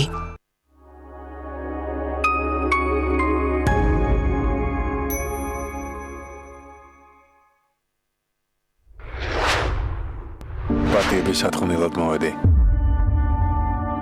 ძალიან ნანობი ყველაფერს, რაც გაგიკეთე.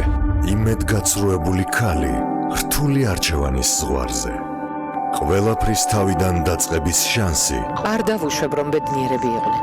თუ ხაფანგი, მიშველეთ. კვლავ ჯოჯოხეთში შესატყუებლა. ისევის მარკო ხარ.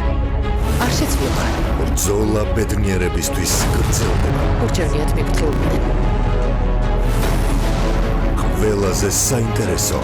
ამჯერად რა გააკეთე? იწყება ახლა. შენ ჩემი შეცდომა ხარ.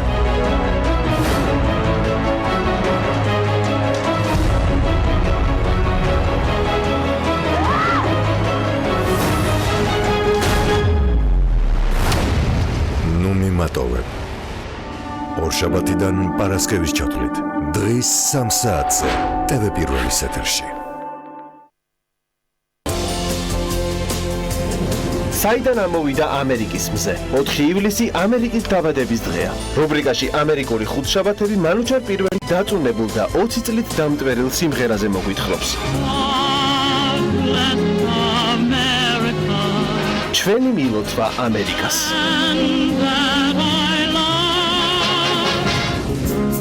And all I can ask, please just carry on. მუსიკოსები, რომლებიც წერენ სიმღერებსაც და წიგნსაც, ჯგუფი Soft Eject-ი მსმენელთან შესახვედრად არა მარტო მუსიკალური ნაწარმოებებით ემზადება. რას მოისმენს მაყურებელი კონცერტზე და რას წაიკითხავს წიგნში სახელწოდებით მაწანწალა. ესენი პატარა ბავშვებიც არიან. სულ დაეფერო. გურჯაანში გაშენებული ბაღი, რომელშიც 60 წლის პალმის ხეები ხარობს. ინტერნეტით შესწავლილი მებაღეობა და პროფესიით ბუღალტერი ქალბატონის დიდი ხნის ოცნება ნახეთ პირველამდე.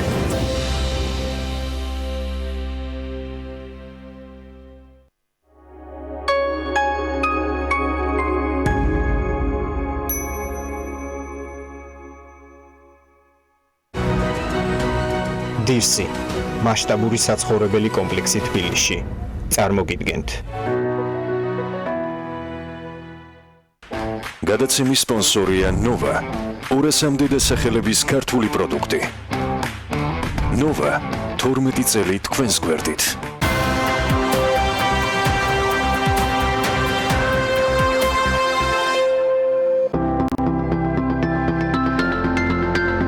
რუბრიკის სპონსორია Dreamland Oasis ჩაქვი.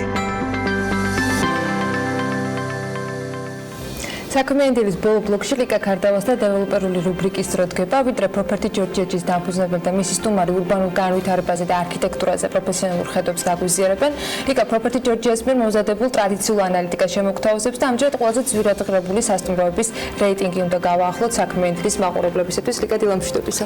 დილამშვიდობისანა, მივესალმები ჩვენს მაყურებელს.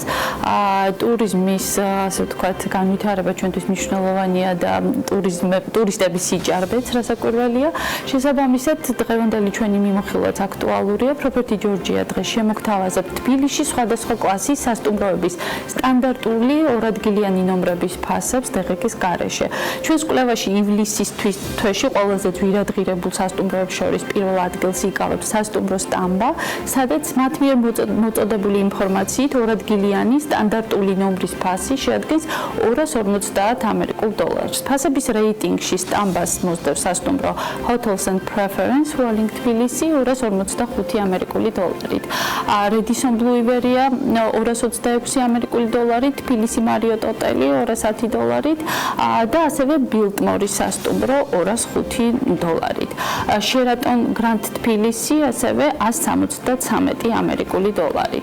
$183-დან $123-მდე მერყეობს ფასი სასტუმრო რუმში, ამბასადორში, შერატონში, ასტორიასა და ქორთიათ მარიოტში. აღსანიშნავია, რომ ზემოთ აღნიშნულ სასტუმროებში ფასი საშუალო 7%-ით არის შემცირებული გასულ თვესთან შედარებით.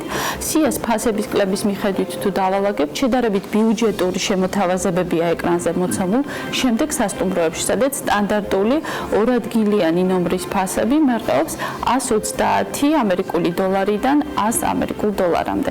აღნიშნულ კატეგორიაში ფასი ყველაზე მეტად გაზრდილია სასტუმრო იოტაში 13%-ით და შემცირებულია Holiday Inn-ში 23%-ით.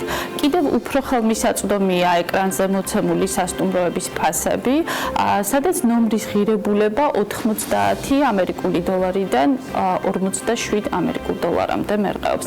ფასის საშუალო კლება აღნიშნულ სასტუმროებში 3% შეადგენს გასულ თვესთან შედარებით. აღნიშნულ საფასო კატეგორიაში სასტუმრო მოქსის ორადგილიანი ერთი ნომრის ფასი $80, ხოლო მინიმალური ფასი $47. სასტუმრო თბილოტელ თბილისში ფიქსირდება. ასე გამოიყურება დღევანდელი მიმოხილვა, რომელიც Property Georgia მოამზადა. რუბრიკის სპონსორია დირსი, მასშტაბური საცხოვრებელი კომპლექსი თბილისში. რუბრიკის სპონსორია M-კვადრატი. კიდევ ერთხელ მივესალმები ჩვენს მაყურებელს, ახლა კი წარვადგენ ჩვენს სტუმარს, უძრავი ქონების რუბრიკის სტუმარს, გიორგი ინასარიძეს, რომელიც კომპანია თბილისი არქიტექტის დამფუძნებელი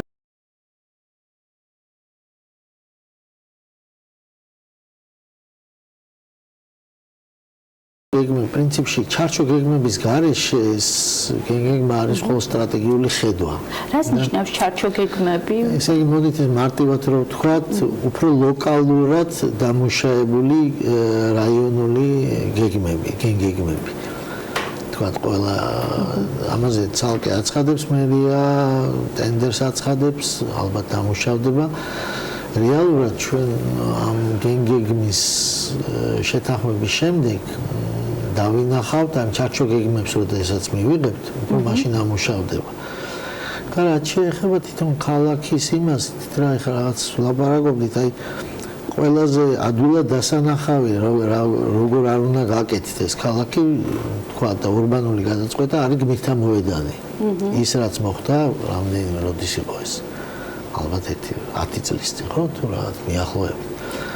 იქ რაც გაკეთდა, ხა აშკარა შეცდომა არის, ყველა ხვდება, მას არ უნდა ისა. და თვითონ გადაწყვეტაც როგორი იყო, როგორც მიიღეს, ცოტა კომიკურად მე მგონი. შემდეგ საგაიყვანეს ზიურზე, ეს არსად სოფლიოში წვანე ზოლზე ავტოსტრადა არ გაყავთ. რაც შეეხება იმას თვითონ ქალაქის განვითარებას და ჩამხედვას, მე მგონია რომ განვითარდეს. რაც შეიძლება მე მგონია რომ საზოგადოებრივი ტრანსპორტი უნდა განვითარდეს, აი ტრამვაის ხაზი ალბათ როდესმე გაკეთდება. მეტროსადგურები უნდა უფრო მეტი იყოს. აგრეთვე მაქსიმალურად, როდესაც საზოგადოებრივი ტრანსპორტი განვითარდება, უნდა შეიზღუდოს კერძო ავტომობილებისთვის ყოველგვარი შეზღუდვები უნდა გაწესდეს, ან უფრო ძვირი იყოს მათი გაჩერება, ისე რომ არ მოუნდეს კერძო ტრანსპორტის ხმარება და უფრო იხმაროს ისე შემდეგ საერთოდ მოეშვებიან კიდევაც. რაც აი დაბინძურება ევროპული ქალაქების მაგალითი შეგვიძლია მოვიყვანოთ ალბათ, რომელიც შეიძლება ერთგვარ მოდელად გამოდგეს ქალაქში, ცენტრში, ევროპაში თითქმის კერძო შენ თუ იქ არ ცხოვრობ, ვერ შეხვალ იქ მანქანა მორიცხული. ან ძალიან ძვირი უნდა გადაიხადო, ან მაგალითად იგივე ლონდონში შაბათ-კვირას ჩამოდიან ხოლმე, იხსნება რომ ცენტრში შესვლა ფული ღირს. თქვა იგივე გერმანიაში და იმაში ცენტრები თითქმის დაკეტილი არის. რომშიც დაკეტილია ცენტრი, ესე იგი თუ იქ არ ცხოვრობ, შენ მანქანით ვერ შეხვალ. ანუ სატრანსპორტო კომუნიკაციები სწორი ურბანული განვითარების ერთ-ერთი მნიშვნელოვანი კომპონენტია. ასევე საუბარში თქვენ ჩემთან საუბარში ახსენეთ დაკანონებული ხედები, რომელიც აქვს უმეტეს ქალაქებს, ხო? ჩვენ შემთხვევაში როგორ არის საქმე ამასთან მიმართებაში? გვაქვს თუ არა დაკანონებული ხედები და როგორ შეიძლება ამის ცვლილება ისე რომ დედაქალაქის იერსახე თუნდაც ტურისტების გადასახედიდანაც, ანუ ტურისტისთვის ყოველთვის მიმზიდველია, ვთქვათ, ის აუთენტური სახე, როგორიც არის, ვთქვათ, ისტორიული სახე. ახალი შენობებიც რასაკვირველია, მაგრამ ისტორია ბევრად უფრო საინტერესოა. ამ კუთხით სად ვართ და როგორ ხედავთ თქვენ? ჯერჯერობით არა გვაქვს, ალბათ იმედი მაქვს, რომ ოდესმე გვექნება. ყველა დიდ ქალაქს, აი თქვა, იკონური ხედები არის, ეხა ადრეს რომ ამბობდი ხოლმე და ვცდილობ რომ აი ბარათაშვილის ხიდზე რომ გადავდივარ, ვცდილობ რომ მარჯვნივ არ გავიხედო, იმიტომ რომ ვიცი რომ იქ რაღაცა ესეთი ნილი დამხვდება მონსტრი. იმიტომ რომ ადრე მარჯვნივაც გავიხედო და მეტეხის ტაძარს ვხედავდი. და ეს ხედი უკვე ეს რო ყოფილიყო, ეს შენობა არ აშენდებოდა. თან არასწორი ის არის რა, უამრავი ის არის, მაგალითად დაკანონებული ხედი რა არის, რომ კანონდება ქალაქი იღებს რამდენიმე ხედს, იკონურ ხედს და ამბობენ რომ ყოველი ახალი შენობა რომელიც ამ რაიონში კეთდება, უნდა ჩაჯდეს აქა და შემდეგ სპეციალური საბჭო ამბობს რომ მისაღებია თუ არა. მარტივია რამე განსაკუთრებული ამაში არაფერი არ არის. ბატონ გიორგი, თქვენ ასევე ახსენეთ კოეფიციენტების თემაც, ანუ ამასთან მიმართებაში როგორია თქვენი შეფასებები და ვთქვათ იგივე განაშენიანების შეზღუდვებს სიმაღლეში ვთქვათ ზოგადად. აი ორი მიდგომა ესე არის შეზღუდვა, ხდება ორი მიმართულებით, არის ვთქვათ კოეფიციენტებით და ხდება კიდე სიმაღლის შეზღუდვა. ჩემი გამოცდილები და მე რასაც ხედავ, სიმაღლის შეზღუდვა ბევრად უფრო ეფექტურია. ვიდრე კოეფიციენტები ცოტა ჩვენთან გერმანიიდან გადმოვიდა, გერმანიაში ხმარო თავის დროზე. საარბრუკენთან რაღაც დაძმობილებულები რო ვართ აი იმას თუ არ ვწდები და სიმაღლის შეზღუდვა ძალიან ეფექტური არის და ჩვენ ქალაქმა რომ მიიღოს თქვა ცენტრალურ ისეთ ქუჩებზე თქვა რუსთაველზე, ჭავჭავაძეზე თქვა აბაშიძეზე რომ იყოს ნათქვამ განშლები კეთდება ამ ქუჩების და შემდეგ რაღაცა ზღვარი ისე კი არ არის რომ მთელი ქუჩა ერთი იყოს თქვა რაღაცა საფეხურებრივი თქვა ნუ ესე ხა ესე ვერ ვილაპარაკე შემდეგ დაწდება ეს ისა რომ ეცოდინებათ რომ თქვა აი 20 მეტრზე მაღალი რუსთაველზე არ კეთდება სიტყვაზე ვამბობ და მორჩა. ჭავჭავაძეს მე უკვე დანარჩენი ყველა სხვა შეზღუდვა მე იმისგან გამომდინარეობს. გაისაგებია. ბატონ გიორგი, რა მოცემულობაც დღეს გვაქვს? ეს როგორ უნდა შევცვალოთ? ანუ რასაც ეძახიან ურბანულ რეგენერაციას, ეს რა პროცესია და რომელიმე ქვეყნის მაგალითები თუ შეგვიძლია რომ მოუყვეთ ამასთან მიმართებაში, რა გზა უნდა გავიაროთ, რამდენად გრძელვადიანი, რამდენად რეალისტურია ეს რეგენერაცია? ჩვენ ეკონომიკას გააჩნია ხა მაგალითად არის რომ ძალიან ესეთი ჩართვა შეიძლება მოხდეს აი პირდაპირ ესეთ მაგალითად დანგრევით ვთქვათ რაღაც სტამბოლში 3-40 სართულიან შენობას ანგრევენ იმიტომ რომ ხედი აია სოფიას უკან ისინი გამოჩნდნენ და აქვს ახლა თურქეთს ეს ამის შესაძლებლობა მაგრამ შეიძლება ნაწილ რაღაცა შერბილებით იქ რაღაცა ნაწილი მოიხსნას ან გვერდზე ცოტათი უფრო გაიზარდოს რომ ესე არ გამოჩნდეს. ეს ქალაქის გადასაწყვეტია, მე იმედი მაქვს რომ ალბათ დროთა განმავლობაში ესეც მოხდება. კიდევ ერთი საკითხი, რაც ძალიან ალბათ მნიშვნელოვანია, მომავლის არქიტექტორები. ანუ როგორ ხდება ადამიანური კაპიტალის მომზადება ამ სფეროში? რა შესაძლებლობები აქვთ იგივე სტუდენტებს ან საქართველოში დასაქმებულ არქიტექტორებს? რამდენად აქვთ მათ წვდომა საერთაშორისო, ვთქვათ, არქიტექტურულ ბიუროებთან? აქვთ თუ არა შესაძლებლობა მიიღონ მონაწილეობა საერთაშორისო არქიტექტურულ კონკურსებში? აი ამ კუთხით თქვენი შეფასებები როგორია?